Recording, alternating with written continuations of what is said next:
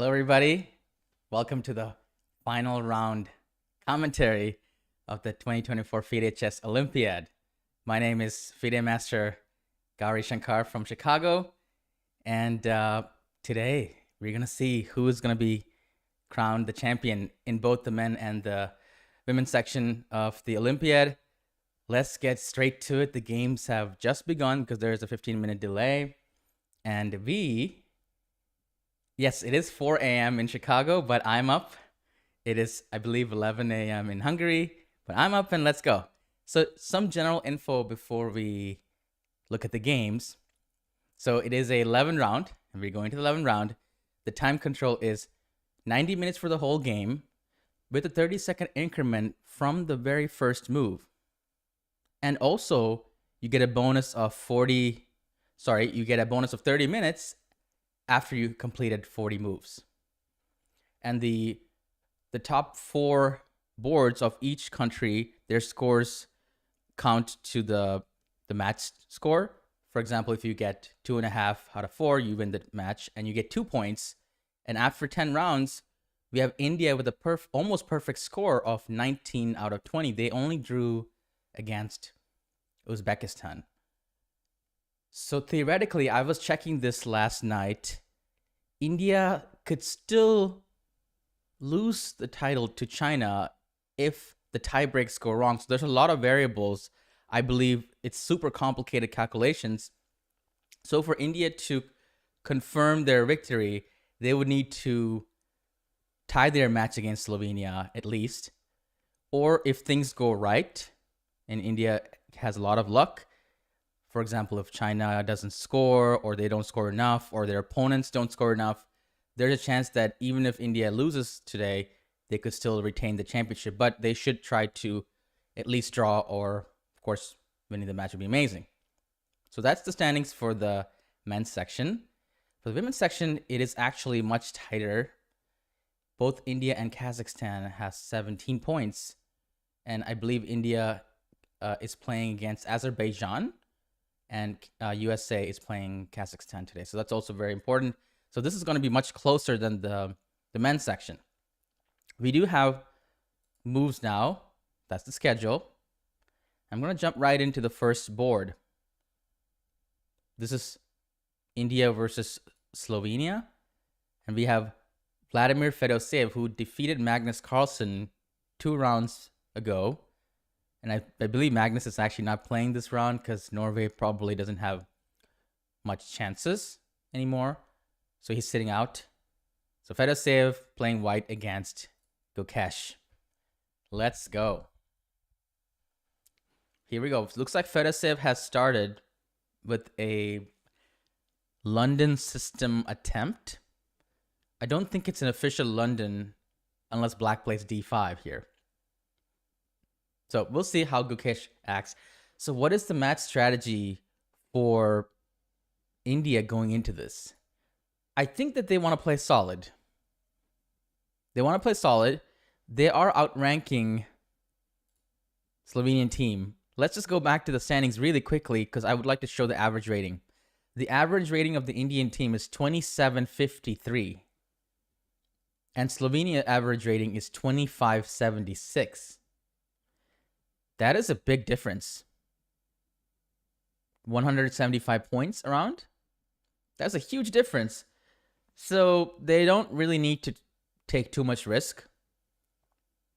So I would say score as many points as possible. Don't be too risky. Of course, if one of them get a winning position, they're going to take it home. So that's going to be a strategy, I believe, just to play solid, score as many points as possible. So the tie breaks work out for India. All right, we have some cameras there. As you can see, there are 4 cameras. We can see that Gukesh is dressed nicely. Has a jacket. I think Fedoseev is wearing no jacket there.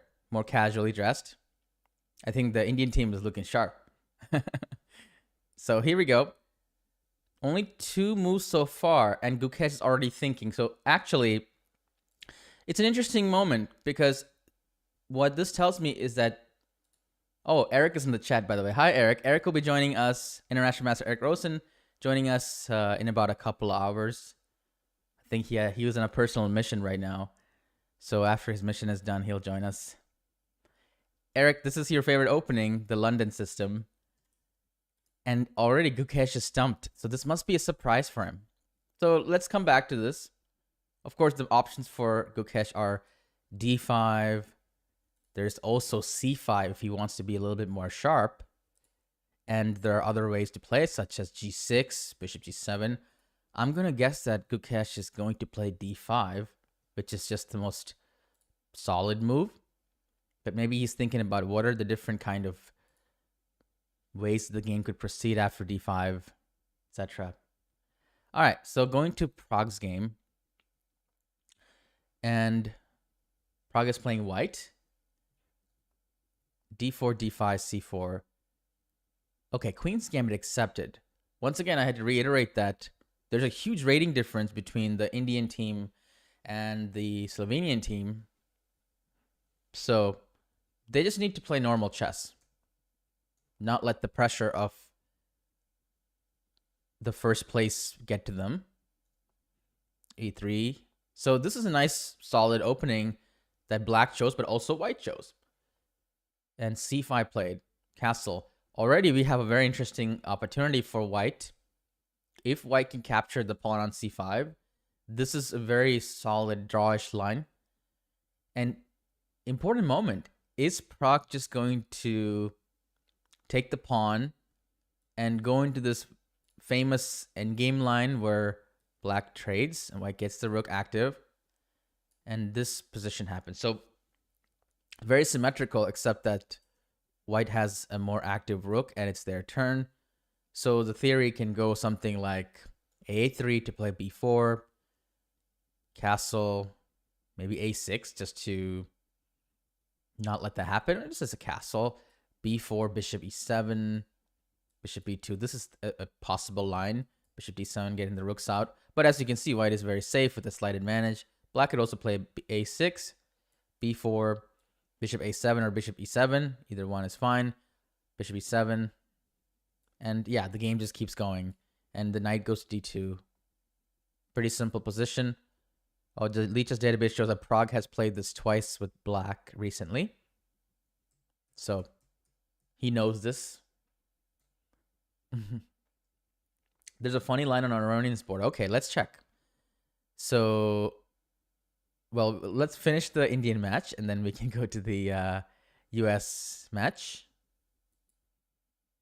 Looks like in the third board, we have the Indian Terminator. Somebody in the chat called Arjun Ergaisi the Indian Terminator, or Arjun Fish. Just super accurate and ruthless accuracy from Arjun the entire tournament. Very scary player to play against. And he's chosen a Scandinavian. So that is very surprising to see a Scandinavian in the final round of the Olympiad. So I'm very surprised, but not surprised by who's playing it, of course, but still surprised. Queen d6 is a, I believe, Sergei Tivyakov, famous Russian grandmaster, has played this before, popularized it. Our very own John Bartholomew, famous international master and streamer, has popularized this Queen d8 in the club level. But Queen d6 played, keeping the queen a bit active. And we have this position. And I think I had a game like this in some International Master Norm event, and I tried to play g3 and then bishop f4, this order, to meet black from playing the fianchetto. So that's something I've chosen. But looks like instead of playing a6 and then g3, which is the main line, black actually chose to play g6. So g6 is played only 17% of the time as opposed to a6, which is 38% of the time, and c6, which has been played 37% of the time according to the master database. So this is a little bit more rare. I would not be surprised if white has not looked at this, because it is a surprise Scandinavian, and there's a queen d6 you had to predict, and the g6. So a couple of many places where white could have a hole in their preparation. And if Jan is thinking for another 5 minutes, it's a for sure confirmation that this is not in his prep. And Arjun Ergaisi once again wins the opening battle. So we'll see there. And finally, in the last board, Vidit Sanchos Gujratri against Matej Sebenik. We have a Sicilian bishop b5, the Rossolimo, and knight f6, which is not a common move. The most common move is g6, e6, d6. This is the fourth common move, 6% of the time played, usually because the knight can be kicked in many positions. This knight is not secure. Knight c3. I believe the threat is already maybe to play e5. And knight d4. Very concrete. And e5. Okay, so this must be... Both players are maybe in their preparation, although I think that black is the one that's slightly deviated. The openings are fun. Yes, I agree. e5. This reminds me of those knight c3, bishop b5 positions, right? Where was this move, and then bishop b5, and then knight d4. That's a very famous line, knight f3. But the difference is that black has not played knight f6. So I'm assuming that the version that we have on the board here is a slightly better version for white, because it's less flexible to have the knight on f6. That's my hypothesis, at least. So we have this line, takes, knight d5.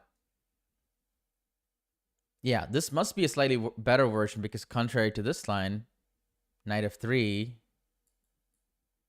and then there's knight takes b5, or other moves as well. There's this move, but let's say knight takes e5, knight takes b5. Yeah, d6 perhaps. So black must be bothered by this e pawn a little bit, but not sure. They're in their prep here. So queen e2 played. So queen e2, by the way, is white threatening knight d6 at some point? Just curious. Okay, Eric has played with both colors. Wow, okay. Also, welcome in everybody in the chat. I see we have our commentator, Eric Rosen, in the chat, who's going to join us on camera soon. Let me know where you guys are watching from. What time is it there? And also, maybe what board you want us to check out, or what country you're rooting for. Although it's not a foregone conclusion, but India is definitely highly likely to confirm their victory in this tournament.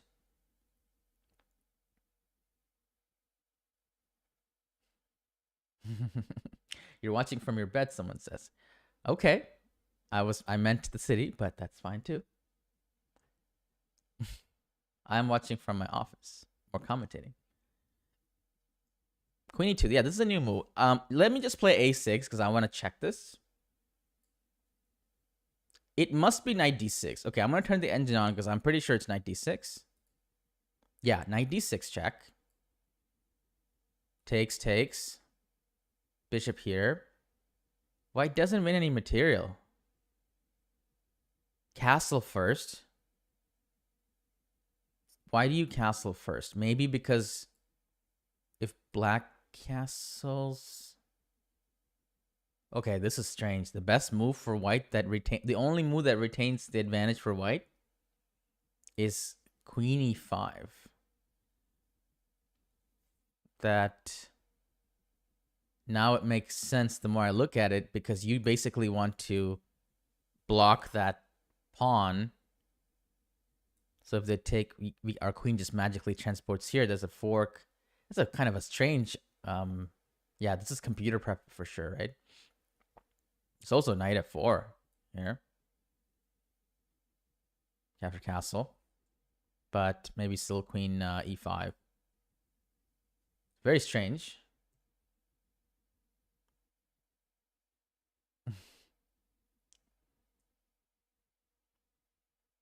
Somebody's watching from Finland. Awesome. Awesome. I mean, I'm sure we have people from India watching. It's 3 p.m. in India. Yes, we can cover certain boards. So in the chat, if you guys tell me, look at open section board number 30, then I can go there. There are a lot of boards. Someone's watching from Slovenia. Okay, so you have a stake here. India versus Slovenia, of course. I can see my chat. I think hello YouTube chat as well. We have Lichess, Twitch chat. I'm very pleasantly surprised by how well the youngsters are doing. It almost seems like the torch is like passing from the previous generation, which is actually my generation. If you're born in the 90s, Magnus and Fabiano also, as you know, early 90s. So the kids that are born in the 2000s just performing insanely well. Gukesh has a 3,000 performance, and I believe Arjun has a close to 3,000 performance as well. Very amazing. By the way, we have some more moves in the Gukesh game. And Gukesh indeed did transpose into the London system, as I suspected, because there is no reason for Gukesh to play risky chess. So he's just playing something that's well known.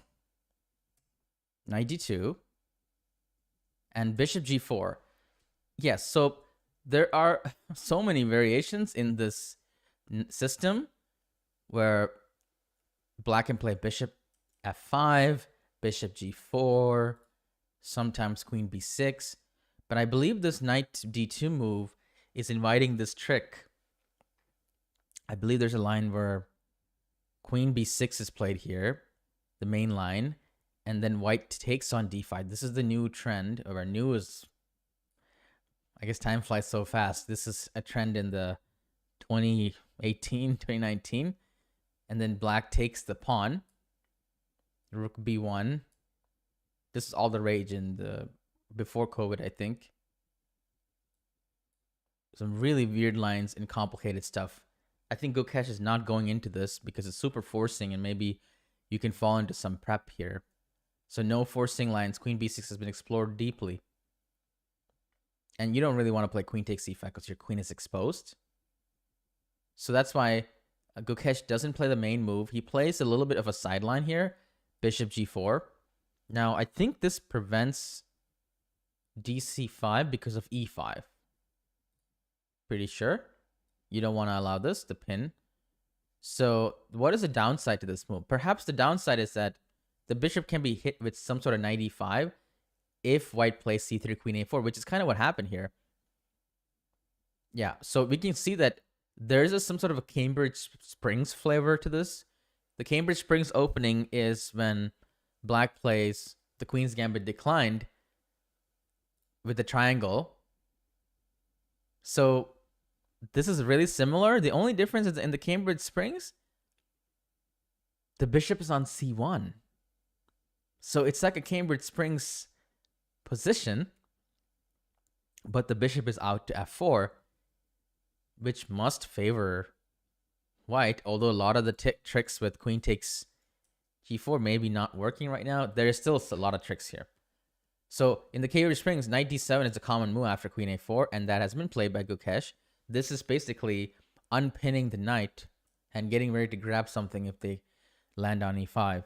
And Fedoseev plays bishop b5. He's keeping it solid. So the opening surprise definitely goes to Fedoseev. Judging from the time usage, he has more time than he started with. But this is still prep. The main moves here are as follows. Queen c8 and queen b6. Because you need to guard the knight. Queen b6 is more popular, but I think queen c8 is also perfectly fine. So what is white's real idea? Because losing the bishop pair isn't so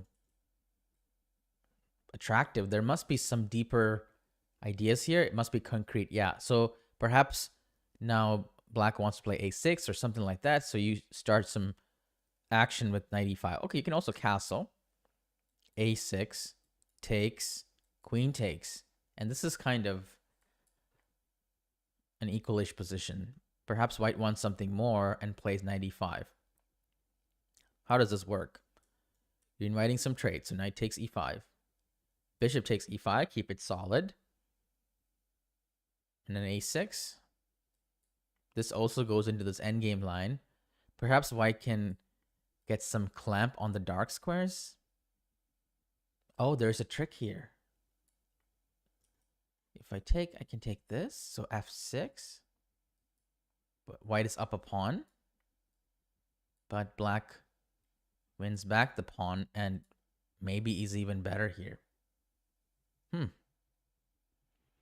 So black has a few problems to solve, but okay, I'll check with the engine just to see like how the game could play out after queen b6. So knight e5, d e5. So bishop e5 is the main move, but it seems like there's a new wrinkle, which hasn't been played a lot, is the intermediate dc5. Okay. So they take a piece, we take the pawn instead. And then you take the knight, and suddenly there's a threat of bishop takes. Okay, this is maybe what Fedosey was intending. And look at this, it keeps going. It keeps going. There's a move. g4. Huh. And then bishop g6, bishop g7. I guess the idea is that bishop g7, rook g8 is not good for white. So you first play g4. And now it keeps going. Black can interpose with f6. And white can interpose again. Intermediate move with bishop f6. And then black castles. And then white keeps going. And apparently this is the 0.6 advantage. Perhaps this is the preparation. Oh, Eric says this line is in his prep file. Okay, so okay.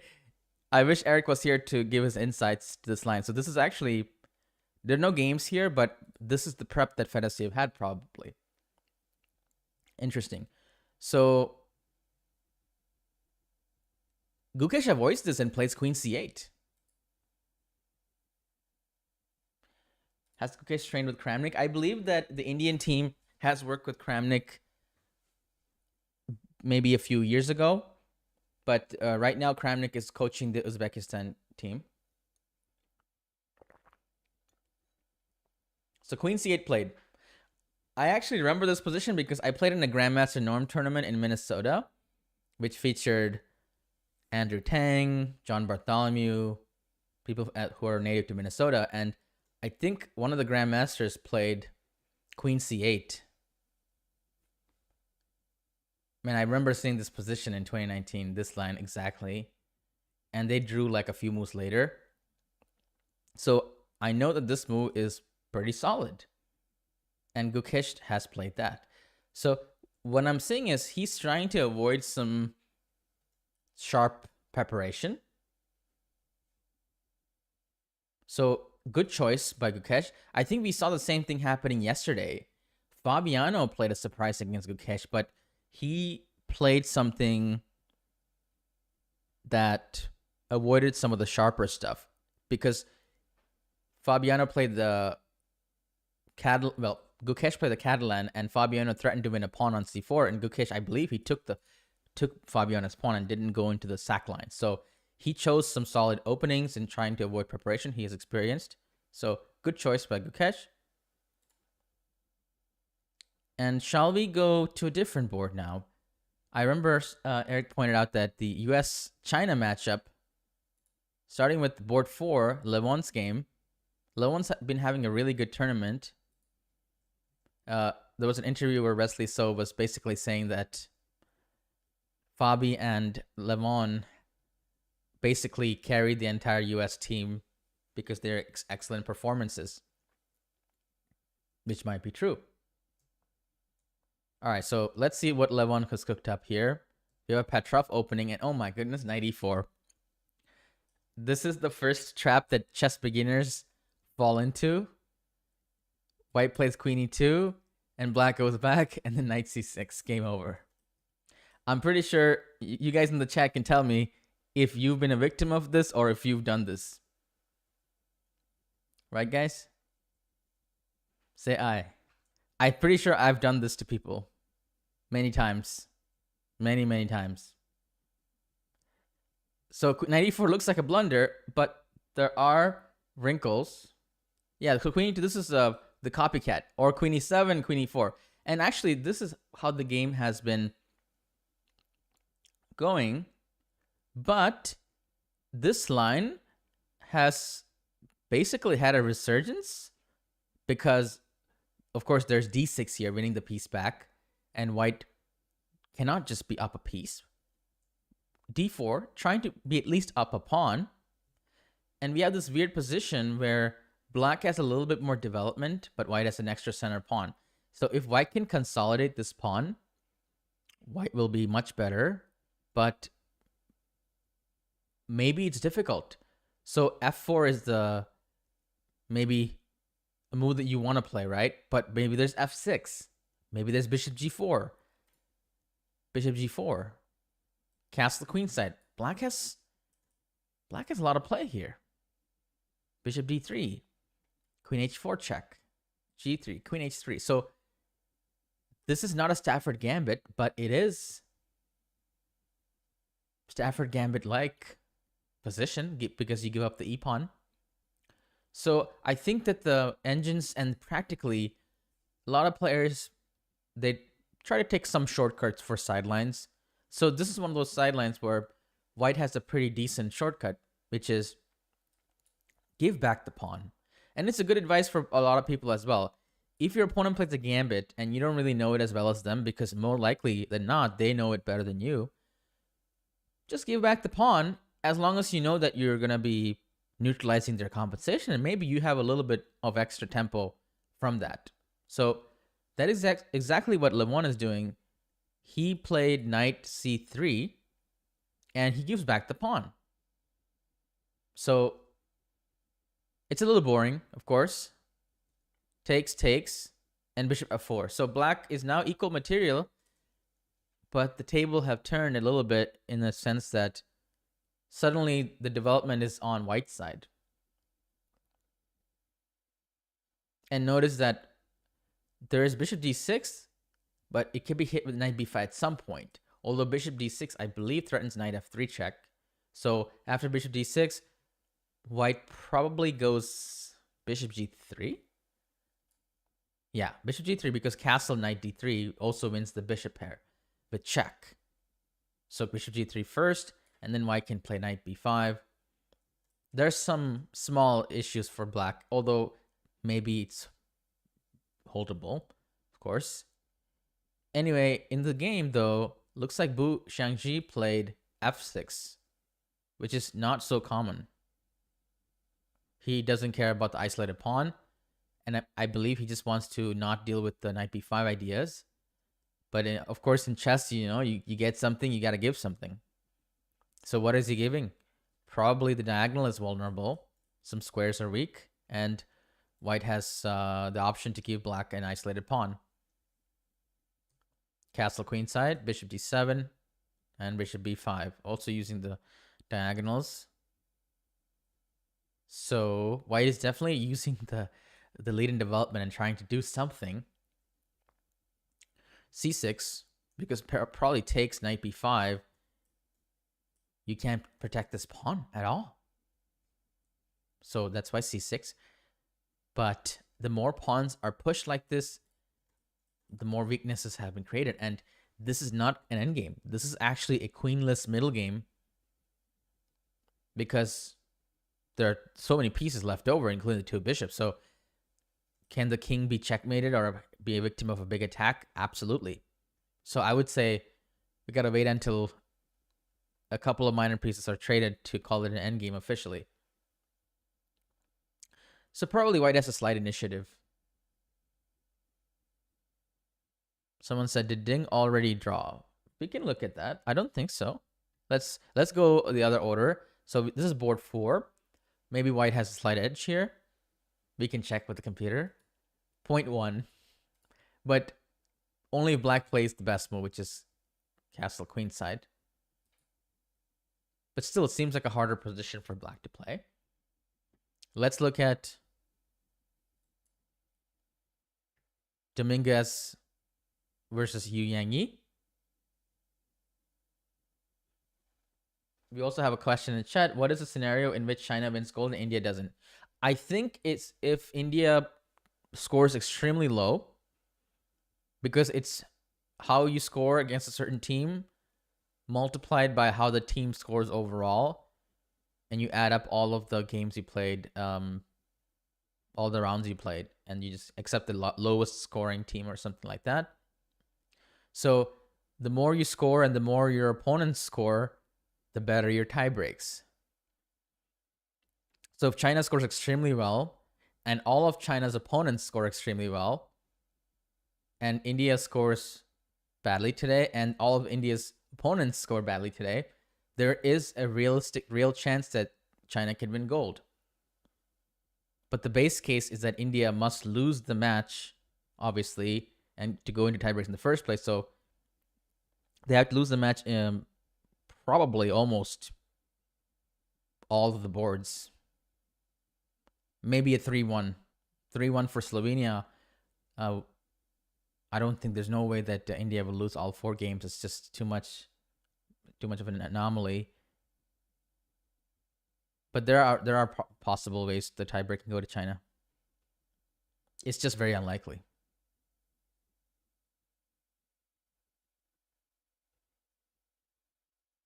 Yeah, the tiebreak systems are hard. There should be almost like a memo that if you have you better be able to explain your system in plain English in a couple of sentences. There should be something like that, but nobody understands it, which is kind of weird, right? Because we know the tiebreaks can happen in these matchups because the race is so tight. There should be some sort of audience memo to explain it to people. But it's a mystery to most people. Chess players, they don't have time to think of tie breaks. They just have time to think about openings and stuff. Chess moves. True. It's a true story. I know from personal experience, most chess players don't even ask what time control it is. They'll be like, excuse me, arbiter, is there increment after, is there a extra time added after 40 moves? There was a very famous example. Magnus Carlsen played in Norway chess, and he let his time fall after 40 moves, or was it 60 moves? It was 60 moves in a winning position against Veselin Topalov. And he assumed that after 60 moves, you would get an additional bonus, which is a crazy assumption. I've never heard of, I've seen situations of 40 moves increment, but 60 moves is a world championship level time control. In world championship, that is correct. You do get another increment, additional time after 60 moves have been played, after also getting additional time at 40 moves. But Magnus assumed that. He didn't clarify. He let his time fall, and Topalov was the winner. And Magnus was completely winning that game, and Topalov had no chances to win. Very sad. Rated game. Maybe somebody remembers that. So most chess players, they don't care about regulations. They just want to show up and play chess.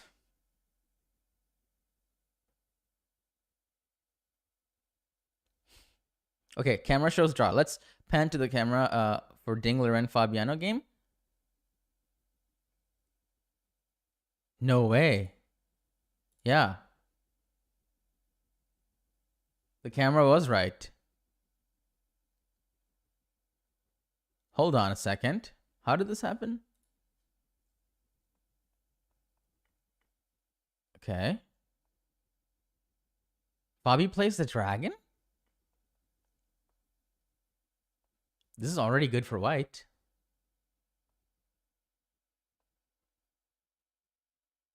Queen b6 is a surprise, I guess.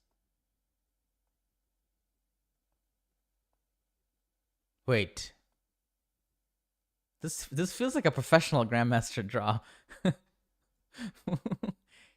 Okay, he didn't play knight b8, by the way. This is setting up the board. Ding was setting up the board, and knight b8 was registered as a move. I'm pretty sure.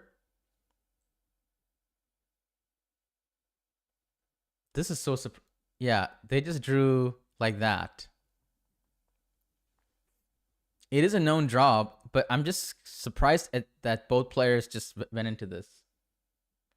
Yeah, but if the repetitions you cannot force a player to avoid a repetition if avoiding the repetition is detrimental to their evaluation of the position, of course. So the 30 move draw, or whatever rules there are to prevent draws, therefore draw offers. They're not for repetition. Just to give an example, let's say Ding Liren never studied against queen b6. He doesn't know any theory, but he only knows that this is a repetition. You can't force him to play a move that he doesn't know.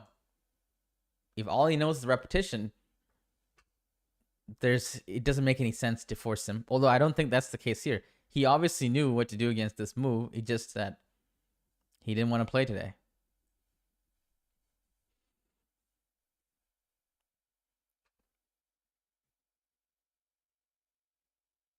Yeah, that's a little strange.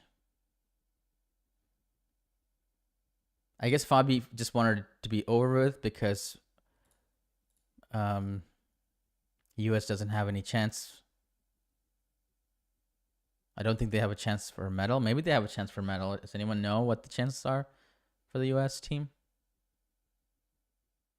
Yeah, I think everyone should play for a win here. This is the last game. But Ding did not want to fight.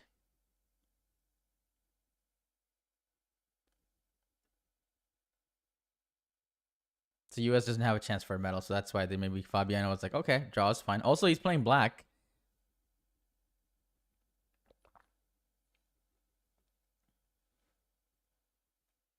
Someone asked me, is that slightly immoral to not want to play? I think for Fabiano, it's okay. You're playing black and you're slightly worse in this opening line, so you chose to accept a draw because you know that the other games your teammates have a chance of winning. So I don't think Fabiano did anything wrong here. At the top level, in the very opening, of course, White probably has a 55% chance, right? Of maybe 55% chance. So it makes sense. He's just doing his part for his team. It's up to Wesley with White and also Levon with White. They have more better chances. So I think Fabiano did the right thing. But I don't know about Ding. Taking a draw with White like this, it's a little strange. If he didn't want to play, he could have probably just had the alternative play. Yeah, I don't think Fabi did anything wrong. He's just draws good result. But if Ding should have probably swapped for his alternate. Okay, so let's go to the second board. Wei, who's been having a great tournament. Commentator has more stamina than the world champion. Very funny. Yeah, Ding might not be psychologically in a great place, which is why he should have said, guys, I think I can't play the last game. Please swap me out for somebody. Okay, so Wesley plays bishop b5. He's famously written a chess course about this. So he's playing his course.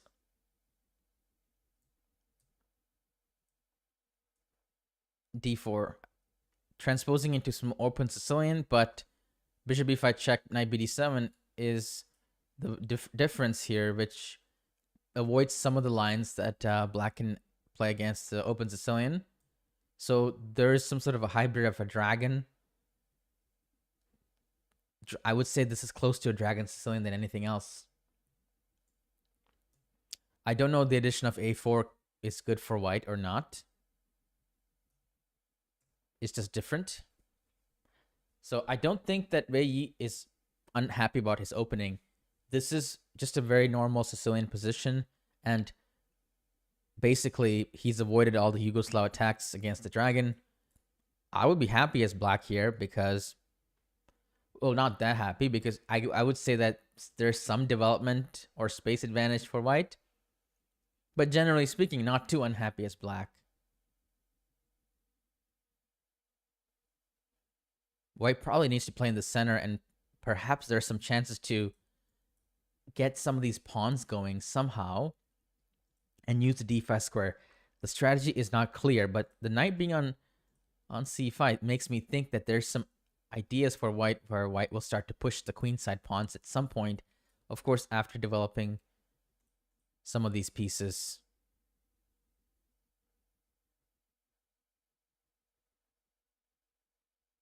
Someone says they're coming from Instagram. Thank you. You like the content on Instagram? Yeah, thank you very much. I try to post some nice puzzles. Welcome in, everybody. So let's go to the third board here. And I noticed that someone's pointing out that we had to look at the India board because Arjun apparently is being cramped. Let's take a look afterwards. So Dominguez Yankee, I think we were here earlier. H4 has been played, which is kind of a spicy move. Very Iranian style, actually. But H6 to stop H5. Well, doesn't stop it, but neutralizes some of the ideas there. So it's very much early in the game. So Arjun is in danger. Let's go there then. Is Arjun really in danger here? He did play Queens. He did play Scandinavian. So I'm not surprised if he's in danger. Do you think his Scandinavian is a little too much? I mean, he could play... If he wanted a game, he could have played Knight C6 or something. Or there are many ways to get a game. The French. Caro Khan, solid.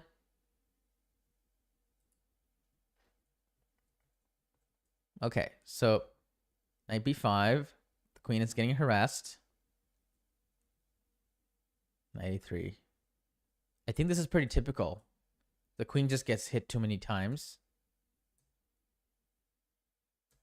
The only good thing is that the opening choice by black made white burn a lot of clock time here.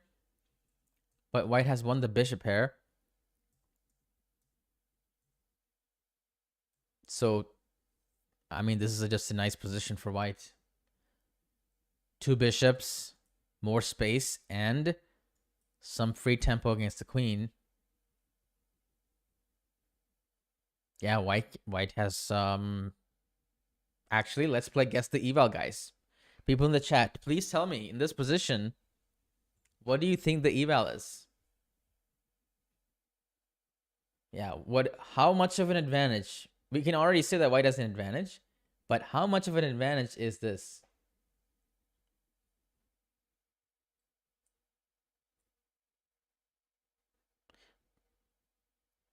.9 seems excessive. I don't think it's 0.9.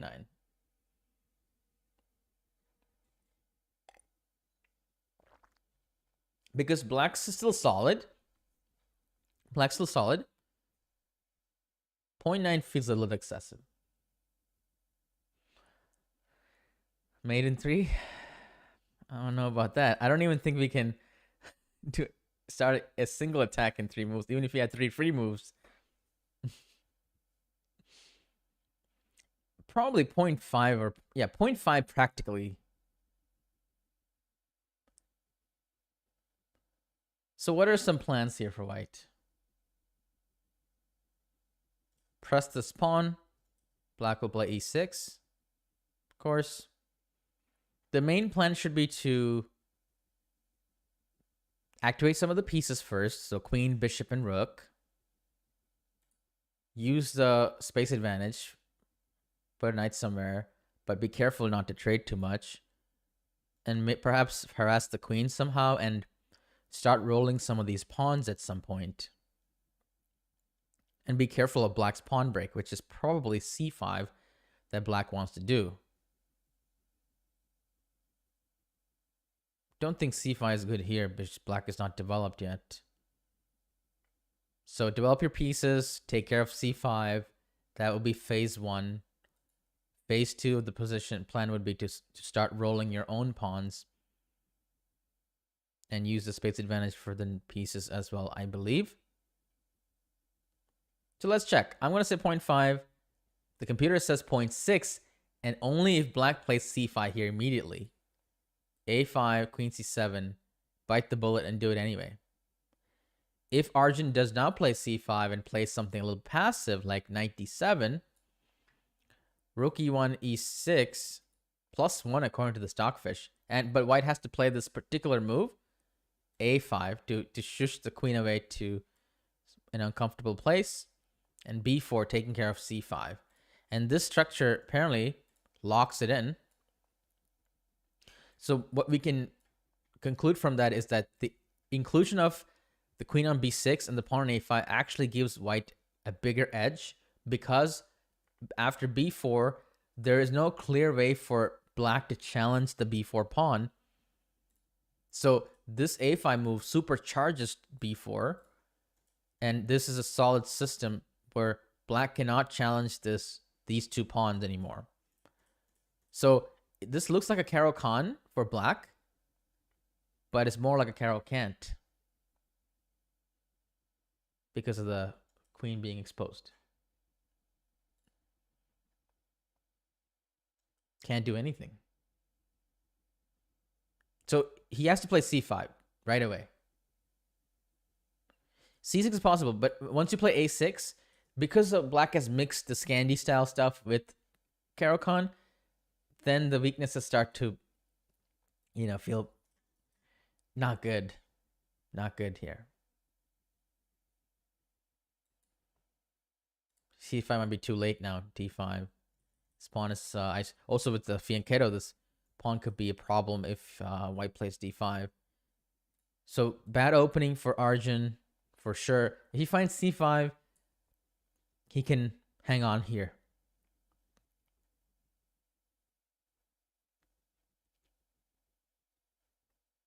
All right, shall we look at the Gukesh game again? And chat, let me know if there are specific boards you want me to check out, and remind me. I'll check YouTube chat as well at some point. We have some more moves in the Gukesh game. So we left around this position, queen c8, rook c1.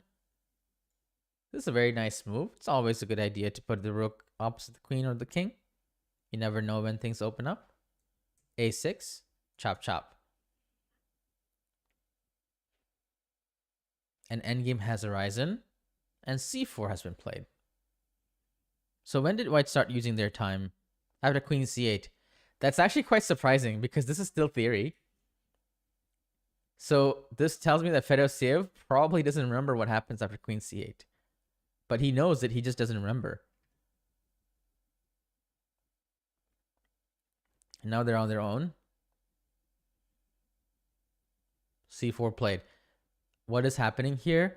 Fedoseev is trying to use a slight lead in development to create some initiative. I don't think that it's enough, but it's asking a couple of questions to Gukesh, saying, hey, what are you going to do about me potentially taking and winning this pawn? Although now that I think about it, how exactly does white win a pawn here? Because it's pretty well protected.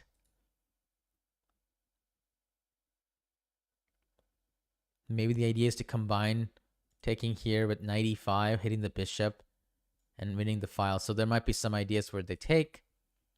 If knight takes, knight e5 potentially. And also, if bishop takes, and again, knight e5 ideas. It doesn't look too bad for black, but I would have to think about certain things. So c4 does put the pressure on black to have some answers. I wonder if at some point white can play even knight b3. A drastic measure here for black would be f6. Just killing all the knight e5 ideas, and even getting a retreat square for the bishop at some point. This feels too committal, but I have seen these kind of moves being played in the London, limiting this e5 square, which is one of the key squares that white needs to get. I'm going to turn the engine on just to see if the computer will like f6. It's a little bit of a crude solution. Oh, f6 is the best move. Okay, good. The number one choice by the engine. Castle. Let's try h3. Now any bishop was fine. Bishop f5. And castle a5. Trying to get some more space. So f6 just saw. Yeah, f6 played on the board, by the way. Call fine gold ASAP. Never play f6. No, f6 here is good. It's kind of shuts down the knight and challenges the bishop at some point as well. Good move.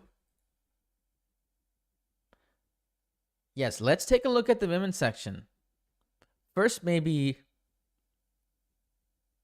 the India match.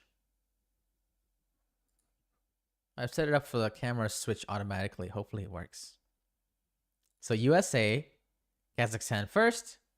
As we know, both Kazakhstan and India have 17 points. They're leading. There we go. The cameras are working. I think I played most of the players from the US women's team in Grandmaster Norm events in USA, mainly Charlotte.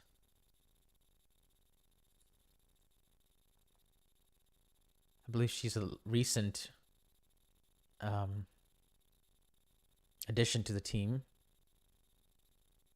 Took her Genoa.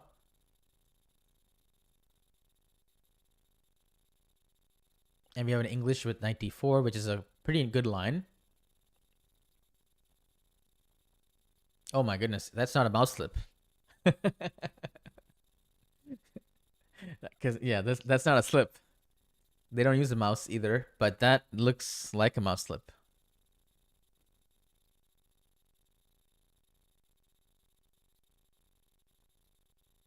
It's preparation to fight for the center squares. Okay, wow. Maybe not preparation, because Stockfish doesn't like it. Not that much.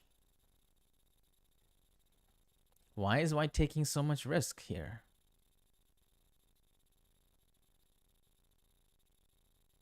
Black playing d5. Very sharp position. This is hanging, that's hanging. So this is a pretty spicy way that board one is going. Let's look at the second board. Carissa Yip playing white against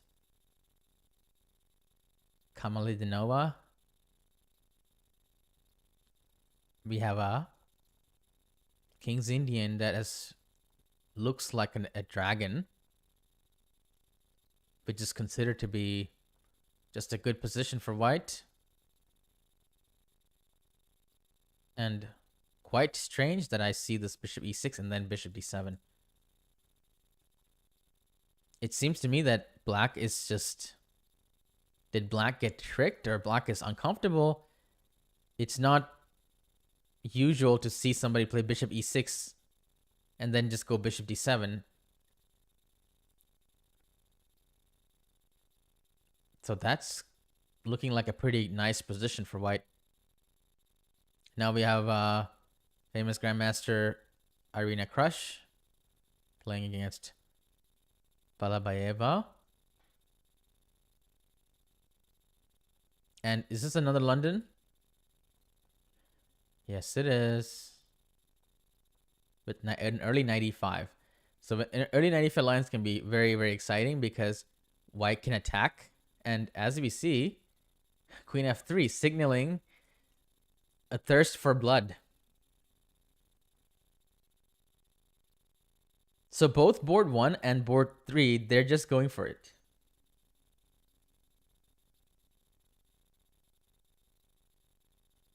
Only had one gear, it seems like. Just one attack. Bishop a6, trying to neutralize the bishop. Makes sense. I don't think white will not take, because if you go bishop somewhere like c2, can't castle. I mean, that would be... Now, that would be real signaling thirst for blood, because taking on a6 and sidelining the knight is just a simple solution, positional solution. But if you play bishop c2, you just want to one thing. Is c4 a move here? Usually, when white is posturing to attack the king side, moves like c4 would be distracting from the mission. Also notice that black can start taking stuff. So this would be overextending. You're trying to conquer multiple things, and you want a stability in the center, because if you start attacking here, things open up here. You can't protect everything. So I think the c4 would be a mistake. I will check here. Yeah, the best move is bishop takes a6. c4 will make it minus 2.6. C takes d4, e takes d4, knight c6, and the cookie is crumbling. It is indeed crumbling. Can't castle. Yeah, that would be disaster. It's a good question, though.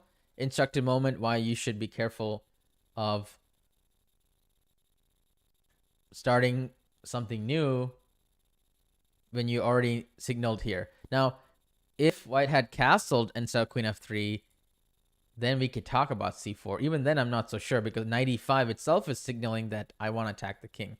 So there are many reasons why you wouldn't want to play c4 here. Also, you just played c3. It's a London system, and you played c3, so you want to keep it on c3. So the best move is to play bishop a6. Again, if white is bloodthirsty, I don't think this is good, though, because again, it's just too much. So white should probably take.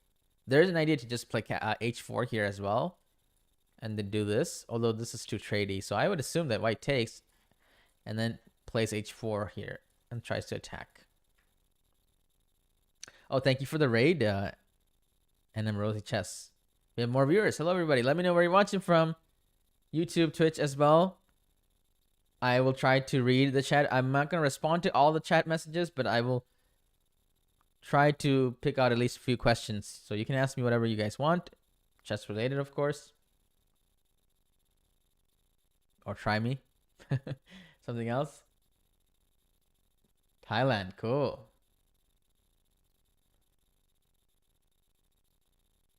So, last board. I think I was watching this game, Nurman versus Bella, yesterday, and there was this beautiful position where Kotanashvili Bella was trying to win against Nurman in a very fun endgame position with a lot of zugzwangs. I don't know if you guys remember that. So, guys, check out the last round between Kazakhstan and Georgia. That was one of the most interesting positions endgames I've seen in a long time. So check out the game between Nurman and Kotanashvili, which I believe they drew. Where am I based? I am actually streaming from Chicago.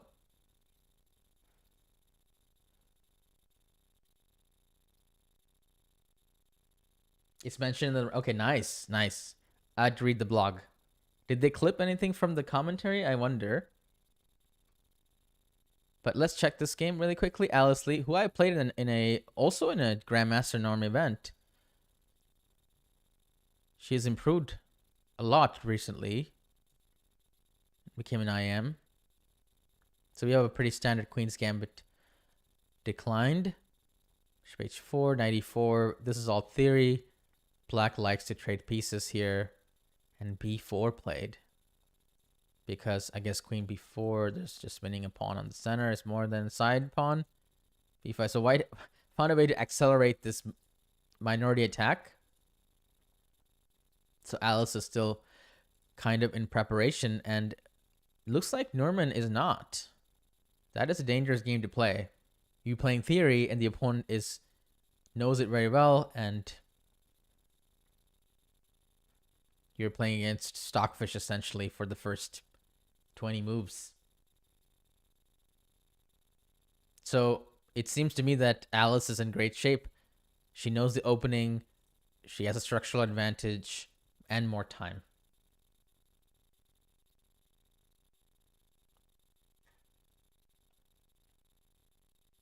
So, good position for Alice. We should look at the Indian team now. Match number 3.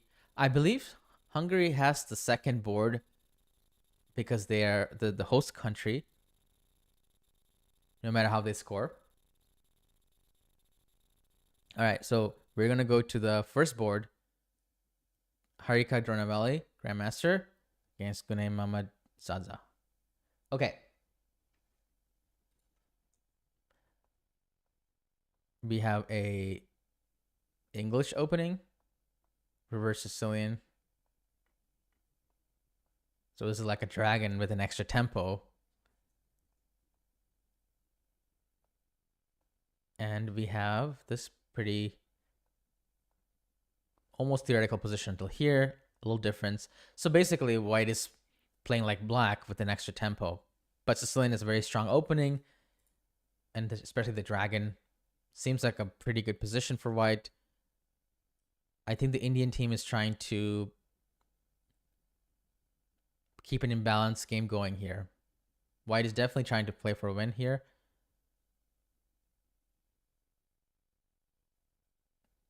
It looks like I would prefer white here. Knight a4, trying to win the bishop pair is an idea. You can try to expand on the queen side. So many options.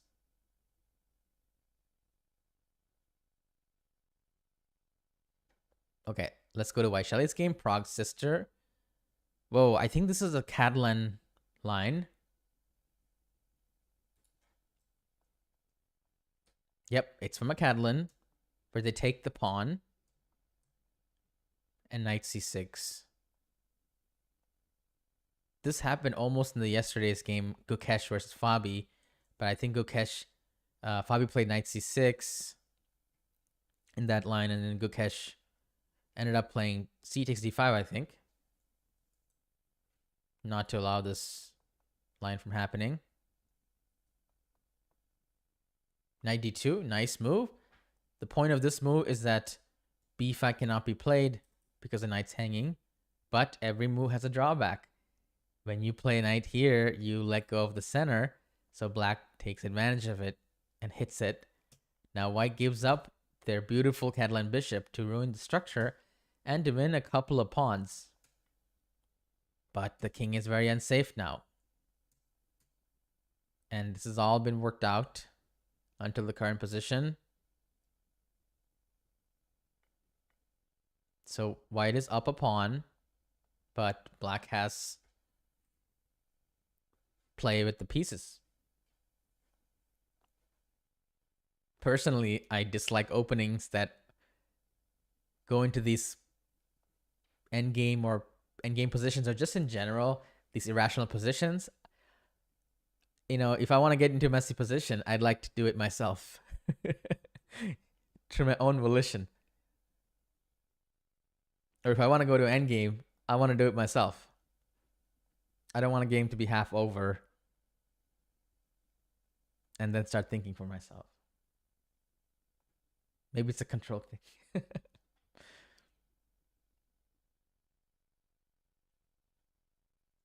So this is the current position. Yeah, I don't know who's better here. Engine says 000. Bishop b4. a3, bishop takes d2. That's quite of a strange maneuver. Apparently, if you play this, suddenly white is losing. White is losing because there is this tactic.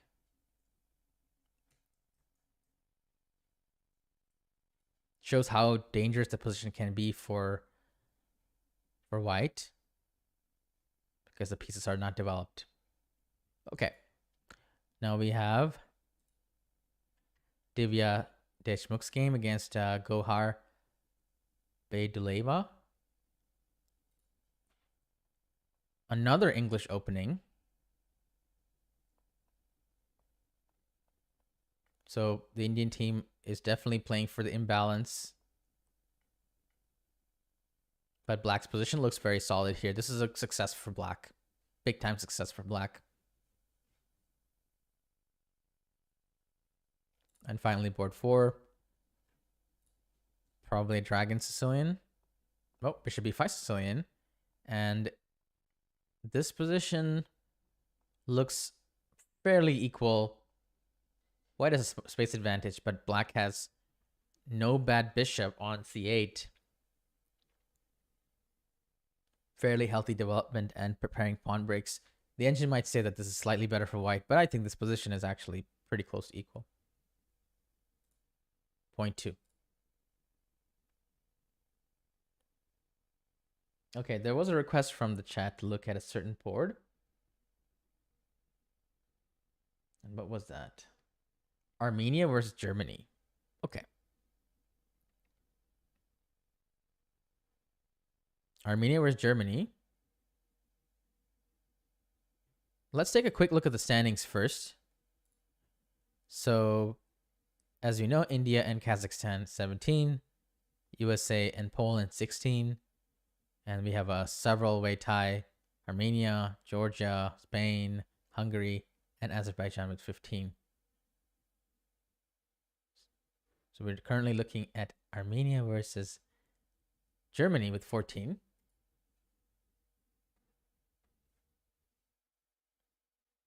First board. Another English opening with E3 system. It's a very unique position. I think probably it's balanced. White has some weaknesses. White really tried to make it imbalanced at the cost of weakening the king. Hold on. It hasn't changed yet.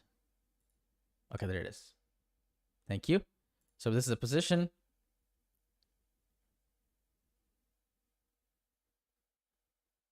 It came from an English opening.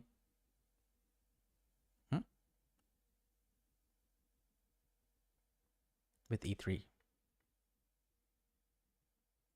So F3 is a risky move, opening the king, but that's the current position. It says that Black is minus 0.2. Probably still close to equal. It's probably hard for Black to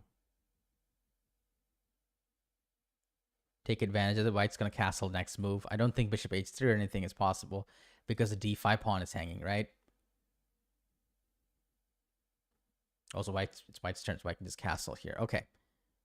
So that other game is Elizabeth Pates versus Mariam Merchant. We have ready opening. That is transposed into the Neo-Catalan. And White plays kind of a strange move. Knight e5. I don't think it's a good move. It violates the principle of don't move the same piece twice in the opening. But I think that White just wanted to avoid the theoretical lines that happen after d4, d takes e4, or b3, then d4. So White is trying something new. Knight d7 is so solid. Yeah, this is the way to play for Black. So White's structure is slightly damaged. Now, interesting. Black took with White took on d5 and Black took e pawn. So this is apparently the right way to take. So White just really wanted to get a game, it seems like, and they got it. f5, pretty extreme measure. So I guess White is happy after f5 that the pawn is a permanent pass pawn. How often do you get to wear a jacket at 4 a.m.? Not often. Not often. First time. Then board 3. Nimzo Indian f3 variation. Very sharp. Yeah, this is the very Benoni style way to play against f3. White gets a big space advantage, but their development is pretty bad.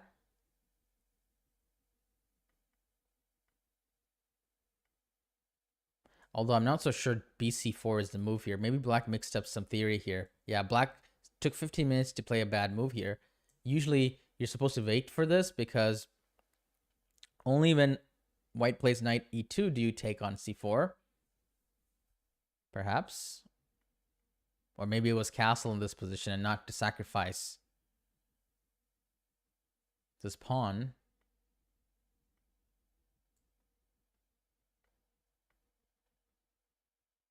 Don't tell me this is preparation. No, it seems like white's up a pawn here. All right. Finally, board 4. We have a Rosalimo Sicilian. And this is a pretty well-known line. Black plays his knight f6, allowing e5. Pretty considered to be not such a great line because the knight gets kicked around. And white gets to play d4, and the queen usually goes like this. And very comfortable line. Now, before queen d4, white actually played c5 and then queen d4. But white has a nice position here. Knight c3 I'm not so sure about. So I usually play queen takes d4 here. But white did something else, and now black plays d6, and the position is back to equality, it seems like. Maybe white didn't expect this move, d6. Very, very complicated stuff. If I take, then black doesn't take here. Black first takes here, opening up the queen, and then they take. So perhaps something like this was missed by white. Very likely that white didn't see this move, which black played. Some issues in the center. Okay. Let's go back to the men's section, or the open section, I should say. Gukesh versus Fedoseev. There it is. We left around after f6, which was a good move. Knight b3, a5. So apparently knight b3 is and h3. This last two moves by Fedoseev were really bad. So Fedoseev was just saying, damage my structure if you want to. So if he takes, there's so many moves that Gukesh could play. Yeah, what did white gain from this? What did white gain from this? Just ruin his structure. This is actually quite strange. It's on the board too. Let me just refresh. h3 and knight b3 seems... It's like telling black to make some good moves. Forcing them to make some good moves. I'm a bit shocked by this. So what did Fedoseev miss? Don't really understand.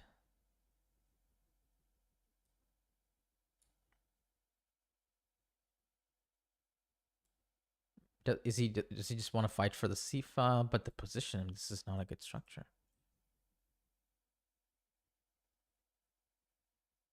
This is quite strange. I would think you play h3 when the knight's here.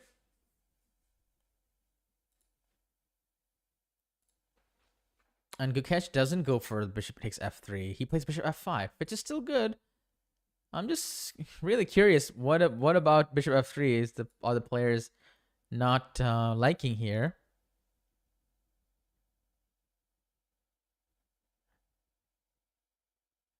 I don't see why.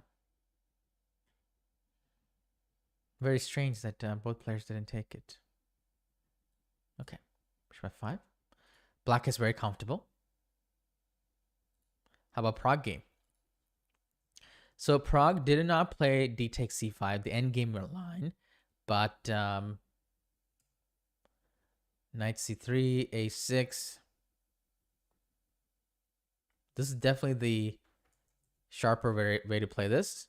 White accepts the IQP and hopes to create some attack against the king. And h4 played.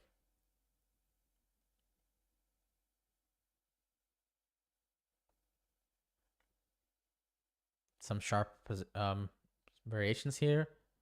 Knight d5, queen d5, bishop e4. Okay, so h4 is definitely a little risky. So what did white gain from... What did white gain from this? And what will white play next?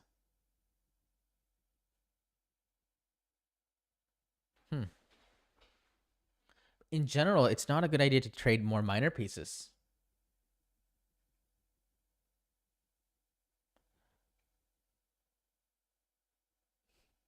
Interesting. So queen d6, what is the next move?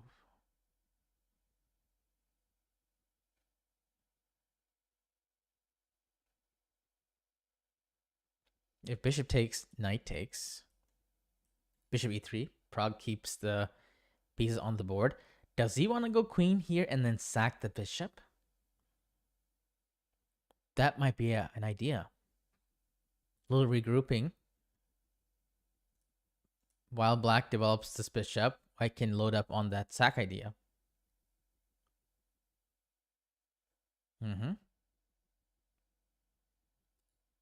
So Demchenko needs to deal with this. So I'm just going to turn the engine on just to show if bishop d7, queen d2 indeed is a move. And let's say they played rook c8. It doesn't show bishop takes h6, but I'm going to do it anyway, just to see what happens to the eval bar. Boom. Takes. Now only move not to not lose for black is f5. And white has a draw at the minimum. But can try something else because this is always in the pocket.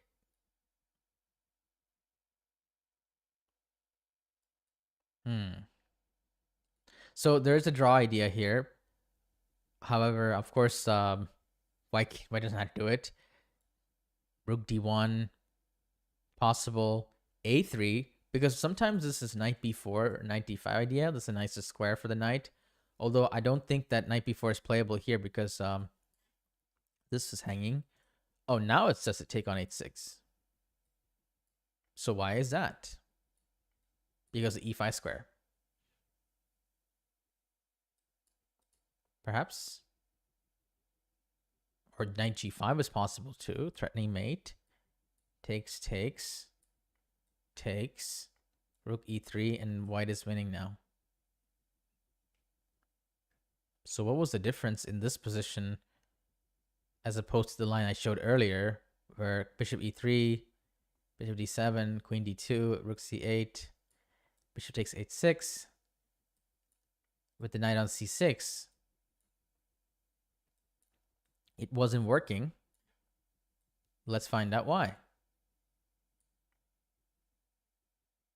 Because they don't take. They play queen e7 and queen g7.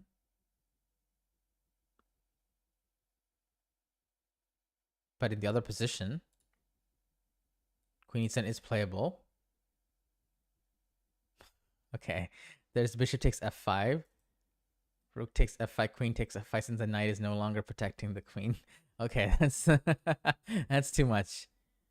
But even after this, I mean, it's not clear that it's still queen g7. But okay, this is engine line, of course. But just to show that the sacrifices do exist, and in some positions, they work better than others. So white can keep developing, keep doing stuff, and keep this in the pocket. Black has to reckon with this move. It's not a fun thing to calculate bishop h6 every turn to make sure that you're not losing.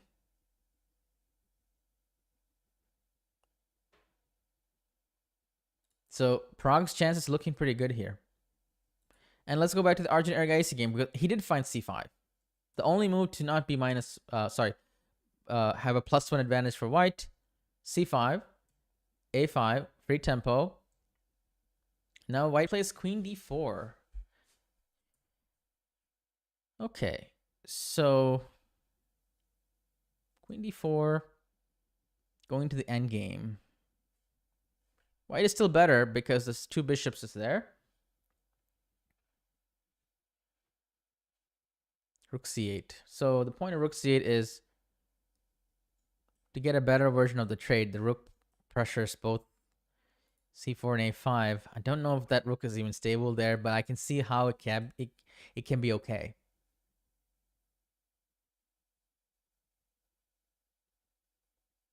So does Jan play queen takes c5 or just move the bishop away?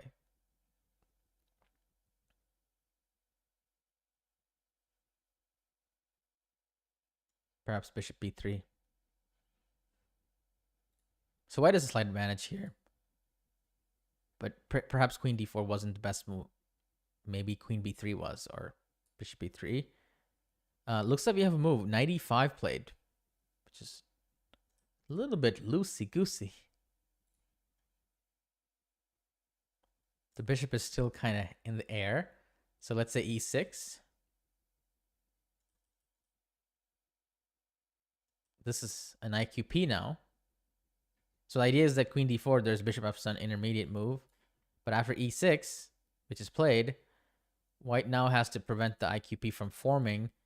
And I don't think you want to play bishop e3 because your pieces start to feel a little bit loose here. In fact, this move is very strong because you're in a pin and all kinds of stuff. So white has to take. I'm just a little surprised by this because the knight on e5 is also on. You're just adding more things that's under attack. So it seems like white has misplayed this, guys.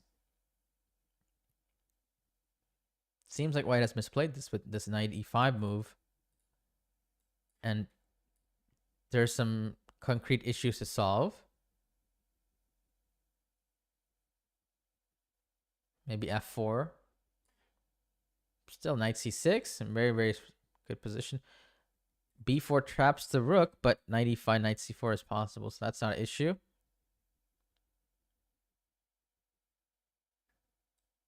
So this is a possible line, and here black can actually grab the bishop here instead.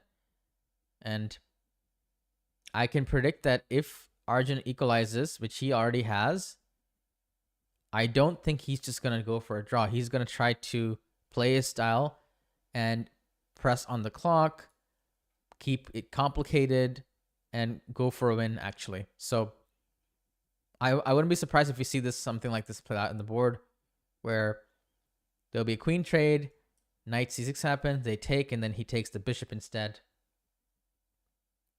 And then black can play for a win in that position. And finally, the game between Vidit. This was the bishop b5, knight f6 line. Quite a different, unusual opening. Queen e2. I think we were talking about how a6, knight d6 was the idea.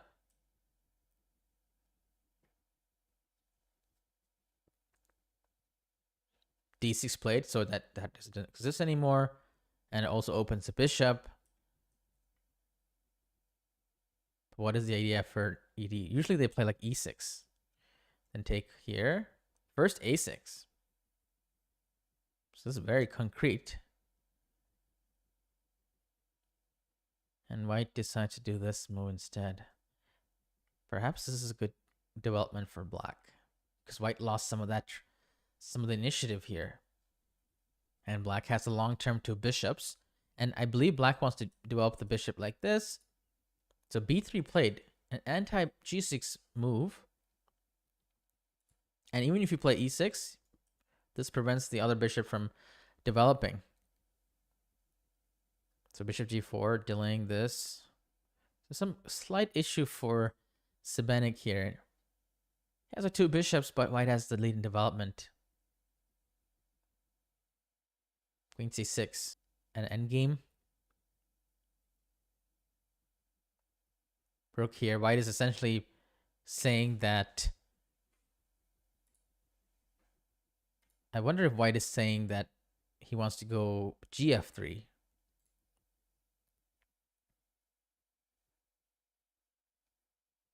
So bishop takes f3. G takes f3. Exactly. The rook and the bishop are active now. So Vidit is not interested in trading queens at the moment.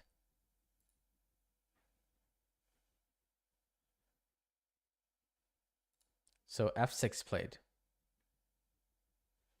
So positions are unequal. Black has a spin that could damage the structure. White has some development advantage. So it's balanced. So overall, the Indian team, Gukesh's game, he's slightly better. Prag's game, he's slightly better. Arjun is slightly worse, but equalized already. And Vidit is equal. So I would say the first 2 boards of India, they're slightly better. The last 2 boards are around equal. So things are looking pretty good for the Indian team here.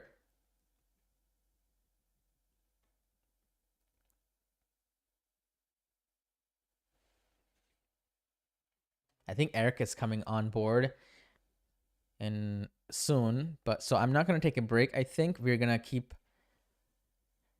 going until the first break, then we'll have another commentator. Guys, let me know if there are any particular games that you guys want me to check out.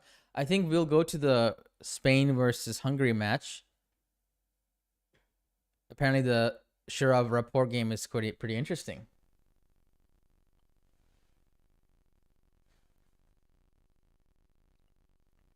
Okay, so we have Carol Khan, advanced variation. Bishop f5.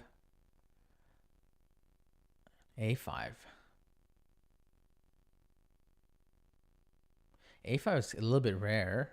Usually black focuses on developing their knight and playing c5. So this must be some sort of a new trend. And then f6. Very concrete. Knight is hanging. So white essentially is sacrificing a pawn here, which black accepts. And we have this current position. Knight g6, very brave. Saying, you have a discovery, a free pass, but none of them do anything.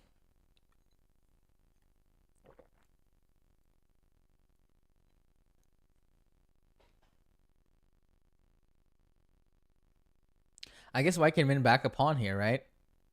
Bishop d3, knight e7, bishop takes d6, takes bishop f5.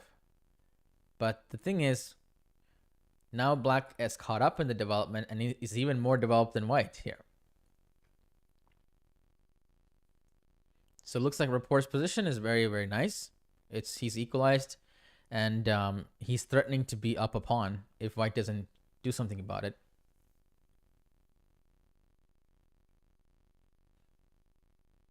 Does bishop a6 win a pawn? That's actually a move that I should probably check, but I feel like the bishop is going to get trapped there. But let's take a look. Bishop a6, knight e7. Okay, the bishop is hanging, so first you got to trade. And now I would be very careful about this, because what if I go rook a7? Yeah. The funny thing is bishop c8 is the only move that saves the bishop. But castle is the way to trap the bishop. And that is one of the most interesting... Oh, it doesn't trap the bishop. There's bishop e6. The bishop lives. It lives. But it's still trapped.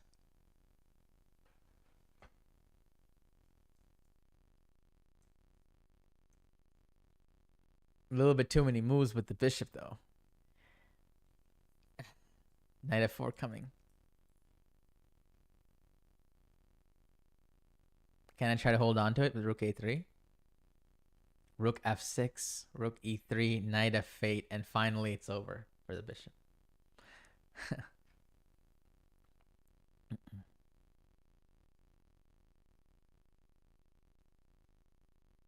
Yeah, the bishop is hanging. So, okay. This was just for fun. Looks like rapport is doing well. How about board 2? Let go. Oh my. Quadruple pawns. This is probably from a Spanish anti-martial. Let's find out. Yep, Spanish.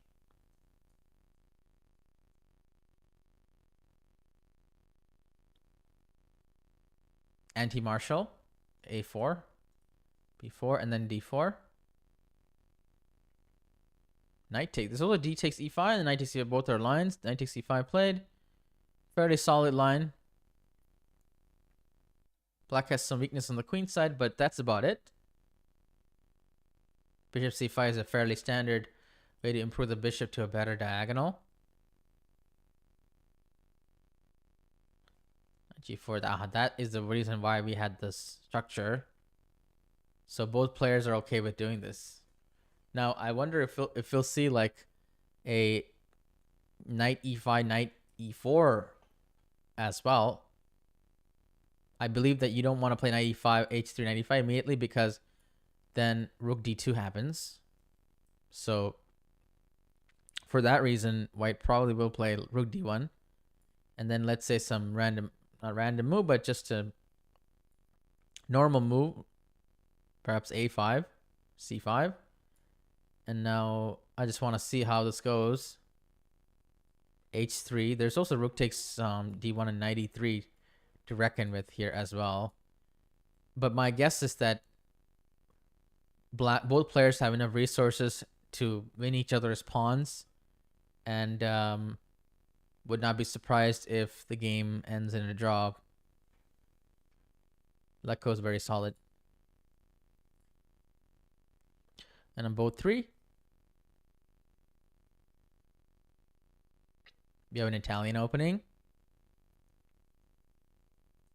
with a5, which is a little bit more ambitious than a6. Stops the move b4, but black has weakness on b5, which white usually takes advantage of, and you see it right now with bishop b5, avoiding the bishop trade. You can't have anything for free. There's always a cost. Now the game is reminiscent of a Spanish all of a sudden. White has a space advantage in the center. Black maneuvers the knight to f4, but it's not sure if this is going to be a good investment.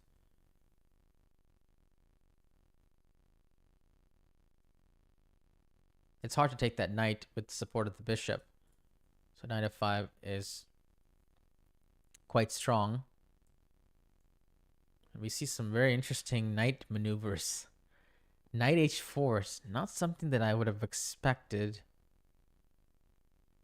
What even is the idea of this move? Just to neutralize, I guess, neutralizing the knights, but was it really necessary?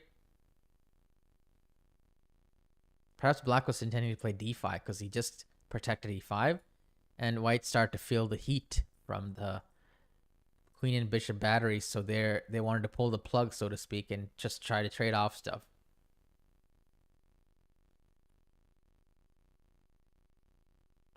Yes, definitely.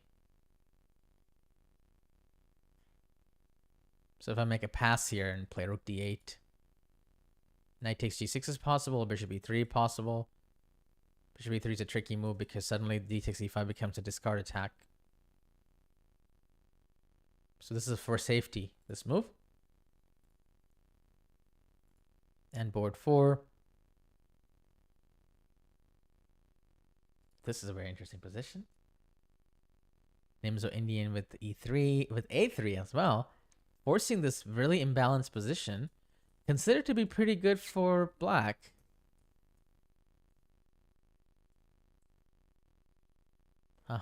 This is famous position. Black just goes for the pawn, and white has initiative against the king. So white tried to do knight f4, perhaps wanting to go to h5. Black didn't want any of that. White sacrifices a pawn and then sacrifices another pawn. Wow. What's happening? Well, this is not a real sacrifice because knight takes... I'm sure there's some sort of tricks on h7. Let's check. Knight e5. Bishop h7 check. Here. And takes. Now, isn't white still down material? Yes, but literally threatening a mate in 2 idea. So it's very awkward for black to actually deal with this. Only move to deal with this would be queen h4. But it shows that this position, material isn't everything. This king safety issue and the knight e7, pretty important. So definitely black is put under the test here after e5. Very enterprising play from Benjamin Ledura. So black shouldn't take this at all. Needs to find something else. This is considered as a move just to untangle. This is brave. I wouldn't do this because white has a free pass now, free move. So I guess the reasoning is that white knows that long term these pawns are going to be bad. So white's okay to just sacrifice it for an attack. So that's kind of the philosophy here. After e5. We need to look at the Uzbekistan game. Absolutely. That would be here. Washir Lagrave versus Nodirbek.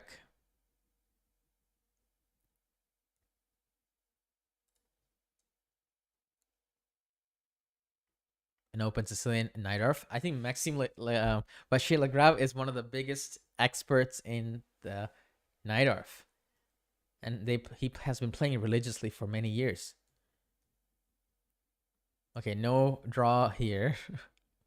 With just like the Ding Laurent Fabiano game, no repetitions.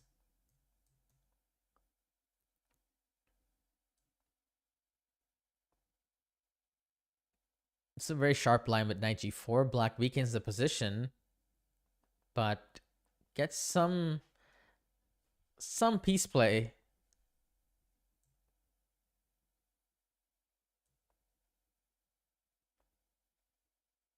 White tries to undermine those weaknesses. Black is just trying to create some activity, push white's pieces back a little bit at the cost of some long-term issues. And we have this current position. A few more moves have been played. And this is the position.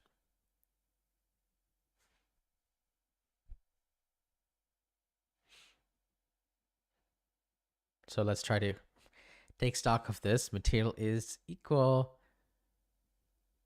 White's king is just not castled.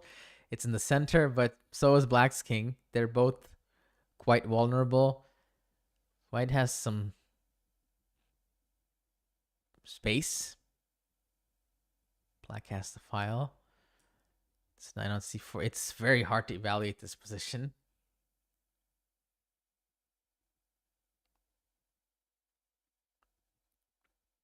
I think you can go any direction here. There's so many. I probably the game will be decided because of some sort of a miscalculation. Someone's gonna make a mistake in this position. It's very likely.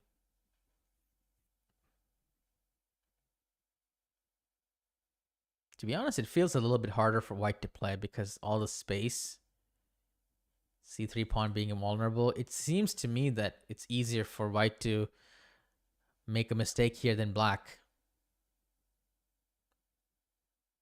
So I wonder if this hypothesis will come true. We do have a result on board 2. Bekro and Nadirbek Yakuboev made a draw. Was this one of those Berlin draws? No, it's not a Berlin. It's an open Sicilian.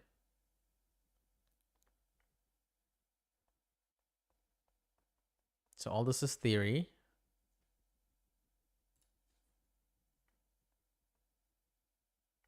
So they played into a line. I'm not familiar with this line, but it seems like this is a theoretical a draw, another repetition.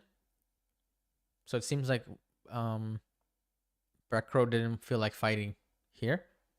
Just made a draw with white pieces. And let's look at the Fressinet game. Another Italian. Nice. With d5. Wow.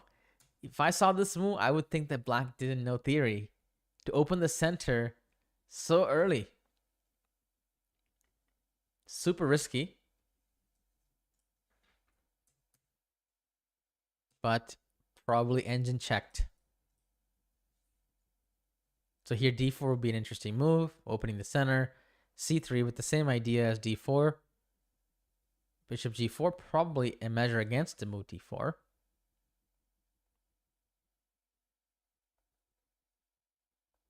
So white is hesitating to open the center, just wants to focus on development here. I think I had a position like this with white before. Knight e4 is usually a nice move. Sometimes they play knight g3. This allows white to unpin and also start some play on the light squares. Why is a5 played? Perhaps white doesn't really have a clear plan here. There's no square for the bishop. So a5, gain some space. So, asks what white wants to do. So for example, queen d7, there's a trick here, knight e5. So just a pass. Bishop d2. This is not the greatest square for the bishop, but what else can you play? And b4, gaining some space.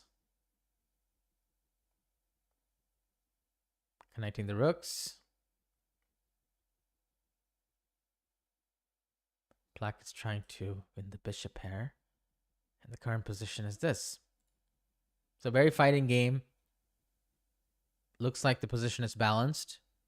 I wonder if white will play b5 or not, or something else. Probably b5 will be played next. Or move the queen away. And finally, board 4.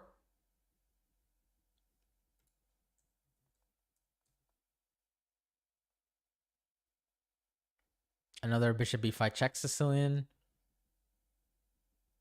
Is it just me, or we're seeing more e4s and c4s than d4 this last few boards?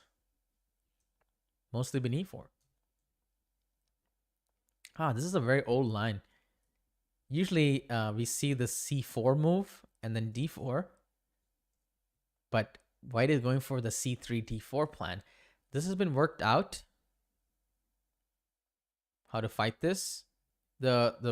I thought the main way to fight this was knight f6 and then d5.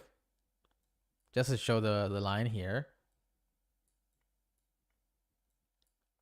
This used to be what I've seen. The knight finds a nice house here. And then there's some trades. And black has a French style position with some trades already. White can try to attack through the third rank. Now, knight e7 is a little bit of a different way to approach this. Perhaps doesn't want to deal with this e5 business. g3 is a little surprising to me. It was to play h4. And the current position is here. So the point of knight e7, knight g6 is to deal with the e5 maneuver, but that knight was a little bit vulnerable, so white played this. However, black stopped it, has some weaknesses. So both players are trading blows here. The position is balanced still.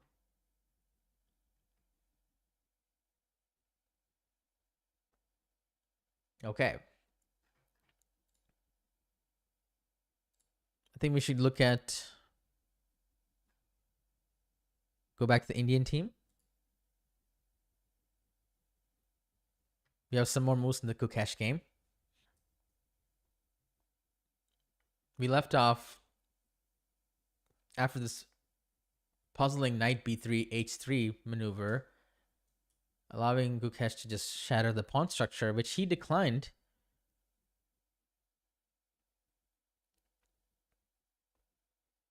King e2.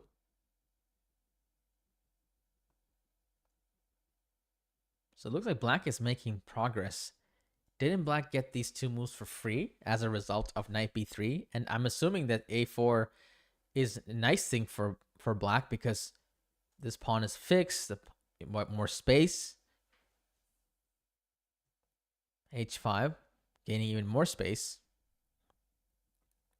Bishop e7.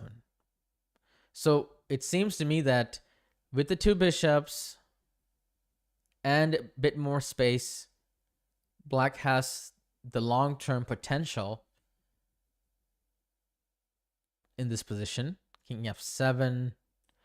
Unfortunately, black cannot play rook b8 because of this bishop, but maybe that can be circumvented with rook a7, and we see why a4 can help. White has issue playing b3 because it's still a backward pawn. Plus, Gukesh probably has ideas of expanding with g5 or maybe some e5 at some point. Not sure, but definitely king f7 and some sort of a rook maneuver to b7 is in the cards. Could be a comment in the chat saying it's official that India has won the gold because China made 2 draws. Okay, I don't know if it's was there a source there? It does seem likely that each draw looks like Levon drew the game. So China score is not going to be that deep. How did the game draw again? So we had c6 and we left around here. Levon had a small advantage, but the position is pretty symmetrical. And okay, he damaged the structure, but just not enough to do anything. So it looks like Levon didn't really try that hard, and the position petered out into a draw. So first board and fourth board in the US-China match are draws, and we just have the Weiyi game, which is pretty lively, and the Dominguez game, which is also quite full of life. Although I like Dominguez's position because the knight on d4 looks so nice and easy to play.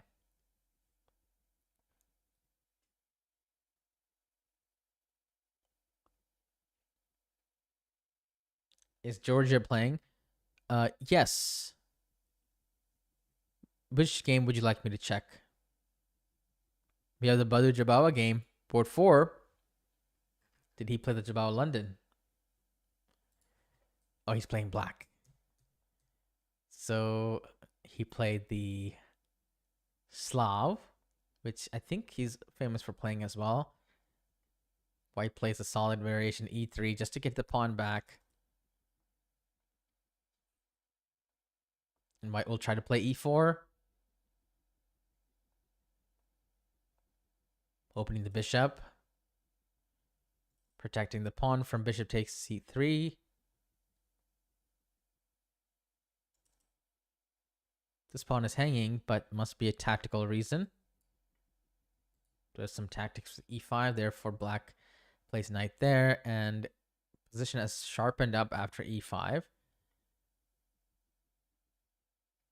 Knight is hanging, but black plays an intermediate move, c4, which gives black this square.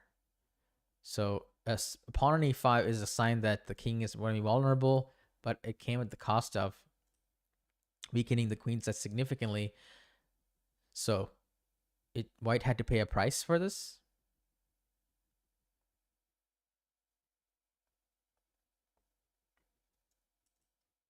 So both players have squares. But seems like Jabal was very solid here.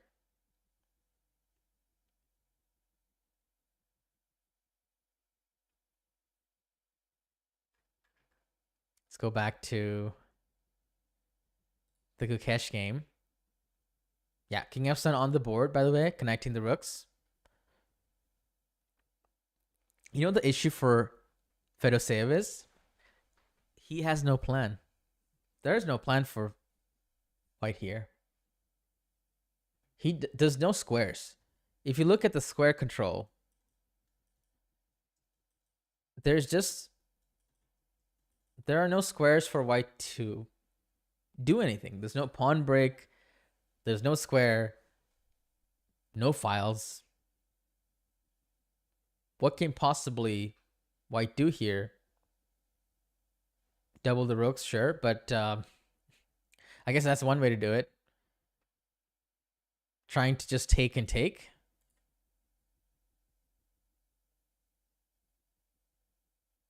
But the thing is, when you take, it undoubles what black's pawns.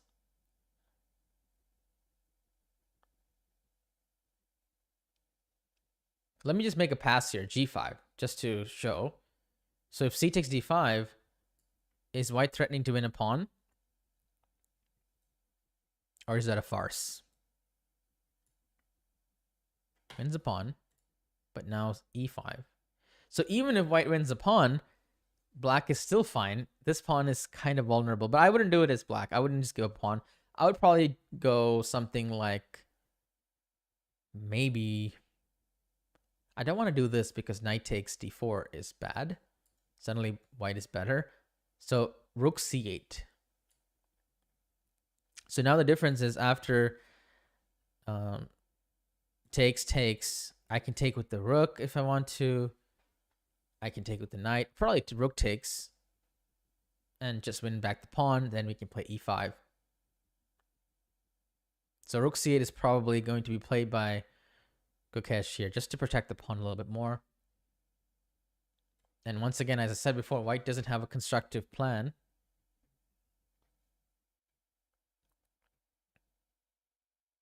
By the way, I think the reason that this rook will be played is because sometimes this rook can be useful for this maneuver, or if white does something with the pawn, suddenly a takes b3, rook a2 comes in handy. This rook really is not going to do anything here, right? So that is the reason why you should move this rook and leave this one here, because you never know when the action is on the queen side, so leave the rook here. There's nothing important that's going to happen on the king side.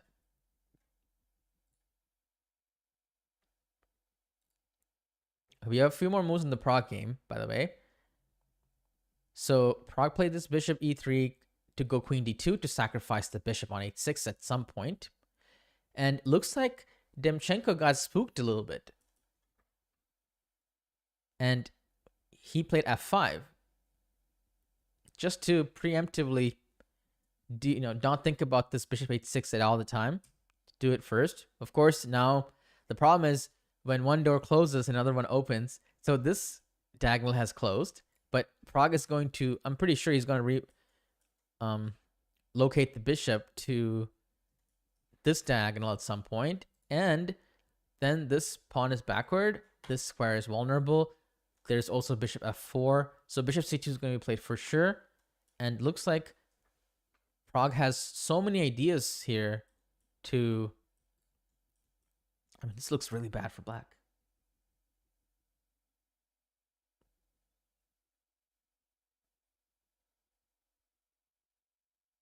Looks difficult.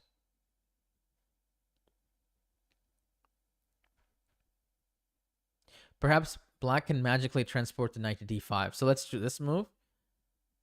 And then If I want to go knight d5, I would play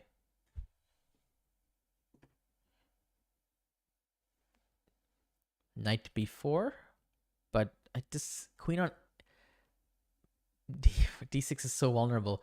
Let me just try it.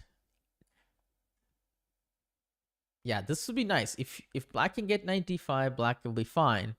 But right now, the pieces are disorganized. Queen has to go somewhere. Queen b6. Bishop b3. Yeah, we don't have a protection over the square. And you can't even play knight d5. You lose a piece. So bishop f6, let's say. Now the queen's so far away. There's sacrifices. Knight d5, I mean, I can take. And that's a bad structure. Rook c1. So this position seems very difficult for Demchenko. And I think we're going to see some mistakes happening very soon. By the way, bishop c2 was not played by Pragg. He played bishop f4 first. But queen b4, doesn't that lead to a queen trade? Maybe he's okay with it. So maybe bishop c4 was better. This leads to this endgame. Maybe black can try to hold this.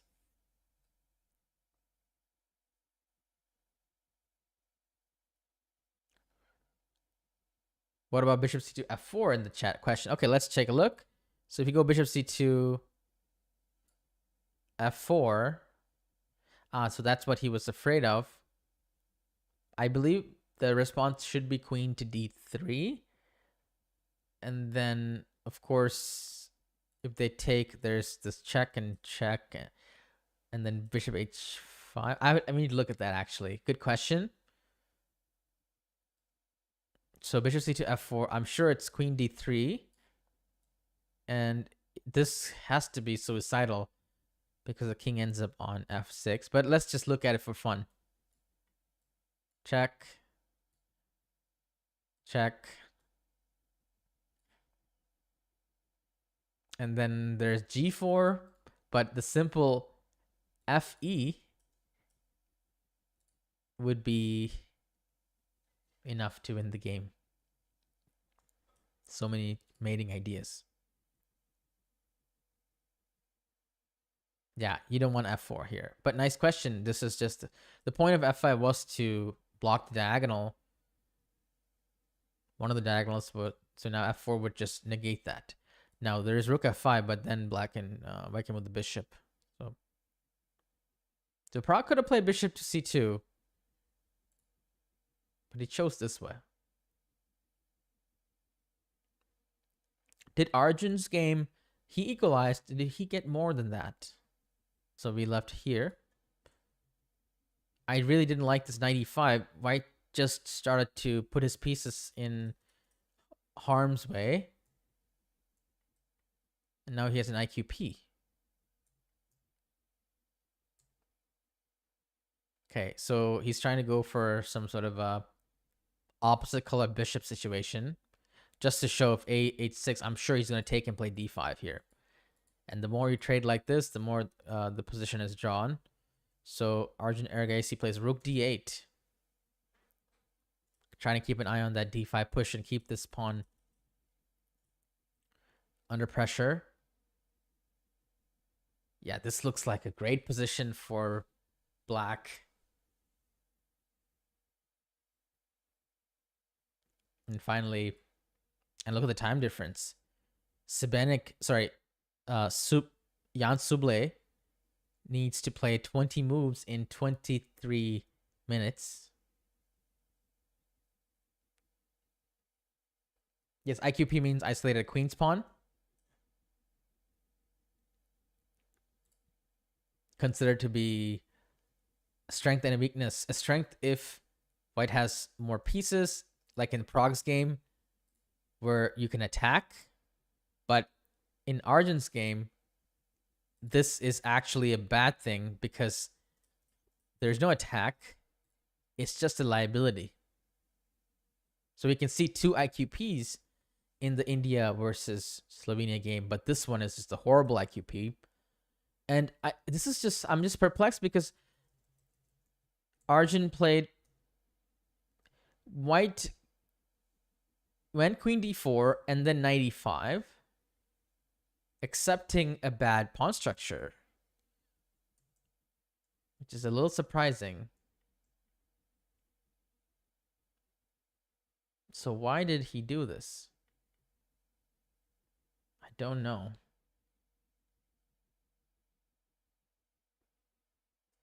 Yeah, I don't know.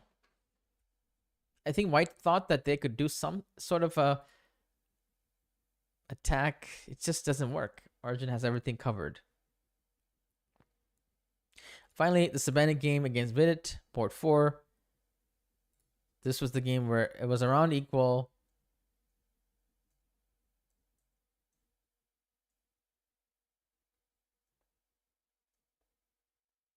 Okay, this is a nice little trick here. So black offered to tier the queens. White said, sure, you can trade, but maybe improve my structure a little bit. Because I know that you want to take this. So if you take this, now there's no more double pawns. And of course, you can't take bishop e3, bishop f3 first because queen hand. So it's a kind of a funny way to negate bishop f3 being such a dangerous move. It's a nice little idea by Vidit here. Also, this makes the king free to castle. g6 played. And are we going to see castling here? I would think so. Or queen takes. So the position is about equal. Black has the 2 bishops, of course.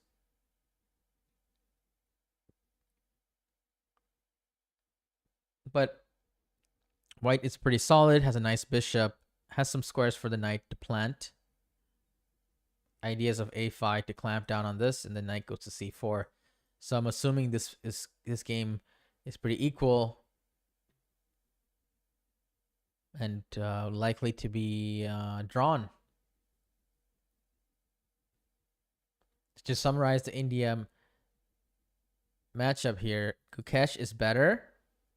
By the way, rook c8 played, protecting the pawn. And we have dc5, e5.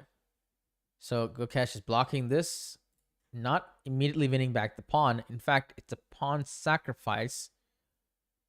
C takes d5, c takes d5, c6. White is up a pawn. It looks a little bit scary, but I think after knight c6, perhaps the issue for white is that their pieces are so passive. Bishop e4 threatens to win a rook, so a3 has to be played. And I'm guessing that white has no squares, so the pawn will eventually be won somehow. White just didn't have a plan. By the way, we have this position. So it's a very interesting play by Gukesh. I think he's done this. The idea is that if you allow knight c5, knight d4, this can be annoying. So the pawn sack looks risky by Gukesh to allow this pawn to come to c6. But actually, sometimes, this is a saying that I tell my students sometimes. The riskiest thing you could do is to play too safe. Too safe. So it's less risky to play e5 because you're down a pawn, sure, but all this control you have, it's kind of like offense is the best defense, right? All the control that you have actually keeps your position much safer for a long time here. So the riskiest thing you can do is to play it safe.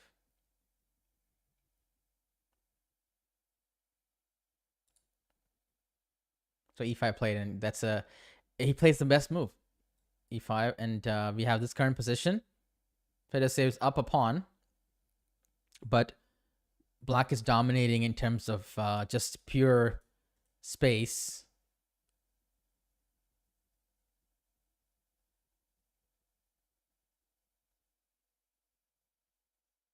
Can white play? So white needs to play a3, or how about the move c7?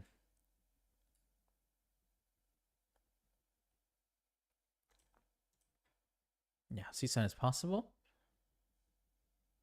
Okay, 7. Oh, that's one heck of a way to win the pawn back.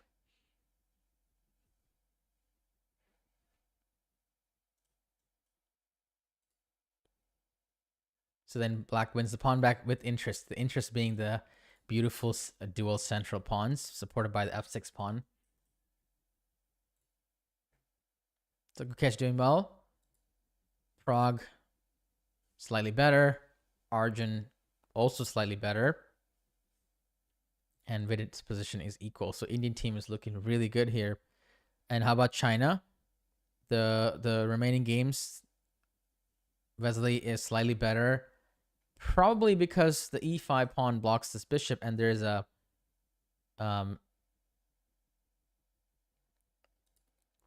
backward pawn here. Okay, guys, I think Eric is ready to come back. So we're going to take a break, actually, and set up all the cameras and everything. So it might be a little bit, 10-15 minutes, I'm assuming. We're going to take a small break, and we'll come back with our co-commentator. All right, don't go anywhere. We'll be back. Make sure you say hi to Eric when he comes here. All right.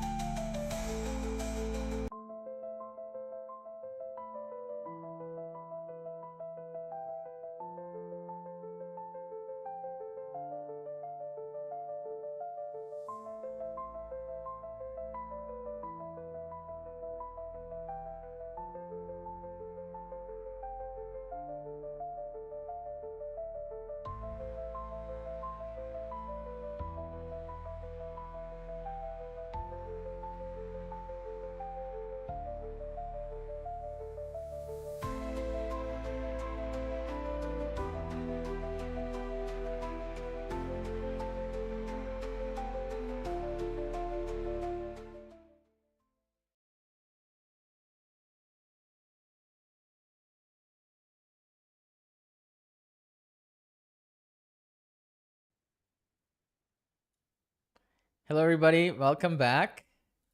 I am pleased to introduce my co-commentator, my partner in crime, International Master Eric Rosen. Welcome in, Eric. Thanks for joining us on the final day of the Olympiad. Thank you, Gary. It's great to be here. Yeah, good morning. It's I think it's very early for both of us. So Exactly. big kudos to you for waking up so early and getting the stream Thank you. going. Yes, I woke up at like 3 a.m., set up everything for a 4 a.m. commentary. But I believe you're also on a special mission in the morning, so you're also up Yes. early. But thanks for making the time to join us. Yes, we are no longer I'm no longer alone. We have two people now. So I had to set up all of the scenes again during the break. So I didn't have much of a break. Hopefully everything is working. Yeah, hopefully we didn't break anything. Yes. So sometimes that's what breaks are for. Yes. So we're gonna go to the Gukesh game, and just to see if everything works. Hopefully it does. Guys in the chat, let me know if you can hear Eric okay as well.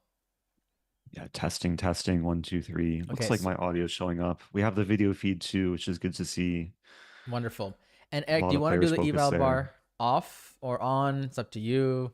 Well, I see you have it on right now, and Gukesh is just absolutely crushing. -4 in his favor.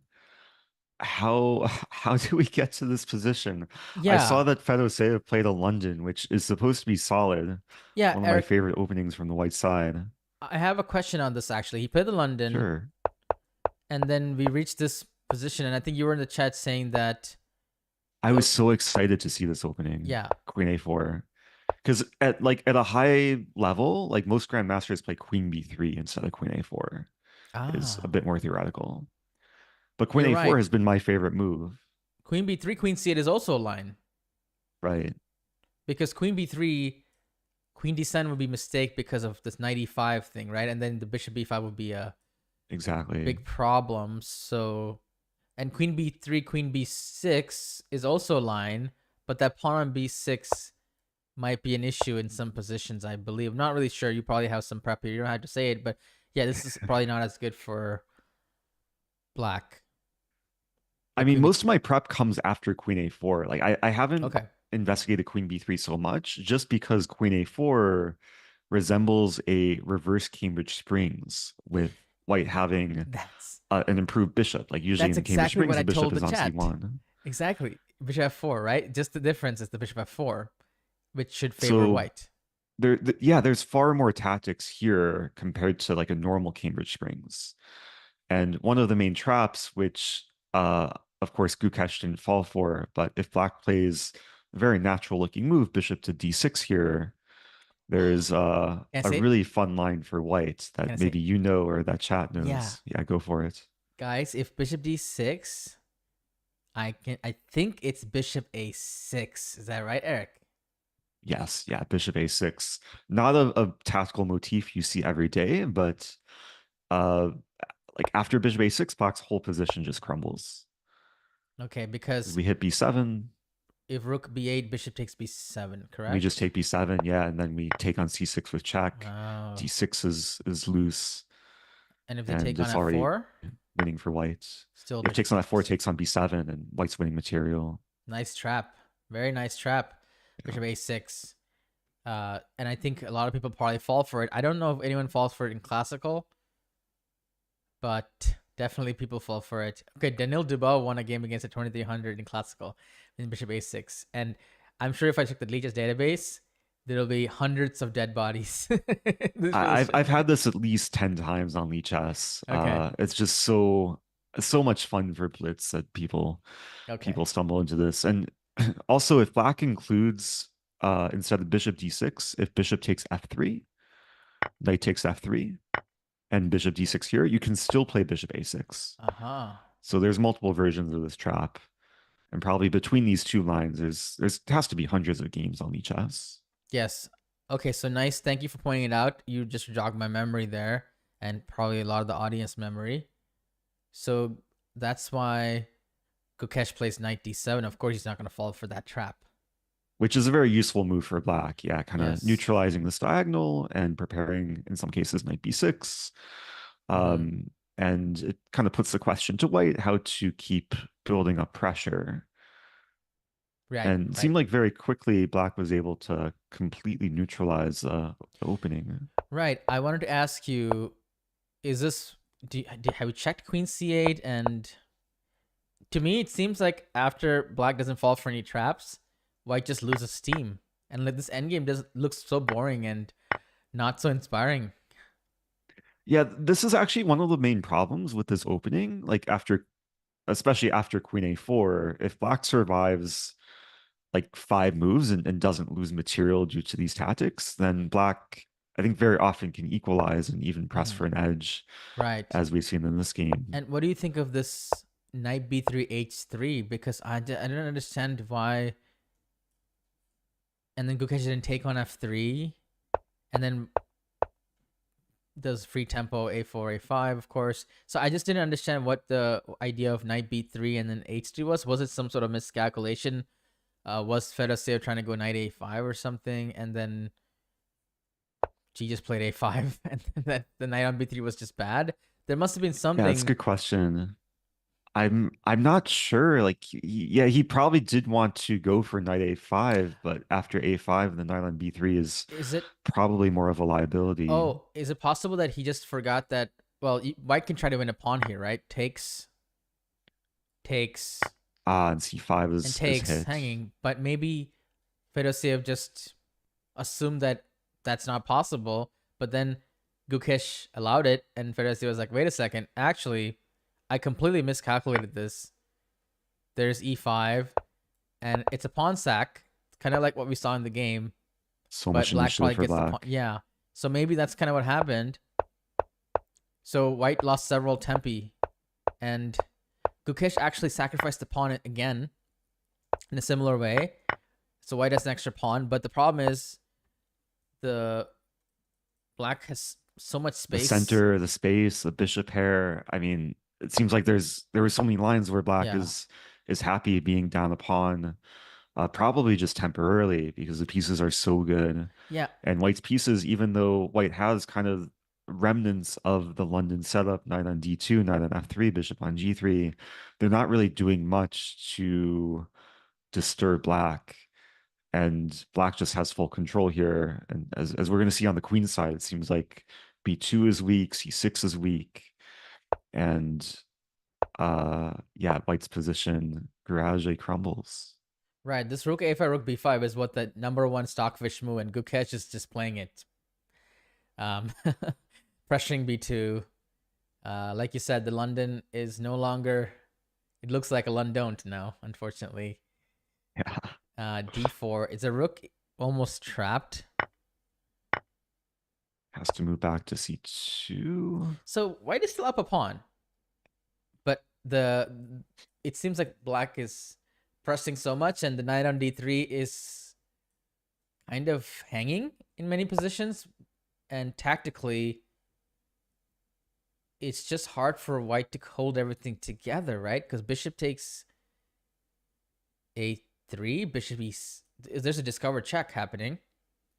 Yeah, it's about to get pretty concrete. And it's a bad sign when you're up a pawn, but the engine says -3. That Right. means that there's bound to be tactics. And Is yeah, the king on e2 is going to uh be a target. isn't bishop b4 check winning a piece? But perhaps Good point. Fedosey Yeah. was trying to give back a piece, He like wants to play 95, no, but but this knight, c2 is now yeah, uh-huh, an issue. and then take back. Perhaps And this then is still horrible. e4 Oh my and goodness! d3 is coming. But Gukesh actually didn't play bishop b4. He played rook b3. Maybe he just has so many good options. He just chose this one, and then plays bishop b4. So Gukesh is winning this game convincingly. Super convincingly. Yeah, I mean, he neutralized the opening, and I think maybe we're seeing some last round fatigue from Fedoseev. Okay. Just kind of not finding his way in the early middle game, giving Gukesh a lot of positional advantages, which are now turning into concrete tactical variations where Right. white is going to be losing material. So the variation, to be exact, is if you move the king somewhere, let's say king d1, the bishop is hanging, the knight's hanging though. But the thing is, if I take, I also attack the rook. So I'm going to win an exchange. Is that correct? Yeah. Yeah, it looks like there's multiple ways to win material, but bishop takes d3 does seem to be the simplest. And I think it's not over. After this, apparently the attack continues. There's Yeah, this even engine line with a3 oh, and no. knight and e1 falls. Yes. Ouch. So black is spoiled for choice here. Very sad game. This could be like a strategic masterpiece that you see in some textbook that Gukesh did, right? Sacrificing a pawn and just improving the position of his pieces, and finally breaking through with d4. Super Classic instructive, stuff. yeah. Especially like against the London. I think hopefully this will inspire a lot of players to maybe adopt such an opening where Gukesh showed no fear early on, white playing a tricky line, but yeah, neutralizing and Okay. finishing very, very strong. And does that mean he will have 9 out of 10? And does he cross 2,800, or is Arjun Erigaisi trying to cross 2,800? I'm not sure. Somebody has to check that for me later. Yeah, I'm looking at the live ratings. Gukesh currently has a live rating of 2790.1. If he wins this game, which it does seem like he's going to win, he'll gain probably 3 to 4 points. So he's going to be number 5 in the world after this tournament. What a performance. Right behind Arjun, who is on the verge of crossing 2,800. And the second board, Prague's game, he was slightly better. White had this nice IQP position where black played f5, and black managed to trade queens, which does diminish white's attack a little bit. But there's this, backward pawn on e6, so white must be better. And we have a few more moves.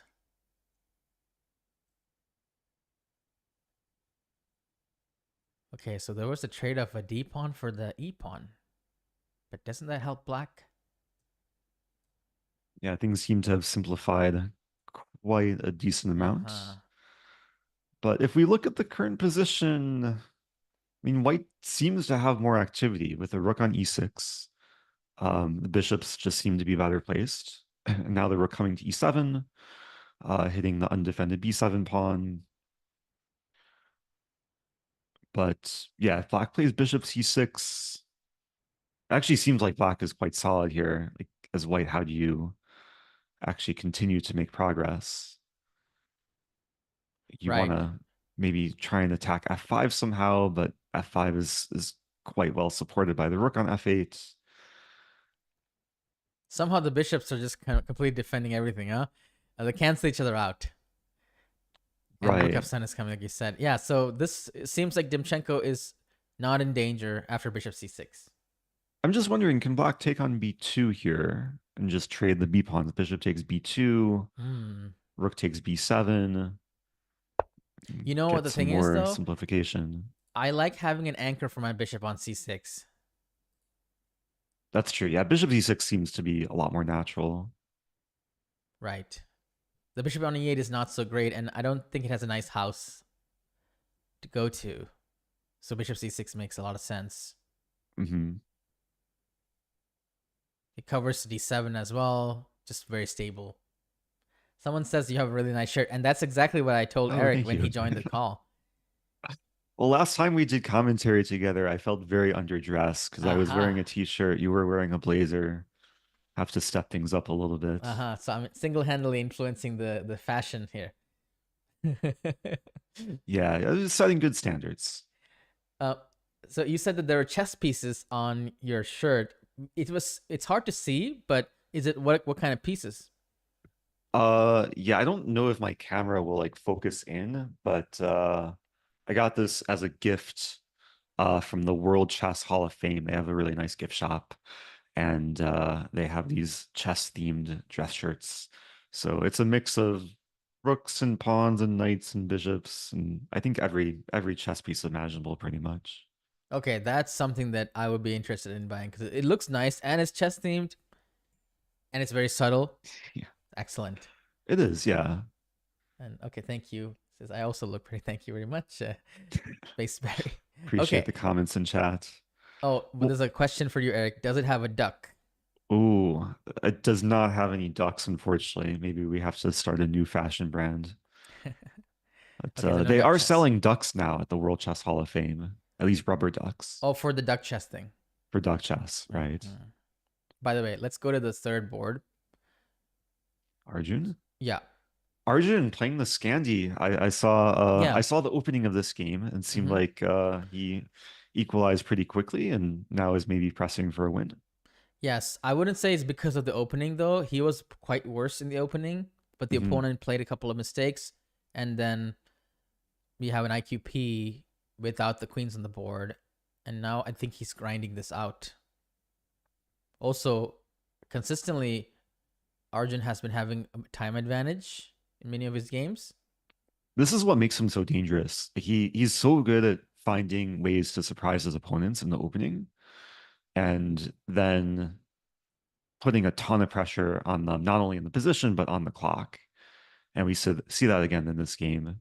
He has over 40 minutes, his opponent, Right. 5.5 minutes. And the And pawns are on dark squares, which doesn't help White's cause. yeah, whenever there's bishops of the same color, you want your pawns on opposite color of the bishops. Yeah, So it's a comment White in has a chat. very sad bishop on e3 right now. Yeah, there's a comment saying, Bishop thinks, what did I do to deserve this? Yeah, it's basically a big pawn on e3. Yeah. The thing is, though, the computer is the eval bar is saying that it's not so bad, but clearly for human, this is going to be torture. So let's catch up to the current position. Okay, White is trying to gain some activity there with this rook maneuver. Definitely some counterplay against b7, but Arjun cashes in the bishop situation. And even though he loses b7, he wins f4. So he Oh, basically wow. won a pawn in the process. Are we going to have a pawn race now? Because, I think so. so for example, captures rook b6, rook f2, right? And now, how does this work exactly? Honestly, this looks very, very close to winning for Black, even if the eval bar doesn't quite reflect it. Black just has an additional pawn on the king side. G2 or H2 will fall. Really? I would be And scared I don't as fully black too, understand how though. White holds this. Well, I would think that White plays king c3, takes, and Okay. I have my pawn is but it's farther. But after rook h2, I guess your pawn is also pretty G pawn is also pretty pretty fast. fast. Okay, got it. Is I mean, there a we could play it chance? out just to see Yeah. like king c3 or rook g2, Is there a but it chance that should be both good for players will Black. queen it at the same time? Yeah, I mean, generally especially when a grandmaster reaches such an endgame, you have to calculate all the way until the end. Okay, so let's just figure this out And here. G3 rook g8. I don't think I want to allow that, right? right. So I guess, yeah, as Black, you can also put the rook on a1 and slow down White's idea yeah. of Mm-hmm. pushing the pawn. Oh, you can even sack your rook in some positions, And right? yeah, there's some line where like a7, g3, And then I go and here. you allow rook h8, but then you What is just play this? g2. Oh, wow. Wait, what is this? So rook g8? Oh, just g2. Ah, and the You- rooks or the pawns get traded. So rook takes No, g2 wait, and then no. king f6. Okay, king f6. Sorry, yeah, I was confused for a second. I can't take, and now it's fine. So that's one idea. But just to show a crazy idea, you can play f4. And if White queens, the pawns F3. just overpower. There's a rule. I think I saw everything. Jacob Agard mention this or somewhere. When the if you add up all the squares and it's 4, the pawns beat the rook. Okay, I've just heard the rule that 2 pawns on the third rank overpower the rook. But the 4 thing, so for example, it's f2 and g4. It's still Ah, 4. I see. Oh, interesting. Don't quote me on this. Yeah, Though. that one I haven't heard of. So Can we for get to the current position? Because yeah, there is a comment in chat saying that uh, Arjun winning now. okay. So let me just refresh It by going back and forth. seems like White did not play like the engine. Okay, so we were here. King C3 was just my suggestion. I think the engine suggestion was something else. Wait, something was different. So Rook B7 is so natural, but engine hates it. Oh. Rook B6 going after the A pawn directly was apparently the better way to go. But Rook B7 does have the idea of just getting the B pawn pushed with B4 to come. The thing I was assuming is that White needs to keep both pawns on the board so that the rook sack doesn't happen that easily. But I guess White doesn't have time to save all the pawns. I'm not concerned about just the A pawn because maybe I can neutralize it easily, right? With my rook on A2. And if the king comes too close to my rook, then the other pawns run. So White can't stop both at the same time. It's an avalanche. So rook F2. Rook F2 seems so simple as well. Just, I mean, start winning the kingside pawns and then eventually play rook A2. Rook A7. Maybe this is what White was trying to do. Just, at least optically, White has some passers. But so it's 2 passers against 4 passers. And yeah, G3 comes very quickly. So slow. I guess White was trying to find a middle ground of keeping the king kind of close to the pawns and also keeping the pawns on queen set alive. It's just maybe the king is not close enough and the pawns are not close enough either. Yeah, and sometimes when, like, if you're White and you bring back your king to try and stop the pawns, then Black will gain even more time with tempo on the king. Like King E3 can eventually be met with F4 check. Can we just play it out a little bit more? So, for example, I'm just gonna go rook A8, okay? Okay. And then you go rook A2, I guess, or do you play G3? Yeah, G3, why not? G3, then I play King E3. F4 coming. And now rook B2, just go after the B pawn. Rook B2 first. Okay, so if you go rook B2, I think I should go rook. Oh, I can't really play rook B8, then you go rook A2. Is that right? Oh, you don't even have to. You can just also G2 is, and then you have to kind of play rook G8 and give up your pawn. I just realized that the king is cut off this way. That's kind of a big deal too. Yeah, if you're not careful. So I guess I had to play King E3 first then. But King E3, seems like in so many cases we'll walk into attack. But okay, let's start with rook B2. Again, attacking the pawn. Here. And can we play King G5? Probably can't play whatever you want here. Yeah, I just want to see what this is. Because I can. Oh yeah, G3 too, threatening G2. Oh yeah, yeah. The fact that it's cut off, it doesn't matter if my king is close. It's some illusion. Like you imagine the king will catch the pawn, but it's just caught on the second rank. I get it now. It's King F3 only works if the rook's on H2. But once the rook goes to this file, then you can't stop it. And the rook is just useful on B2 anyway, slowing down White's. It is an optical illusion. Okay. So I think White is just going through the motions now. This is the current position. Arjun will take, then move the rook over, and then push G3, G2, and then they'll shake hands. Well, this is pretty incredible. I mean, Gukesh and Arjun completely winning in their final games. Maybe a question of who's going to win more quickly. Both players have very decisive advantages. And with a win in this game, Arjun is going to be number 3 on the world live ratings. He'll pass Fabiano, and I think he'll be just below 2,800. At this rate, we could have a future Arjun Ergaisi versus Gukesh World Championship finals in like 3-4 years. I don't know. I wouldn't be surprised. Yeah, it's definitely a possibility. And I think their styles are actually kind of different too. So Yeah, I was listening to one of the interviews with I forget who on the Indian team. It may have been with Gukesh or Arjun, perhaps Arjun, but they were talking about the board strategy, about how Gukesh has more experience playing the very elite players, which is why he played board one. And Arjun has more experience beating up on these maybe slightly subpar grandmasters, which is why he's on board three. And both of them, I mean, definitely fulfilled their role to the Yes. absolute best. So I think the biggest test for him would be that since he takes a little bit more risks, if he plays against the 2800s, would they let him get away with that risk?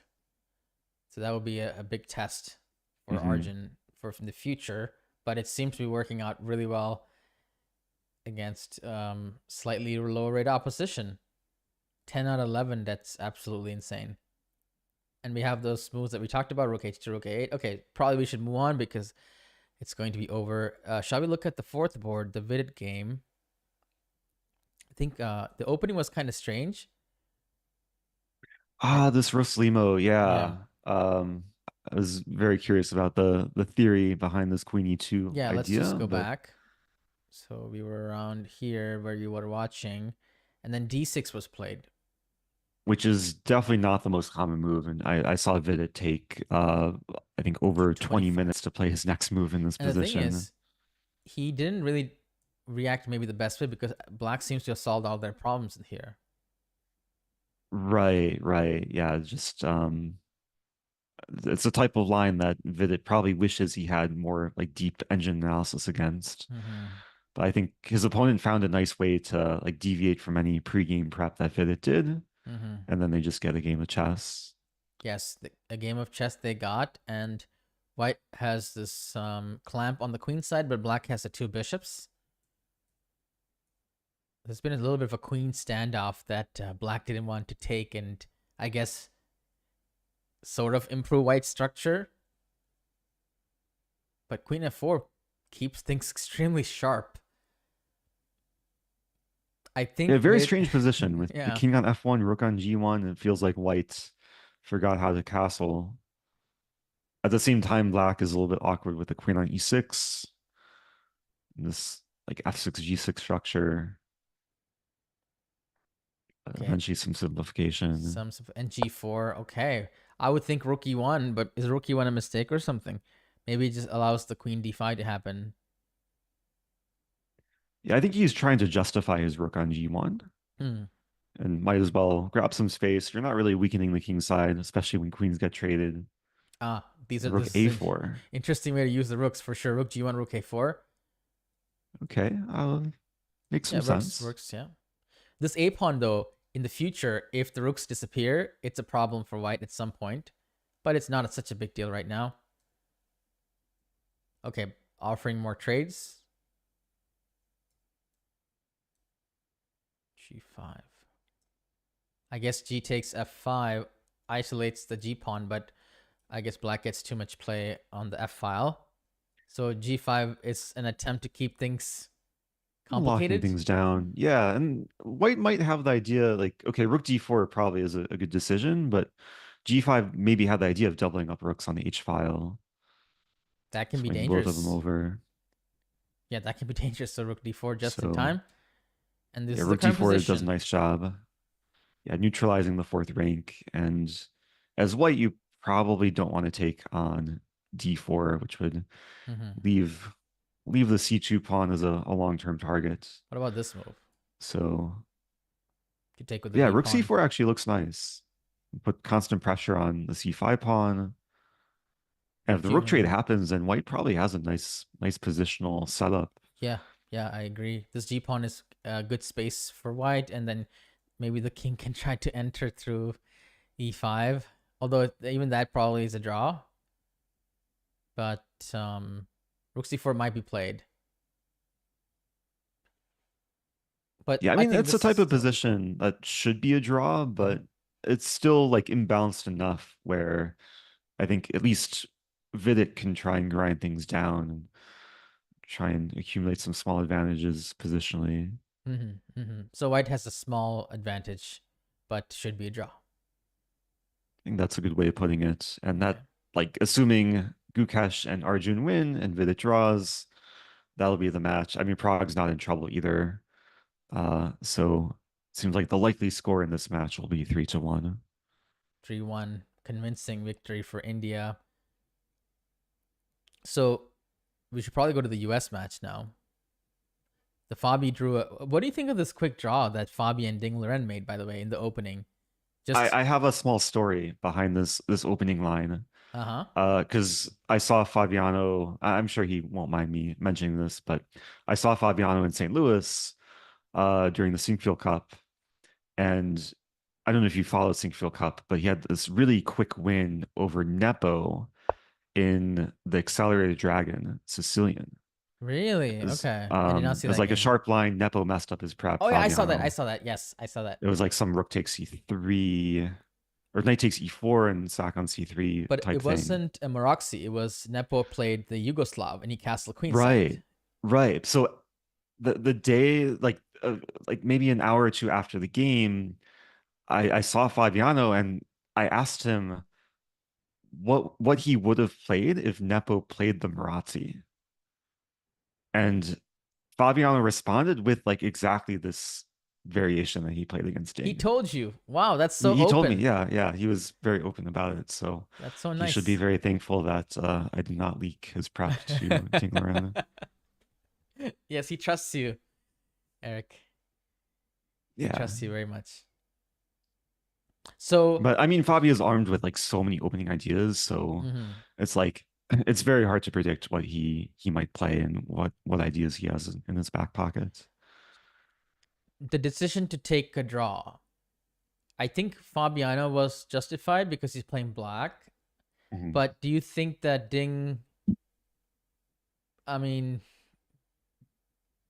for his teammates' sake, for the standing's sake, that him taking a draw so early is a little bit focusing on himself rather than the team situation? That's a good question. I mean, given just the chess position, I think it's difficult to play on as white if you're not super thoroughly prepared. And from Ding's perspective, he's probably pretty sure that Fabiano is super well prepared, like with deep engine analysis. Right. And given Ding's form in this tournament, even though he does have the white pieces, he's playing for his team, a draw is still probably a fine result for him. Still surprised because it's only been moved 7. But it is so quick in the game, right? And you also know objectively that you're better. And it's not like a deep prep. The position is still objectively better for white, and it's not that forcing. It's not like Fabi sacked a piece and offered a draw. So it shows a little bit of psychological issue here for Ding, probably, that he didn't want to play against prep even though he knows he's better. And I'm assuming he probably knows some ideas in this line. You would think so, yeah. I mean, he's probably looked at it at some point in his life, if he's especially like playing into English or symmetrical English. But anyway, okay. Yeah, it's not a line that he was probably expecting before the game. Let's go to the Wesley So Wins game. Oh, looks like right on c8.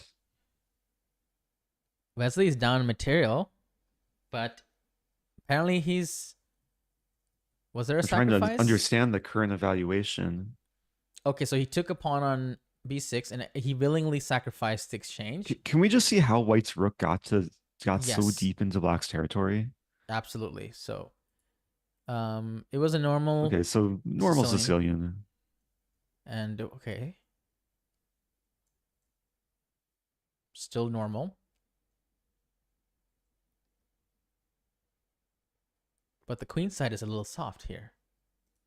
With this bishop pointing with a6 and b6, a5 potential.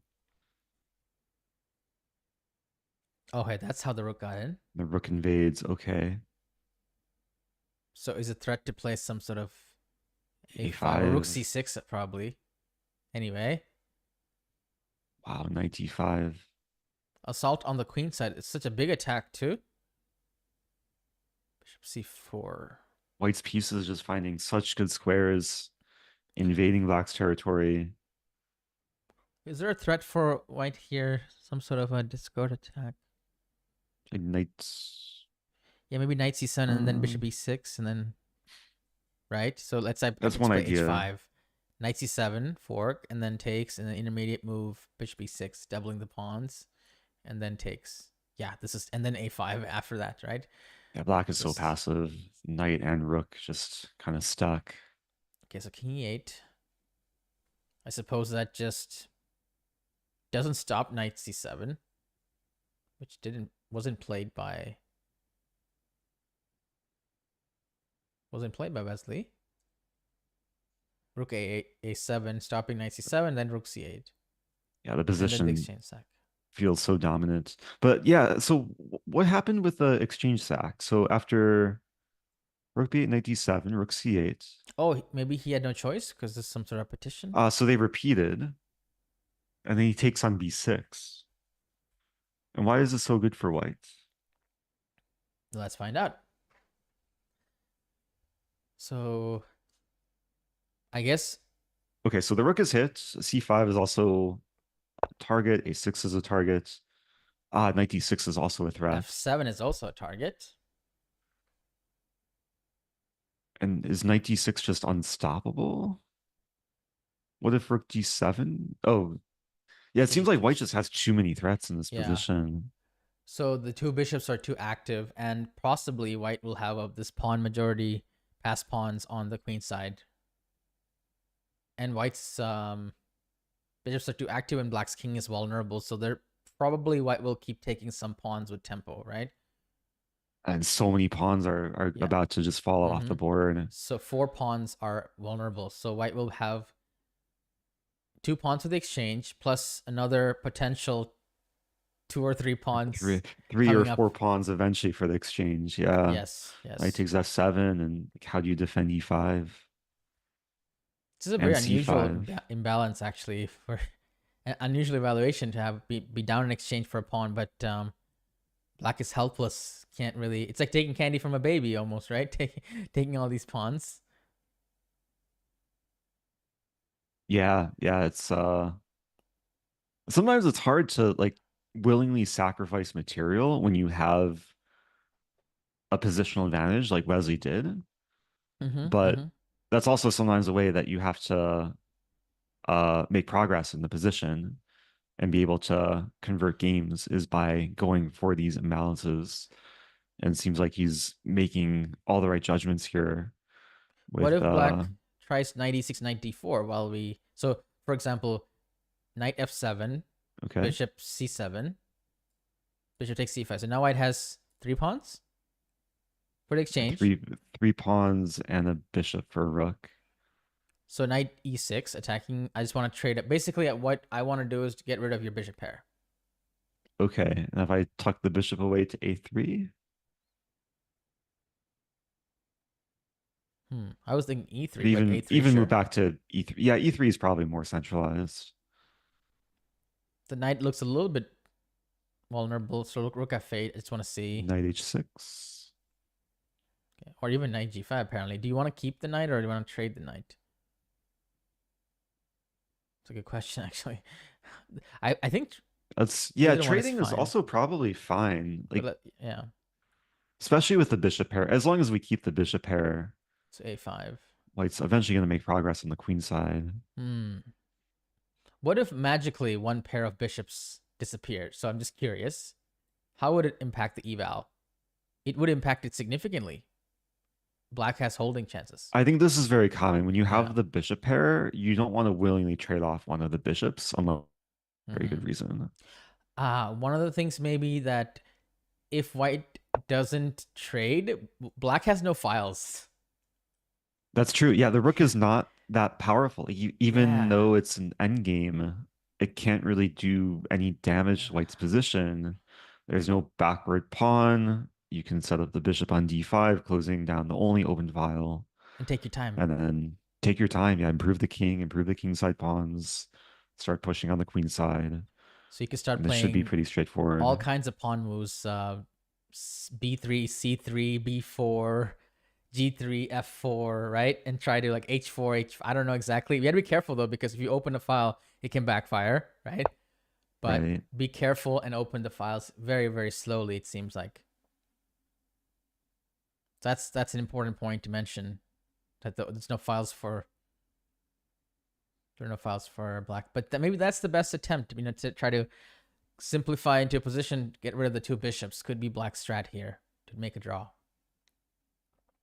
Not so easy, though. But we should note that this game will likely determine the match, because Fabiano drew Ding Liren and Levon Aronian drew Bu Zhangji on board 4. Yes. Dominguez currently has a somewhat drawish position. Let's check. So if Wesley wins, then US will beat China in the final round. Which would be even better for India.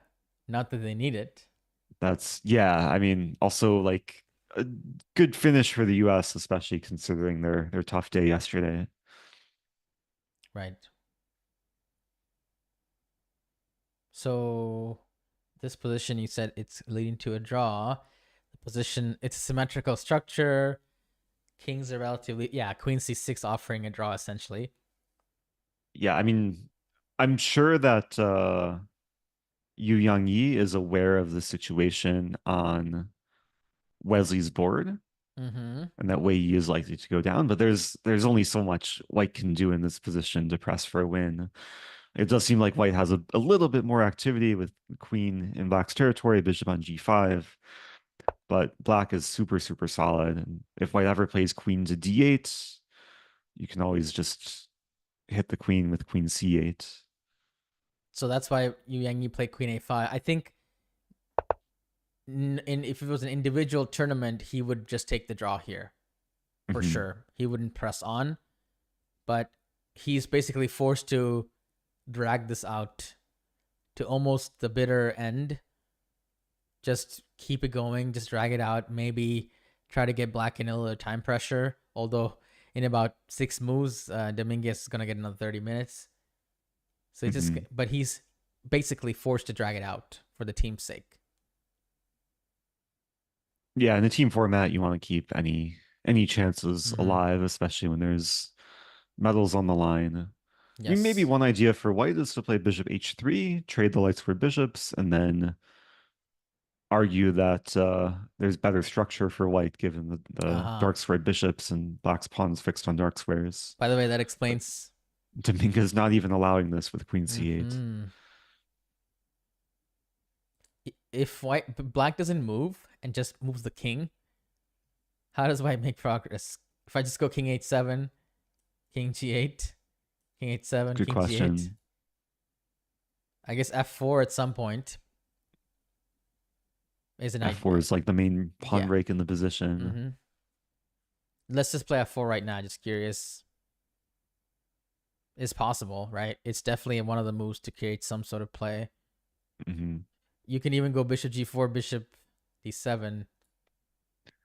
Yeah, I think the thing with F4 is there's not really a big threat with this move. And you can just kind of pass, and White's never really trying to play or getting in F5.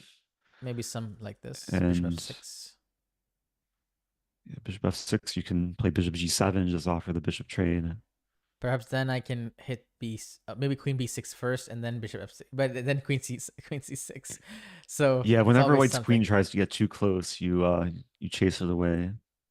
Yeah, this is very hard. I mean,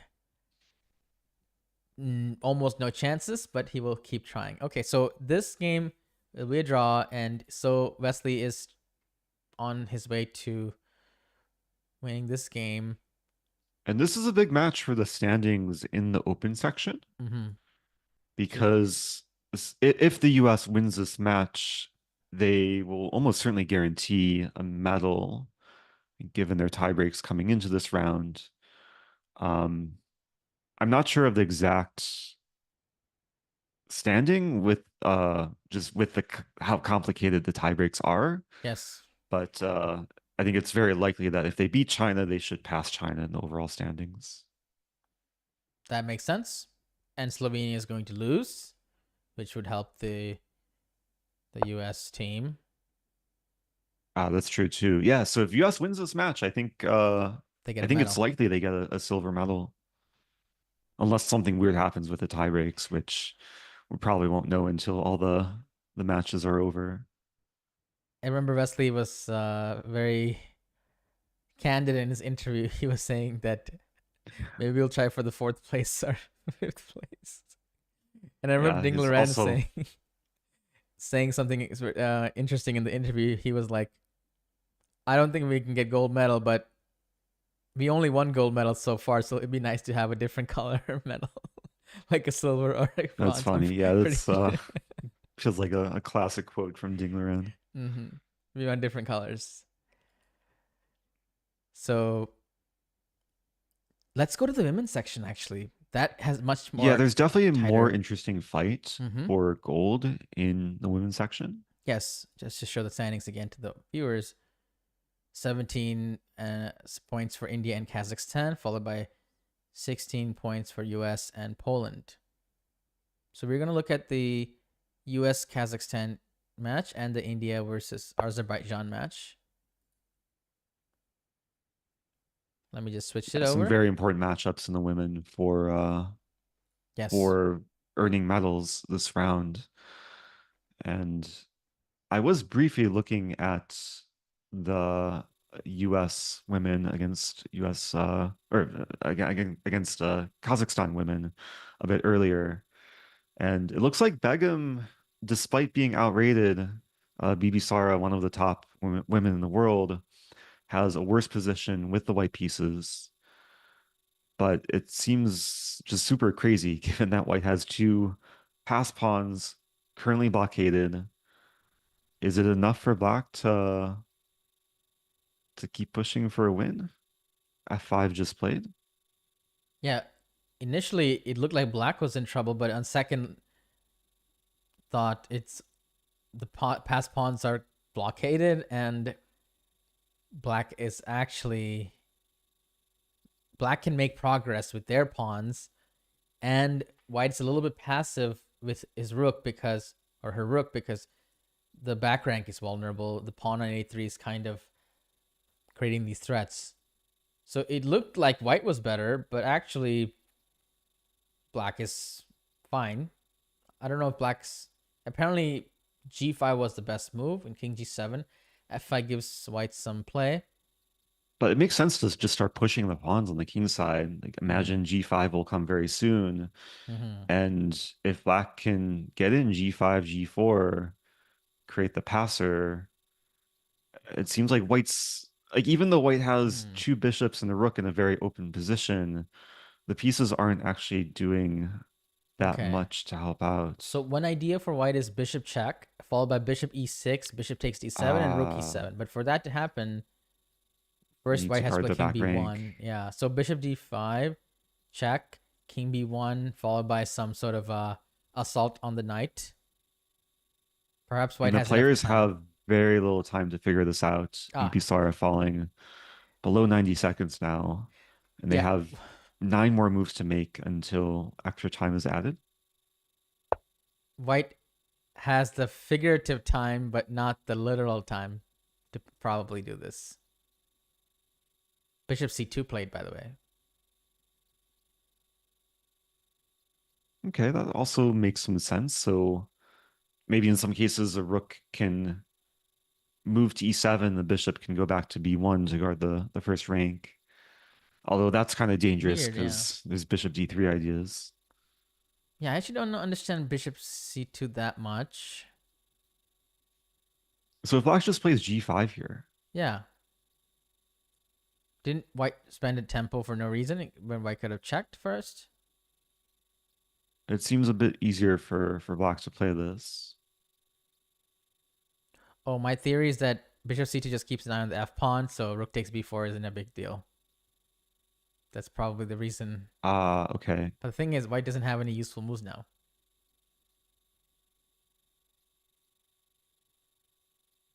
Well, that's not a good sign if black has like very easy plans of h5, g4, etc. There are 8 more moves till time control in this game. By the way, I'm just looking at an overview of this match. I think the US is somewhat likely to win the match because Carissa Yip, if we just pivot to her game, look at this absolutely crushing position. And she just played a stellar move, rook takes e5. Just tearing nice. apart black's defenses. So the rook on d8 is overloaded because if along with the bishop on g7. Right, double deflection, fe5, rook takes f8, and now Really nice black tactic. has to choose between letting white queen or getting mated or losing their queen, I must say. Black has to choose between losing and losing. Yeah, not a good spot to be in. Wow. So, by the way, we should rewind a little bit. E5 was the previous move. The activity of the pieces. This is all so planned high. out. Yeah. Nice. So well played by Carissa. I think this came from a dragon as well. I mean, this is... Was it dragon or King's Indian? Oh, King's Indian. Maybe like yeah, King's Indian something that transposed into something that resembles a Sicilian. I called this game as black didn't know the opening well, and my proof of that was on move 12, black played bishop e6, and then on move 14, black played bishop d7. Yeah, that's a red flag. It's a red flag. It just showed that black, and e5 is considered to be a sin in most of these positions, but because of the weaknesses it creates. So my feeling is that black got tricked or transposed into a position that they were not familiar with, and then Carissa just nursed the advantage into a winning position slowly but surely. And okay, there should be resignation. Black doesn't take the knight or the rook on e5, of course, but rook e8, right? Yeah, rook e8 looks like game over. It'll get on the board, and I mean, the next white's up a move... bishop here too, so like you have the attack, you have the material, you have the pass pawn on d7 on the verge of turning into a queen. I think the threat is rook takes f6, Eric. That's no, nasty. it's not. Because bishop f6 is still... yeah, bishop f6. It's still probably winning, but yeah, no need. No, what is the actual threat though? We need to find queen f7. What is the threat here? So one tip for anyone that uses engine analysis on Lichess is if you press X on your keyboard, you can immediately see what the threat is without having to make a move. It's super useful. Yeah, it's like kind of a hidden feature. Works in ChessBase too, but keyboard shortcuts are good to know. Okay, the threat is just rook e1 to go rook e8 again. Simple enough. But now bishop d6 also wins. But rook e1 played. Much more natural. No need to be fancy. No need to be fancy. Yeah.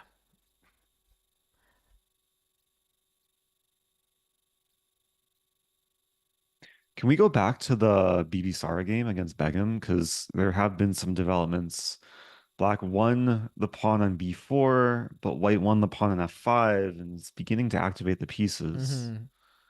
Quite strange that Begum actually just allowed her knight to get targeted so easily, right?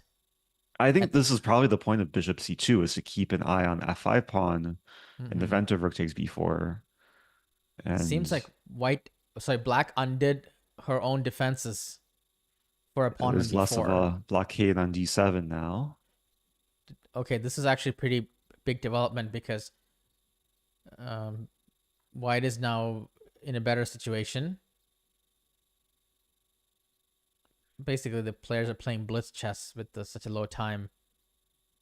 Yeah, it's hard to play accurately with such little time and so much pressure, but it seems like things kind of went astray for black pieces, because now the rook on b4 doesn't have access to the first rank, and the a3 pawn is about to fall. Yeah, there's a check move. Bishop e6 comes with check. Bishop, and then... Oh, this is just a blunder. Because The pawn is lost, but what else can you play? But rook a4. It seemed very difficult for black to hold this. I mean, rook f4 is played with 3 seconds left on the clock. Apparently this was the move. And this position is somehow holdable for black. That's so hard to judge. Yeah, it is that very white difficult has to judge this. Defended past d pawn, past a pawn. I agree. So she goes for rook f4. 4 played. Check coming up. And bishop b6 is such an easy move, And followed by rook takes a3.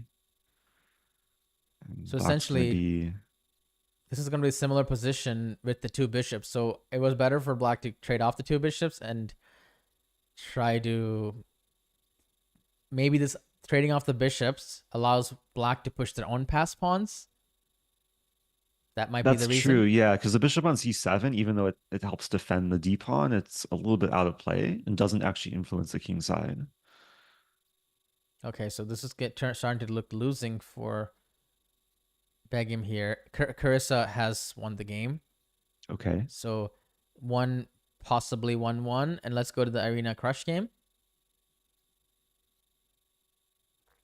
You see the eval bar Arena Crush is worse with the black pieces, but looks imbalanced. Both players very low on time. Irina has 10 seconds, plays queen e7. 5 more moves for time control. I mean, this doesn't seem so obvious. I mean, it's equal material. White does have nice rook on e5, targeting the backward pawn on e6. But g5 is hit. And black might have a plan of like king f7, rook g8. Right. Why is the eval bar showing such a big advantage?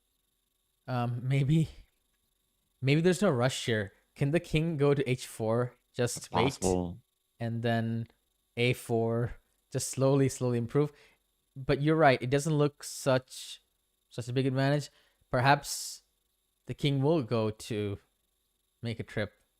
But the rook g8 is coming so fast. What is the defense again? Oh, king f2, rook g8, then d5 perhaps. So the black's rook is tied down to preventing d5. So king f2 is very important. So it's not a check. So this and then d5 just in time. Could still get sharp though. You have to calculate this. Yeah. It's not easy with the time situation. So let's say black just waits. I don't know what good waiting. King g6. This looks risky, but let's just try it out. Mm-hmm. Oh, king g6 is queen f5. Ouch. So, but isn't white threatening d5? Yeah. d5 looks very strong there. Oh, and by the way, d5 played immediately without active. But the thing is, black didn't have any moves, so white could have played king f2. But she might be trying to exploit the time situation, just like crash through when Irina has less than a minute left. But just rook takes d5 was played. Yeah, maybe it's a little bit too. It just been a pawn. Quick. Just been a pawn. d5 does fall. So the question is, when white wins the pawn, black has a perpetual or not? So queen takes d5 and then queen e3 check. That's why king f2 was important.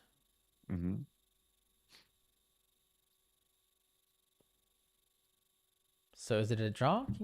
Queen e3.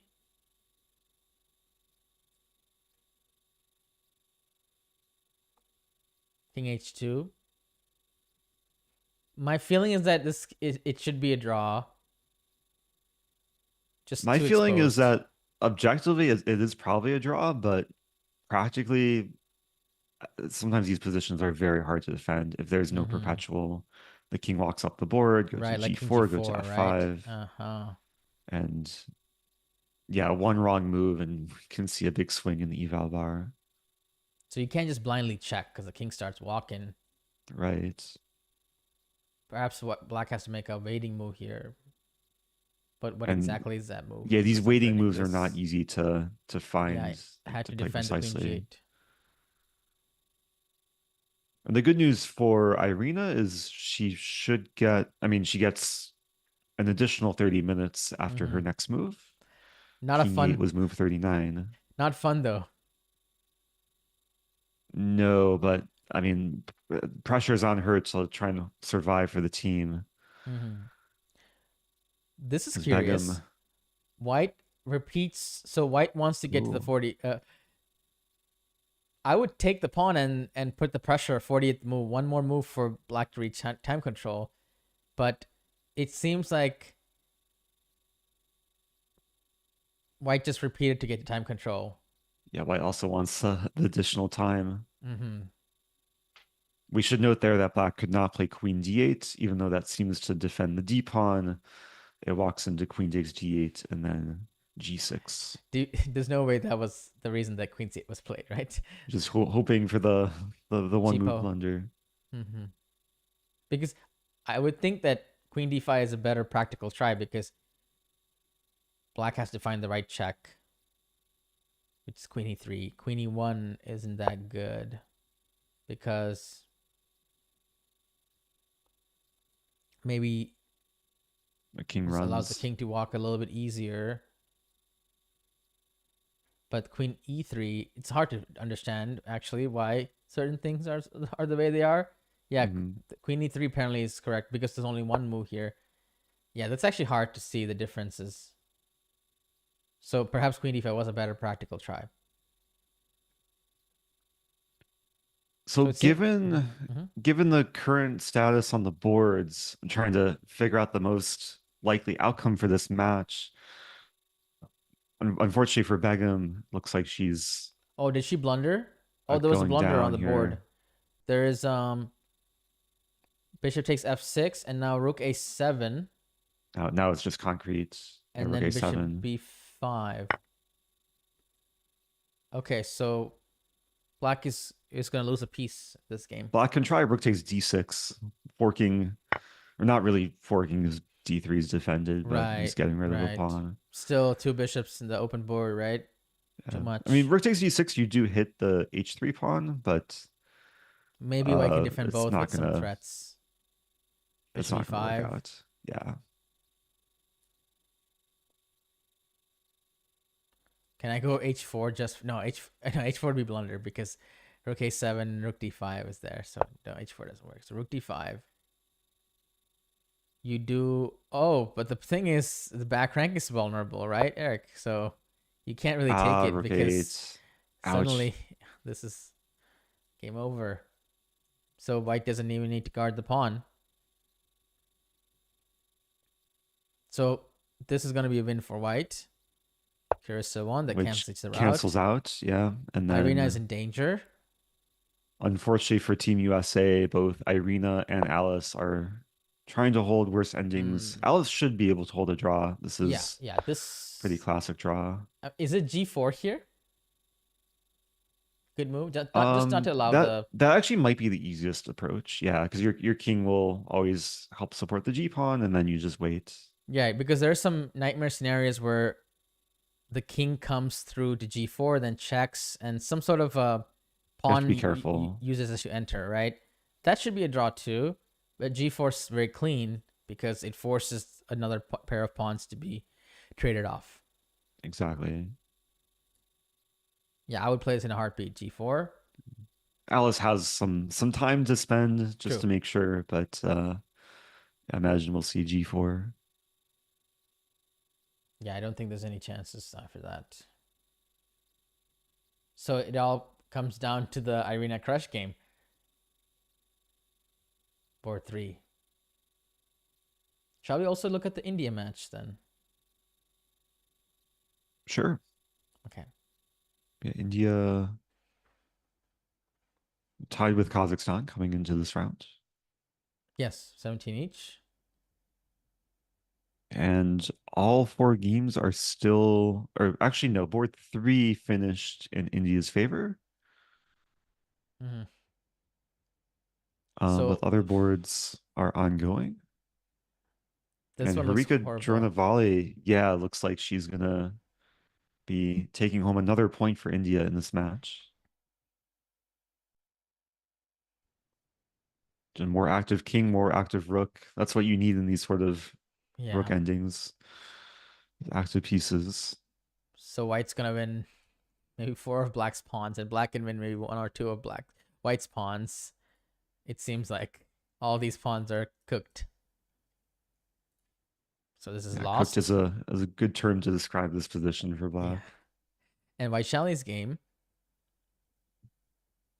seems like could be an opposite color bishop endgame that gonna be a draw. Although it's not forced to turn into a bishop, king d4, and the rook can move away. But yeah, there's not much resources. Although the rook on c6 is a little bit trapped, but probably f5 can be played at some point to free up the rook. So this there's a difference like between being trapped and being stuck. Trapped is usually when like you're stuck and you're getting attacked. But I think in this case the rook is just a little bit stuck. It's always defended by the bishop. That's a great distinction. And yeah, black's up a pawn too, so there's really no fear for Vaishali. And I mean, assuming Harika wins, Vaishali draws, that's already a match clincher for India. But then the icing on the cake is board 4. This is board 3. Yeah, we can see how this finished. White actually won the game. So white was up a piece and just collected. Clean up the pawns. How did white win the piece though? That's actually curious about that because it looked pretty equal. So there must have been something that happened. We blunder by black. Ooh, e5. E5 is nice. Yeah, unleash the bishop. Just to, yeah, getting a pass. Just want to take on b7. 7. So it looks like black's queen was disconnected from the rest of the board, and the knight, the pawns were all hanging.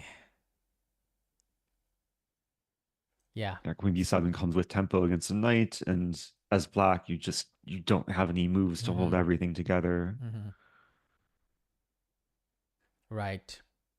So it kind of gradually got worse for black until it got really, really bad after e5, queen f3. Nice game by Divya here. I think she played pretty accurately, 96% accuracy. Super solid. Very nice game. It just looks like a bad bishop, but it has this transformative power at f4, e5, and I think black playing c5 exacerbated this issue. Yeah, sometimes bishops that look bad, they're just hibernating.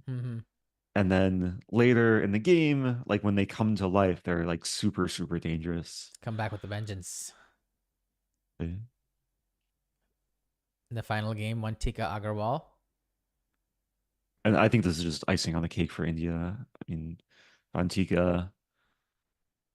We see the eval bar position looks like a bit crazy, but black has a there's an extra rook. Yeah, actually, that's a good point.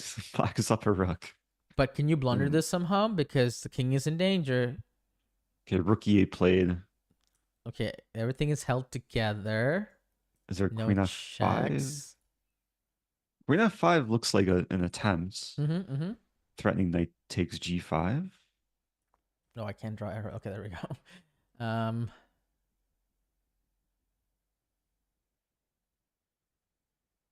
Yeah.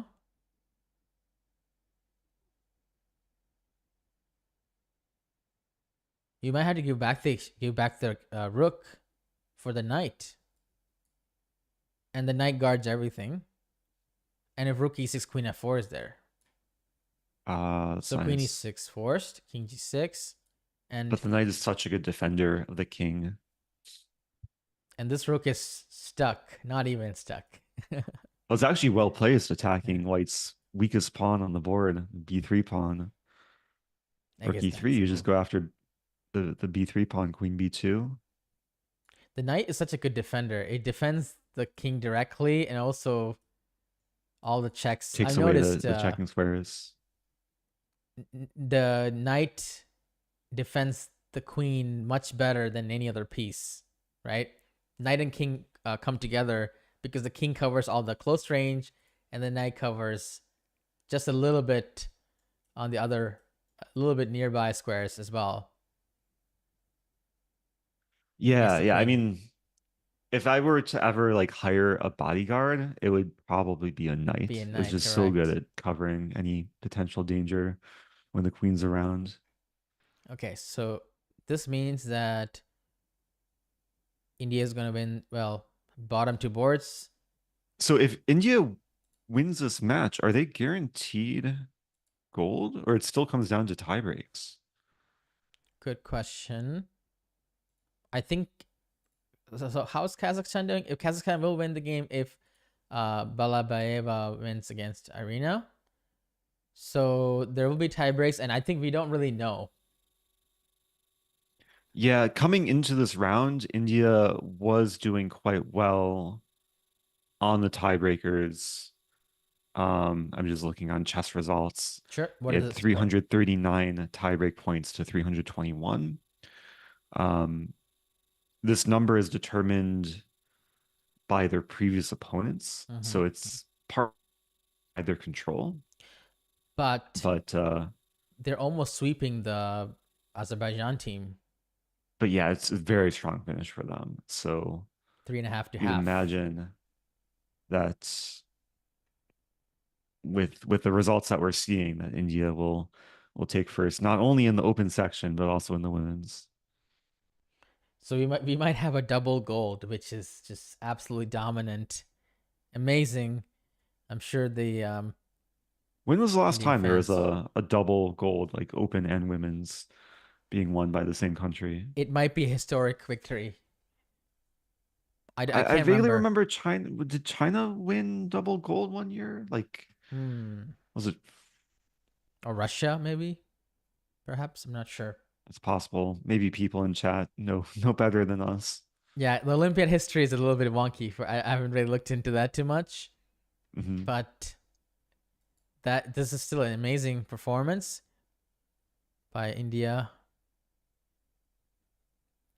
I'm gonna go back to the open section to Okay. see if there have been any updates on board one. Gukesh indeed did uh, win the game. Of course, we left off after this bishop takes bishop b4 thing. He collected the exchange and converted the extra material with his passed pawns. Incredible finish by Gukesh. This puts him at 2794.1 on the live ratings list. And he's gained 30 points this tournament alone, which is insane. Like, that's an insane feat, Mm-hmm. given that he's like already an elite player. To gain 30 points, it's not easy at our rating level. He's gained 30 points. Yes. I mean, that's at 2760 or something like that. Wow.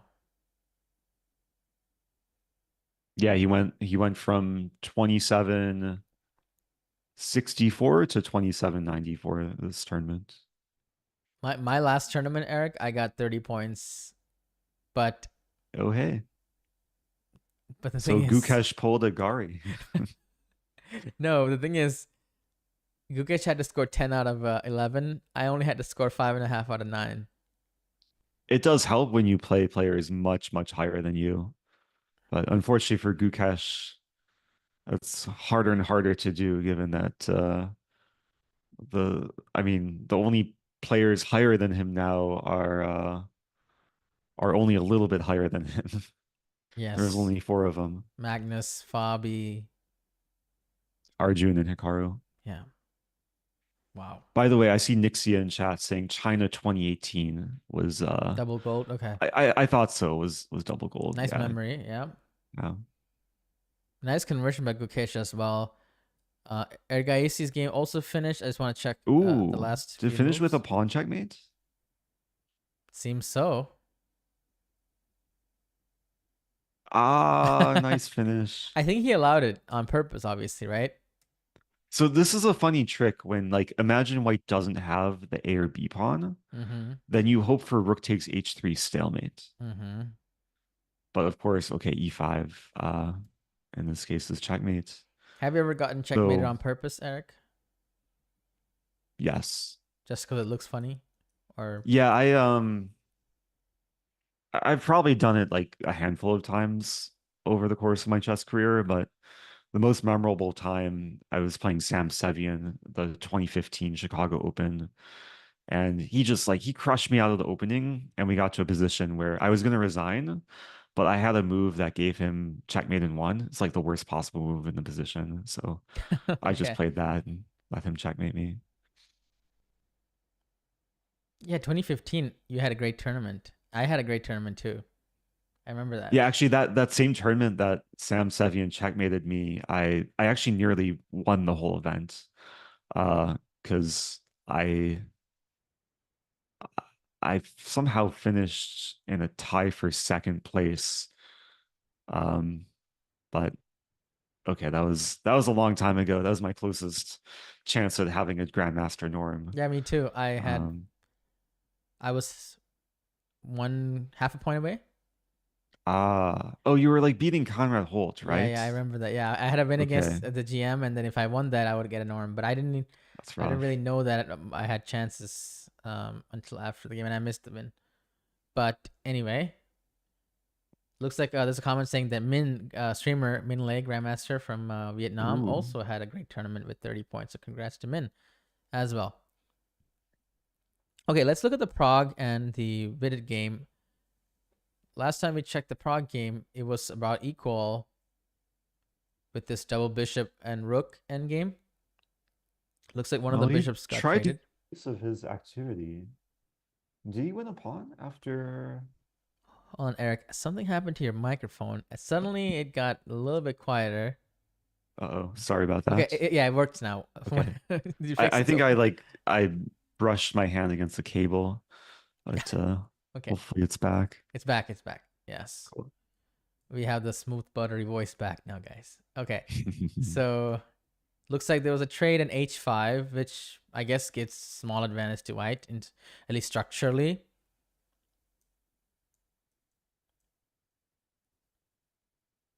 But the material balance is restored. Is there any juice left to squeeze here?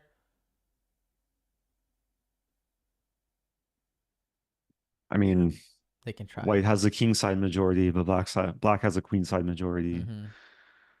So Prague definitely seems to be That's one trying thing to I live up noticed, by to the the. way, about the Indian team in general. The youngsters, they just keep. They don't get tired. They don't take quick draws like They these don't get these older tired. players, Fabiano Dinglaran drawing after Yeah, like less than 10 moves, they but keep going like fight until the bitter end. very Magnesian, right? Influenced by.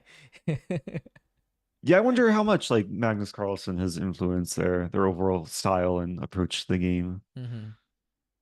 I would say quite a bit. Quite a bit. It's playing out these end Speaking of games. Magnus, is Magnus playing today? Yeah, so when I was setting up the camera, I was really searching hard because Norway is kind of on the bottom boards. And I was going to Ah, set up a camera for Norway team, but then I noticed that Magnus is sitting out this round. oh, he's sitting out. Okay, Mm-hmm. so maybe no need to even look at the Norway match. Yes. It's a question in chat. When have we played and what's the record? Last time we played, it was a quick draw. Speaking of quick draws, That's true in the St. Louis yeah, Norm Congress, right? We it drew was a in seven seven move draw. moves. And yeah, that was Yeah. yeah, To be fair, it was a brutal schedule. There were 2 games a day of yeah, classical chess, and yeah, you actually surprised me in the opening. You played some like weird move order, and yeah. It I was didn't one want move. to I didn't want to have to deal with it. I think I equalized in the opening, yeah, and then I offered a draw because I played a 4 or 5 hour game, and then Hmm. I was like, life's too short to play 10 hours of chess without eating food and not sleeping. So I offered a draw. Yeah, sometimes you have to be mindful of like how you should conserve energy during a tournament. Um, Sometimes taking the quick draws or just having quick games can be helpful overall. Yeah, so in the Olympiad, for example, it's only one round, but imagine if there are 2 rounds. This would be, I mean, that would be insane, right?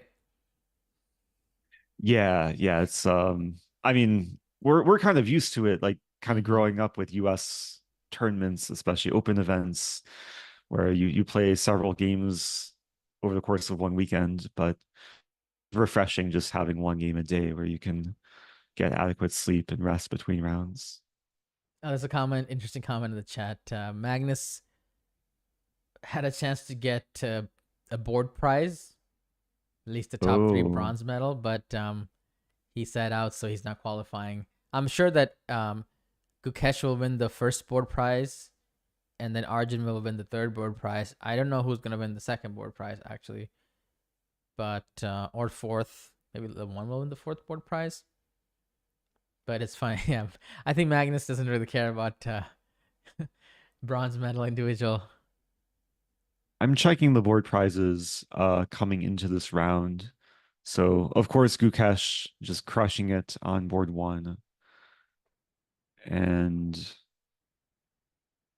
yeah, board prizes. Wow, you know who was in second place for board 1 coming into the final round? Abdusattorov?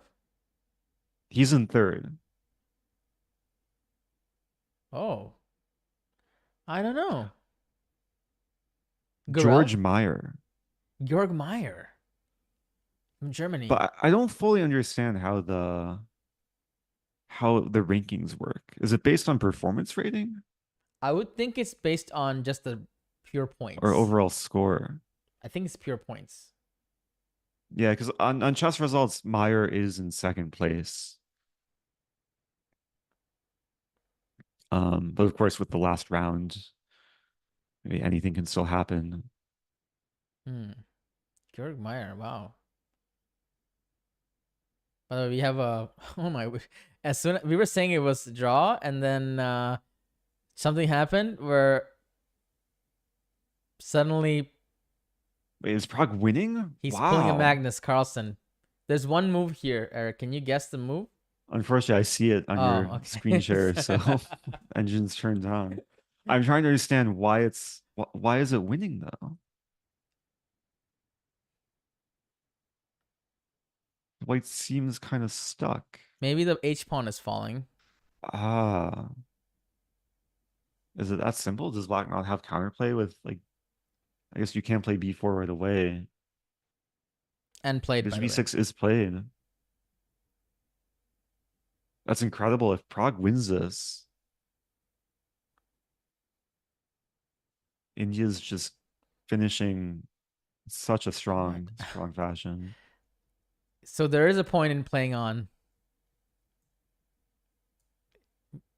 There is a point.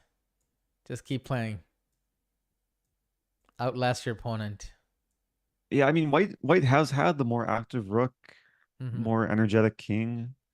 Black has a weakness on h6. And the same can't be said about the pawn on e2, which is always defended by white's light squared bishop. It happens so insidiously. It just everything looks kind of fine. And then the pawn just starts marching. The rook just starts creeping in like this.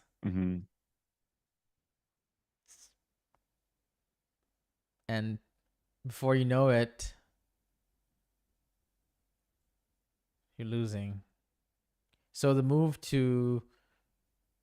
here to draw the game was king d6. Which seems unnatural, like moving away from white's potential like dangerous pawns on the king side.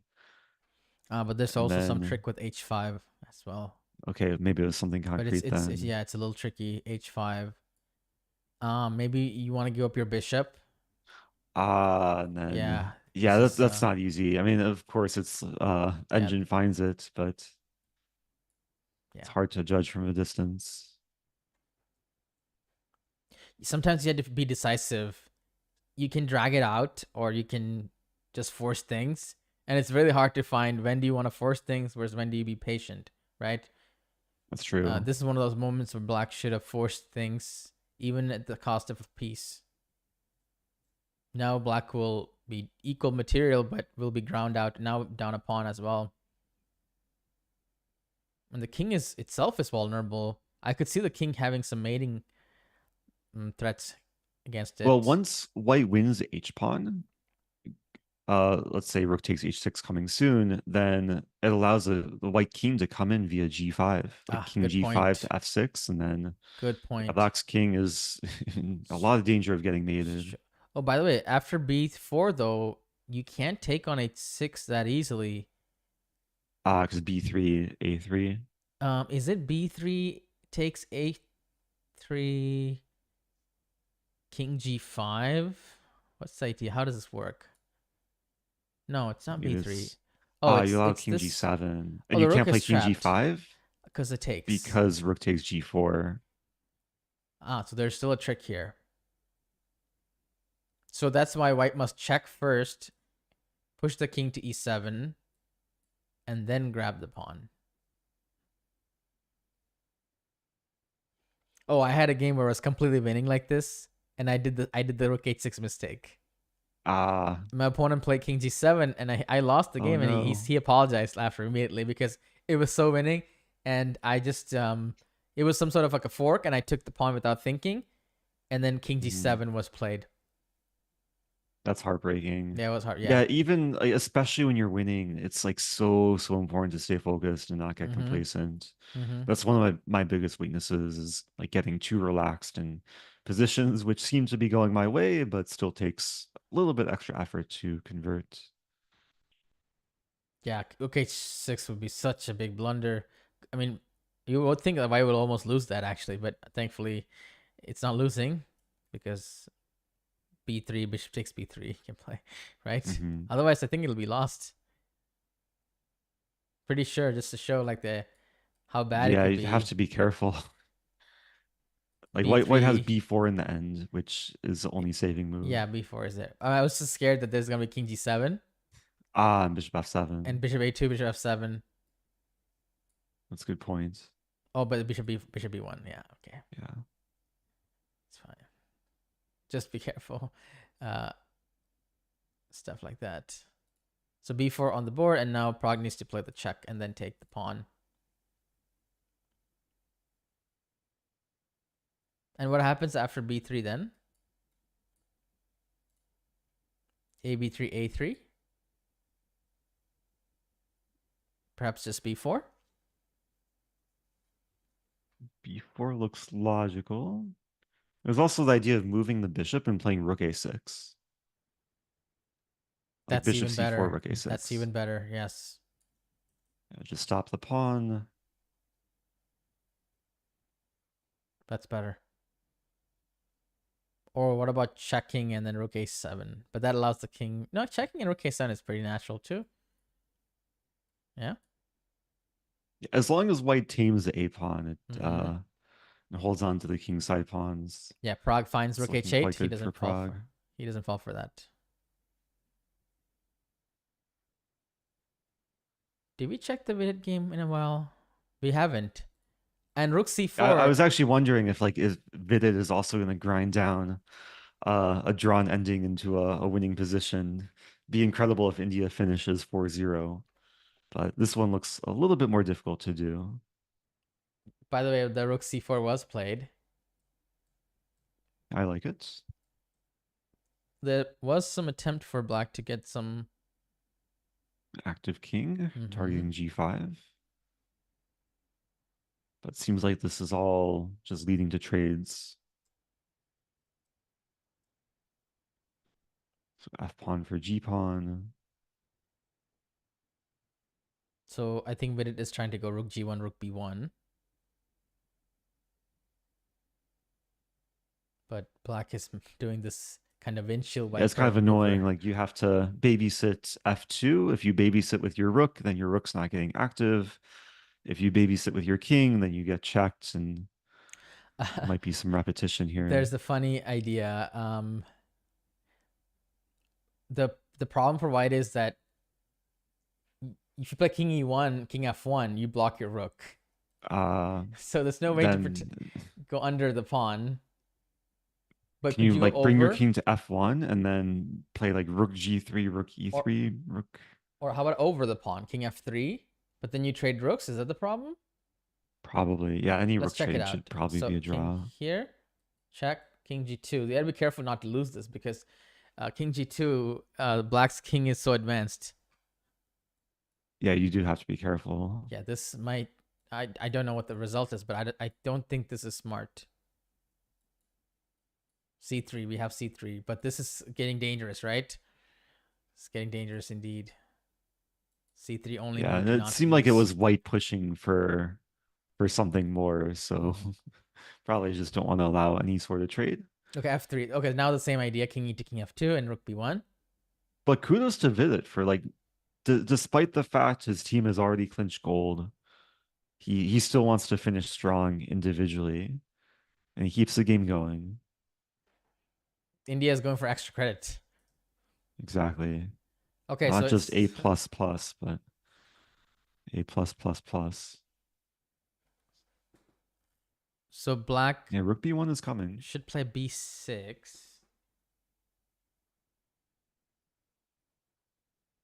It looks weakening. Like, yeah, B6 you take and you put the rook on A1 and then to A5. b6, maybe even rook b1 first, or it can transpose, but rook b1 first, and then Oh, rook that's interesting a1. too. Maybe it's the same thing as rook a1, but probably It's better actually a than a better b6. version because you don't allow rook B6 immediately. Correct. But even after that, should black sacrifice something and go for rook b2, or should black passively defend? There's a common wisdom that passive defense like that is not a good strategy in general. That you should go for some activity. So rook b6, rook a5, rook b2 might be better than sitting with I think rook. the problem, like once you lose C5, white's king comes in, True. white's C pawn is passed. But rook c6 is such a sad thing to do, That's true.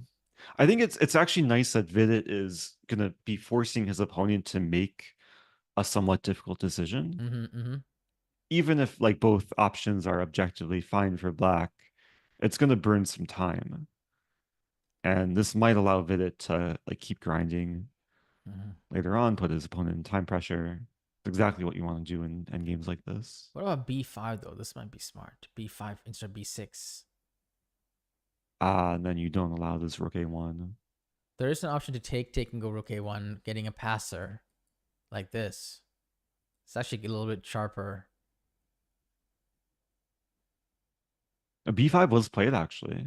Oh, A bold decision. so now there's two choices. You can en passant or just take the pawn.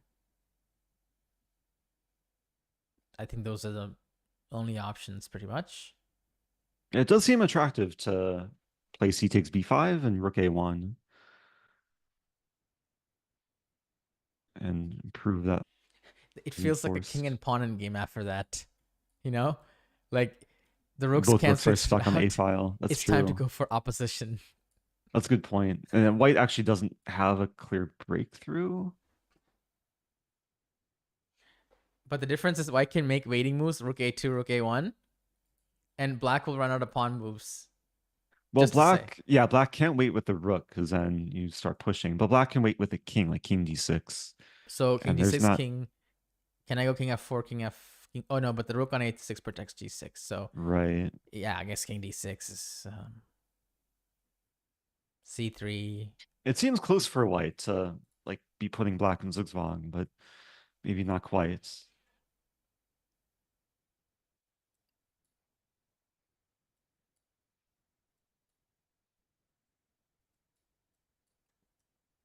Probably still a draw. It is close. King c5, king c4. There's b3 just in time. And you take this. This should be a draw. By the way, Prague has won the game officially. Demchenko has resigned. Like you said, the pawn was tamed. and then captured. And then this X-ray. Rook a4 is nice. Yeah, not even allowing black to capture g4, and that's resignation. Yes. So 3-0 for India in the final match. Very strong statement. Wow. Likely going to be 3.5, assuming Vidit does not successfully grind down his opponent.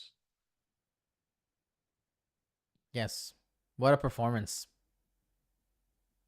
And do we have any more updates? Looks like Wesley So has beaten Wei Yi. And the US-China match, US has officially defeated China. So again, I'm not 100% sure, but I'm pretty sure US has taken silver medal. Have to wait for the tiebreaks to be By the way, finalized. let's see the conversion here that Wesley did. So, no pun intended. We saw the exchange so sack from earlier.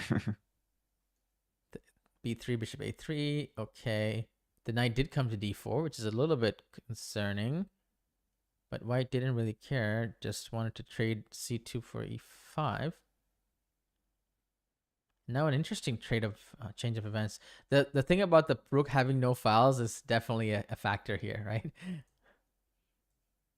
Oh, for sure. Yeah, I mean, minor pieces are arguably just better than the rook in such a position. And there was a resignation here. King E4 is funny if that was their last move, because you know, after the games are done, they put the kings. If white won, they put the king on E4 and D5.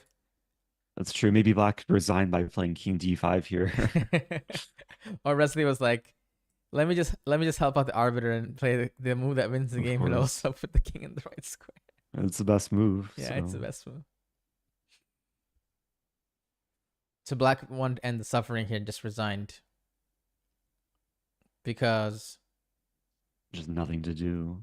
G4, F5 coming. Right. Everything's defended in white's position. Black's tied down to D4. The rook has no activity. Neither does the bishop. So let's say H5, just curious.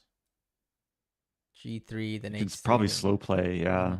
Just gradually build up, get the passers. Yeah, just thankless position. It's a nice game by Wesley here. So we're definitely approaching the later stage of this round. And we're like, all the games have passed move 40 at this point, at least those that are ongoing. Maybe we can take one break before returning for some final coverage. Yes, good idea. We'll take a 5-10 minute break and then see if there's any games going on still. Most of the important games have been done. Vidit game, I guess, still is going to go on. So yeah, let's take a small break. Thanks for being with us, guys. We'll be back soon. Stay tuned.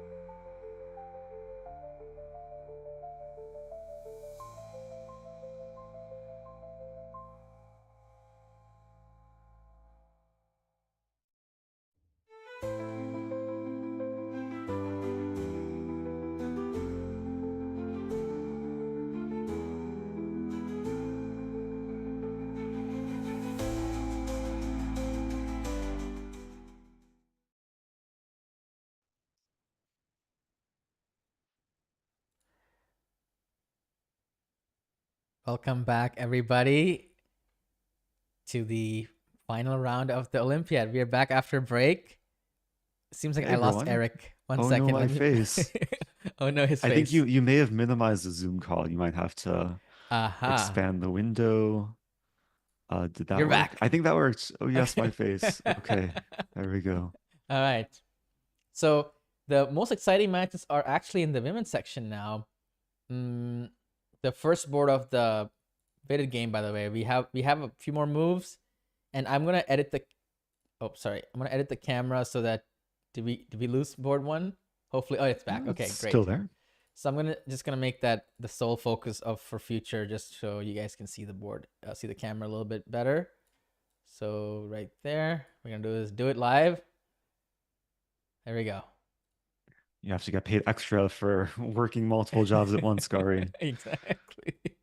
You might want to Exactly. fix the top top corner might annoy some people. There you Okay. go. All right. There Nice. we go. Got a nice view of Vidit. Trying to push for a win in probably what's an unwinnable position. Mm-hmm. Rook and 3 pawns per side. One thing I must say is that the coverage in general, there seems to be a trend of it getting better and better. 10 years ago, there were barely any DGT boards with all the sensors. Now there are DGT boards on every tournament, even if it's not a professional tournament. Some clubs have it. That's true. Definitely, IM norm events didn't have DGT boards, even GM norm events. Now they have them. Now we have cameras on every board, and And now then the we camera have feeds. multiple. Then we have fisheye lens and multiple angles of people as well. So each board has like four angles maybe. Uh, yeah, the Yeah, front view, for example. big shout out, by the way, to Leonard Utes from Netherlands. He's one of the main masterminds behind this whole setup, especially with Wow. the camera feeds, multiple angles. And he's an amazing photographer, but has a very good like creative vision for what's possible in these chess broadcasts. And it's great that they're providing the video feeds to broadcasters like us, and Lichess as a whole to use for our show. So hopefully we'll have more of this in the future. Absolutely. This is great. We have views that even the players themselves don't have, like the like the under the board view. That's true. Yeah. um by the way, we have a few more moves before I switch to the US Kazakhstan match. We're gonna check the last few moves in the after b5. Did capture en passant because somebody told him it was forced apparently, and then he's like, okay, en passant is forced. Not And getting bricked. we have the check. So black, since Vidit took on b6, maybe he had to play king e3. This led to some certain events where black managed to activate the rook. So I like this strategy. Be active, not passive. Okay, I think we can call it a draw. Yeah, what we're probably going to see rook d6. White will defend the d pawn, and then uh basically we'll be at a standstill. Like if white wants to play rook d6 and rook d5 and win the c pawn, then black will win the d pawn. More pawns will come off the board. We might just see the players agree to a draw. Yeah, I'm under before any of that rook happens. d6. Is it king e7? That's also possible. Yeah, and if you take g6, similar things happen. And king g4, maybe just check.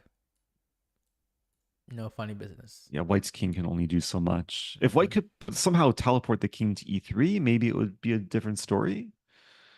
But unfortunately for white, the king is a bit shut out. You Good can't move to point. Good f4 point. or Yeah. f2. Good point. So let's say black was careless and played I don't know, I'm just gonna make some moves. You have to put the rook on the first rank somehow. Yeah. So let's just say white triangulates and then black plays this. And then king f2 happens.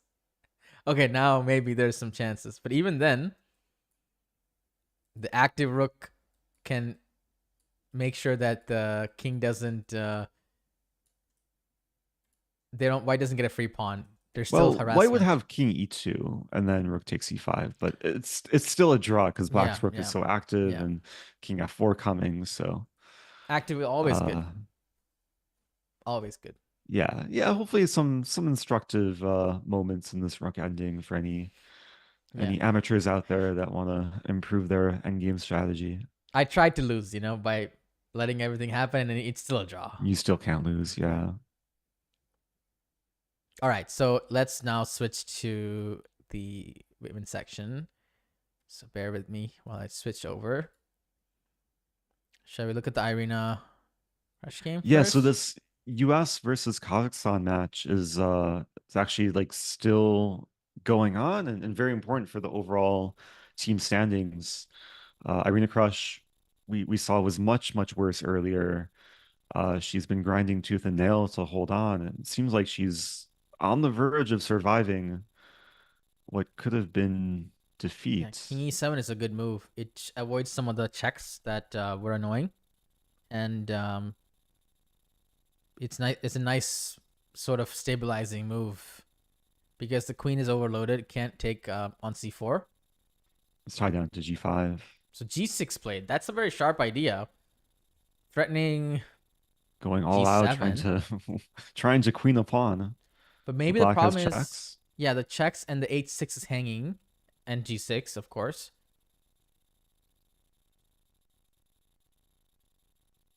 And is it possible that the king on E7 prevents the king from crawling up the board?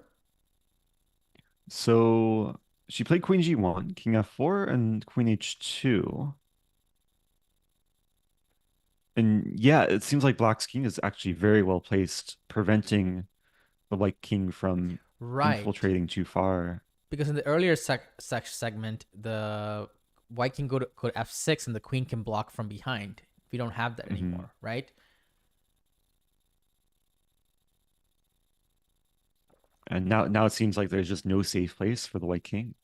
Like there's no shelter. The pawns are pushed too far. The queen's on D5, can't block any checks. If white managed to trade queens, though, white is winning. That's true. But white can't really even threaten to trade queens. Okay, I'll as play long for as white. The checking squares are correct. So king E4. So king E4, I think queen H4 is a very important move. Oh, it's you on the board. King D4. Yeah, so this is the current position. Oh, can we actually just do the thing where we keep skewering the king and queen, like queen G2? Because if you ever take on C4, I take on A2. So queen G2 here, I think, is actually a very simple draw. Okay, nice. And the king is tied down to its lady against its will, but yeah, king E5, queen G5. Very creative, Eric. Okay, wait a second. Queen D2 now, right? So this is an idea that can occur in such queen endings where the checks are just endless because you're tied down. Point. I would never think of that to give up the C pawn. I mean, that's not the only draw, of course. Queen H4 is also good, right? White cannot play here because of the check. So actually, this is much more limited. And actually, this invites one more trap, right? King F3, Queen H1. Hoping for King F3. That's true. But you allow King E3, Queen takes H6. Right. Actually, this is an even cleaner draw because white can only move to the 5th rank. And then the same thing. In fact, wait a second. Can Irina play for a win now? Queen F6, check. Yeah, white has to be careful not to overpush. I don't think that. But isn't this actually losing a pawn after Queen H4? Huh. Wherever they go, there's a fork. But you're not going to lose both pawns. Right, but it's still a free pawn. And once you win a pawn, you give white the tempo. Okay, so king F, king E5. No, well then queen F6 and check.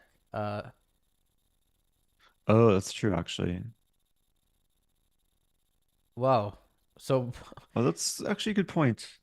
I guess even if black wins both pawns and you take the second one with check, white's still gonna like be winning back something. But if anyone's better now, I don't know. Oh, this is already Queen lost, D3. for example. We could see some like freak accidents, especially in the last round. That would be insane. So this was G6 was probably a blunder, we can say.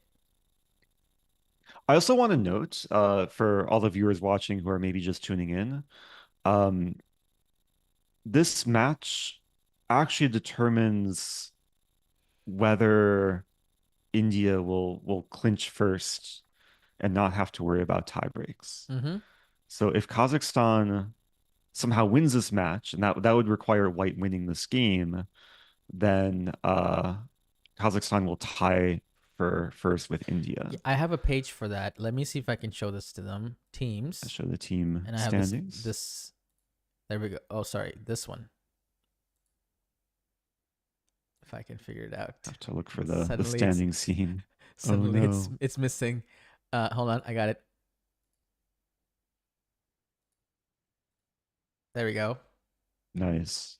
So this shows. So we can see kind of the match breakdown currently. India, which was on, I guess, the third match in the round, won very convincingly over Azerbaijan. And this board 2 is a little bit of an anomaly. They can basically just win on the sidelines here. I don't know if Hungary is actually board 2 or they're just having board 2. They have a fixed board. Yeah, this board. is the case with the women's section and the open section. They're always on board 2. So they're not actually in contention for at least gold or even higher up. Right. So the win against Begim canceled out by Carissa's victory, and these two games are going to be a draw. Then Kazakhstan. By the way, Alice Lee's position is also a very instructive endgame because it's a king pawn ending. Black is up a pawn. Hold on, I'll give you a moment to switch the scene here. There we go. This is Alice is using opposition. long distance opposition. Yes. So I have a opposition definition is that there are an odd number of squares between the kings, right? Right. There's a different way to think about it, though. You can count the squares and just count the odd number, or you can just move to the same color square as your opponent just moved to. That's a nice one to look at it too. Yes. So king e8, it's a light square. White plays king e2, also a light square, and that guarantees an odd number of squares. Just to show, if white plays maybe the more natural looking king e3 there. Oh, instead of king e2? Instead of king e2. Oh, it's still a draw though. Because f6 is off limits for the king. So you could even give black long distance opposition, and it's okay for white. Do you mean because king e7, now black is the one getting opposition, and now if king e4, king e6, white is losing, right? But there's no king. So here it's a little bit tricky. King d3. Here. And there's no reason to go into this. Now, this is actually very instructive, Eric. There's a reason why Magnus beat Firouzja in a position like this in Tata Steel, and but there's a reason why this is a draw. Where the pawns are placed matters a lot. If you transport the pawns to the center, then king d3, the black can go king f7, king g6, king h5, and outflank. And this is what Firouzja was confused about against Magnus in the other game, the famous game. So the fact that the g pawn covers h5 means that there's no outflanking on the other side. That's really important. So that's why white can play king d3 here, actually, and it's a draw. Even white can make mistakes. If the pawns were shifted one file to the left, then I believe black is winning after king f7 or king f6 in that position, right? Because they would be shifted. Right. But there's no I file in this case for the Correct. king to just Correct. slide slightly off the board. And I think there's another exception as well. If this pawn was one file deeper into the position, it also changes some dynamics as well. But I don't know if how much it changes. So there's two changes, right? One is how far the pawn is advanced, and the other one is how in the middle they How are close to the not. center, right? Yeah. I think it does make a difference if the pawn is more advanced, because it gives more tricks to white somehow. To try to recall this, but it is very interesting because then white takes away some of the opposition squares for black. So yeah, these endings take a completely different way of thinking to understand. You have to think more conceptually sometimes and have a good understanding of how opposition works. Yeah. So this is like, you can't really mess it up tempo. as white because of the G pawn covers H5. You can't really mess this up. Yeah, I and mean, you Alice can, is but just keeping opposition, like long distance. Black is trying. Might as well try in such a position, but yeah, the kings are just mirroring each other. I guess King D3 was played. there is one trap, Eric. You can Really? pretend to let white get to F5. So what I mean is, yeah, that's exactly what's happening. So king Okay. C6 and pretend to let white come in to F5, Ah, and white takes the bait, and king F5 is played, and suddenly king E7 is winning for white. and it's Amazing, winning right? I'm sorry, black. Yeah, for black. Yeah, wow, that was a nice trap. yeah. I That's wonder amazing. how many people in chat would fall for that. Yeah, king Just F5 is thinking that losing, you plant the king on F5, nice juicy looking and square, and then then all of a wow. sudden you lose And then opposition. also important here, after king D4, it's not king D6, it's F5. F5, right? And then you get the winning position, key squares. Although king D is also winning if you promise to transpose back into the F5 position, right? So that is a nice trap. I think she's trying, right? King C6 is an attempt to tempt Alice. But she just to plays go. king C4, Yeah, she did. and that's simpler. And then when you play king C4, you have to acknowledge if black plays F5, your king is inside the box. Yes. Thank you for mentioning So that. you draw the box. Yeah. And okay, now king B6 will be losing for. Wait, is it losing? Probably. It's losing. So if black tries King to be too B6 funny, would be an attempt to trick white, but oh, it's not losing. it's not losing. Why? Oh my goodness, there's one move that's a draw. Ah, F5. F5.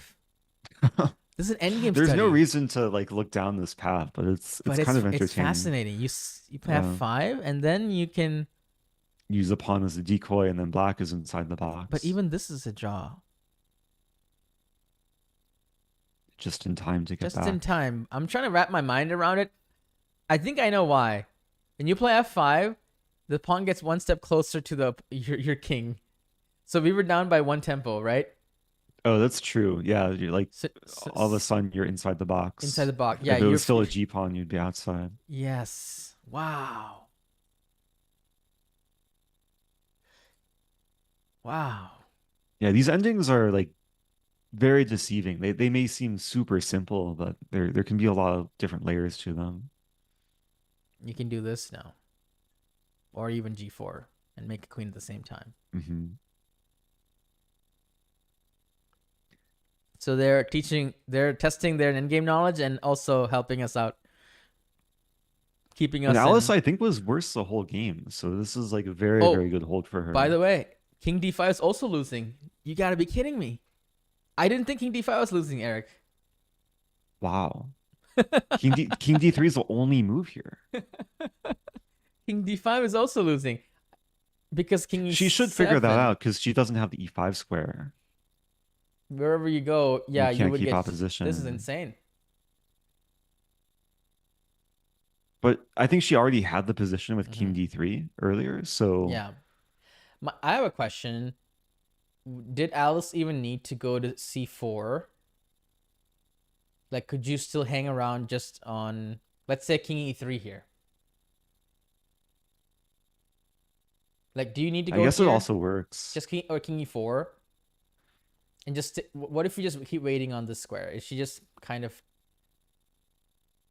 allowing herself to be tricked by going to king c4? I think so, right? Playing black's game.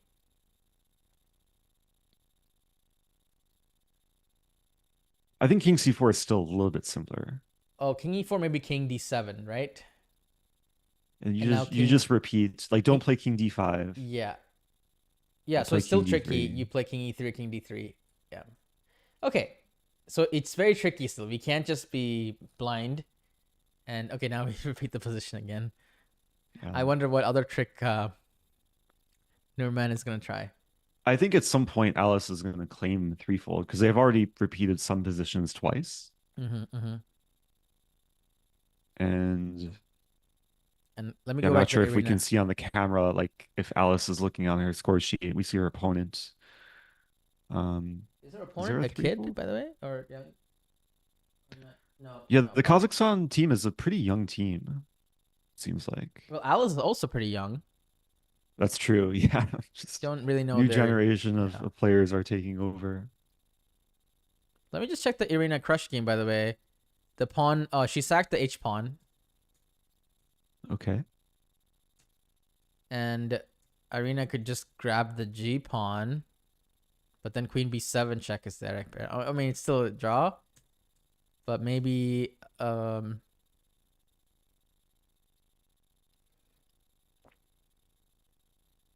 US is going to draw Kazakhstan pretty much. It looks like it. Yeah. Which in Kazakhstan, I think was really hoping to win this match to give themselves any sort of shot at having a gold medal. But again, with a draw, that will leave India to clinch gold on the sidelines. Very well-deserving event for the Indian women's team. And India overall as a nation clinching gold in both men and women. As we mentioned earlier, the last team to do so was China in 2018. We have Andy Woodward in my chat. Does Irina have a chance at pushing? I mean, HG6? I mean, not really, right? That's a good question. Not really. I don't think so. I mean, how much does Irina want to push for Team USA? This might be a moment where you want to like take a look at all the team results and see what the medal situation is. Oh, they drew here, by the way. Okay. Oh yeah, we see. I think it's threefold. Feed. Yeah, she claimed threefold. There was a threefold on move. Yeah, this happened 3 times. Okay. So great draw for Alice, who was worse earlier in this game, or at least for most of the game. I was going to ask. She's going to push. I was actually going to ask that there used to be a rule that you could communicate with your team captain during the game to see whether or not you should accept a draw or offer a draw. But I'm pretty sure that, like, given all the fair play measures now, you're not allowed to communicate with your team because captain. that's a lot of information. Like, do you think my position is winning enough to offer a draw? Yeah. So it doesn't make I think sense. the intention of the rule, and this used to be the case in collegiate chess too, where like you could just ask your captain like whether or not you should go for a draw. But so for example, the intention of it is to kind of know what the standing situation is, because I mean all the tie breaks are very complicated. Like for example, a position that would be a horrible rule would be, let's say, you know, you have this bishop takes h6 sacrifice, and you have a draw in the pocket, and you sacrifice your bishop, and you can take a perpetual with queen g6, queen h6, but you don't know if there's a better move that wins. Let's say there might be a winning move for white, and you can just ask your captain, should I offer a draw? And if the captain says no, it means that you should probably try to win the game, and there is a winning move. So that would be a case of information, right? Yeah, that's probably one reason why this rule is no longer the case. Okay, let me just zoom into this board. Somebody says, what's in Irina's really? Yeah, so Irina is actually known for wearing earplugs. Oh, okay. Also, it looks like she's Oh, they shook there's some hands. chatter there. Maybe her opponent was claiming something. Yeah, I think it was a repetition. She took it. Okay. Irina. Yeah, usually when you claim repetition, it counts as a draw offer, so the opponent can either accept or make the arbiter Mhm. verify.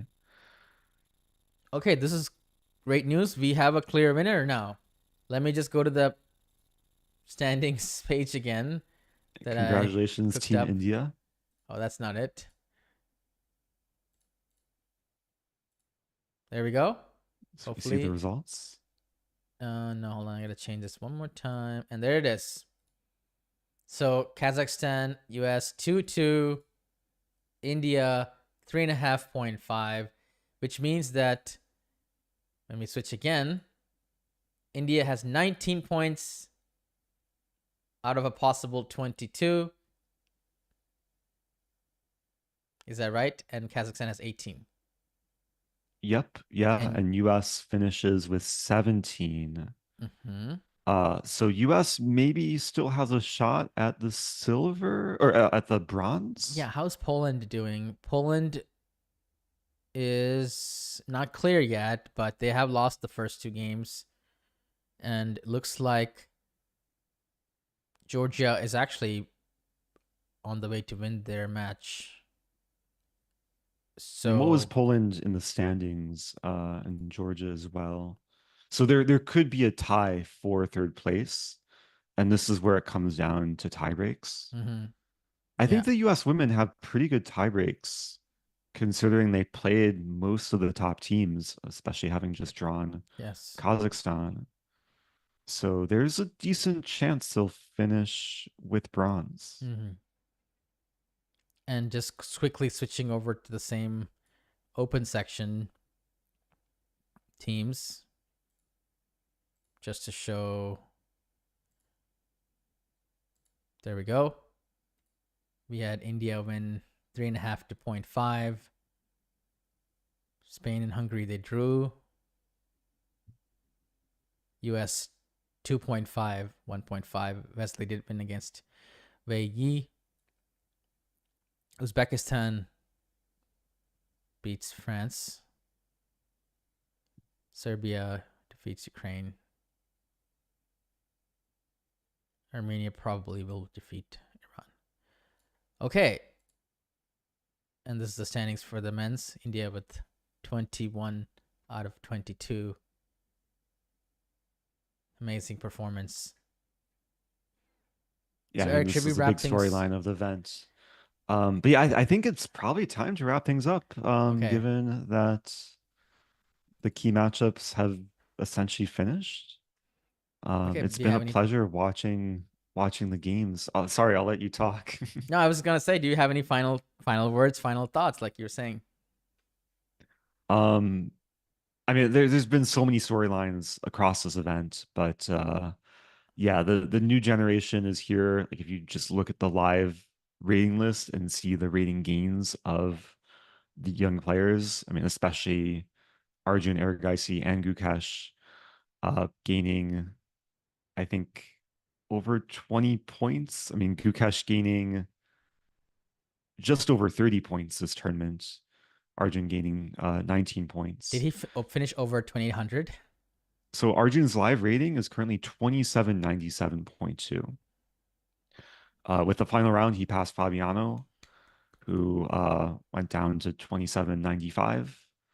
Of course, they're very small margins, but it's perhaps the start of the changing of the guard. And I'm actually wondering, was this Gukesh's last rated classical game until the World Championship match? Perhaps. I'm not sure either. Does he have any other tournaments I before that? don't know, but I do know he's on a 30-something game undefeated streak as well. That's crazy. Mm-hmm. And almost like a win streak as well. Like he only drew 2 games this whole tournament. Amazing. Drew against China and Uzbekistan. Another thing to mention is for the U.S. players, of course, I was a little bit biased cheering for the U.S. men and women. There's a U.S. championship coming up in just a few weeks in St. Louis, and the teammates are going to have to square off against each other over the board over the course of a couple weeks. They are 12-player invitationals, and I think all of the players who played the Olympiad will be playing at the U.S. championships, including a lot of names that weren't at the Olympiad. Hans Niemann, I know, is on the list. I think they were announced a couple days ago. Hikaru's playing? Hikaru's not playing, actually. Okay. He declined his invitation. But some new names. Oparin, I think, is his first time making his debut in the US Championship. Then some young players too, Jeffrey Zhang, A Wonder, Christopher Yu. So should be a fun event to follow. Awesome. Yes, thank you to everyone in the chat, on YouTube, everywhere for joining us. I hope you enjoyed our commentary. Thank you, Eric, for the 2 times you joined me, and for the great company and commentary. And also thank you to Ilya for helping me set up some of my streams, and Dominic and everyone else involved in the Lichess teams, the mods, for making the streams possible. And yeah, we'll see you guys next time, whenever it may be. So we're going to sign off. The mods can choose who we raid. Thank you so much for watching. Hope you enjoyed the commentary. Take care. And until next time.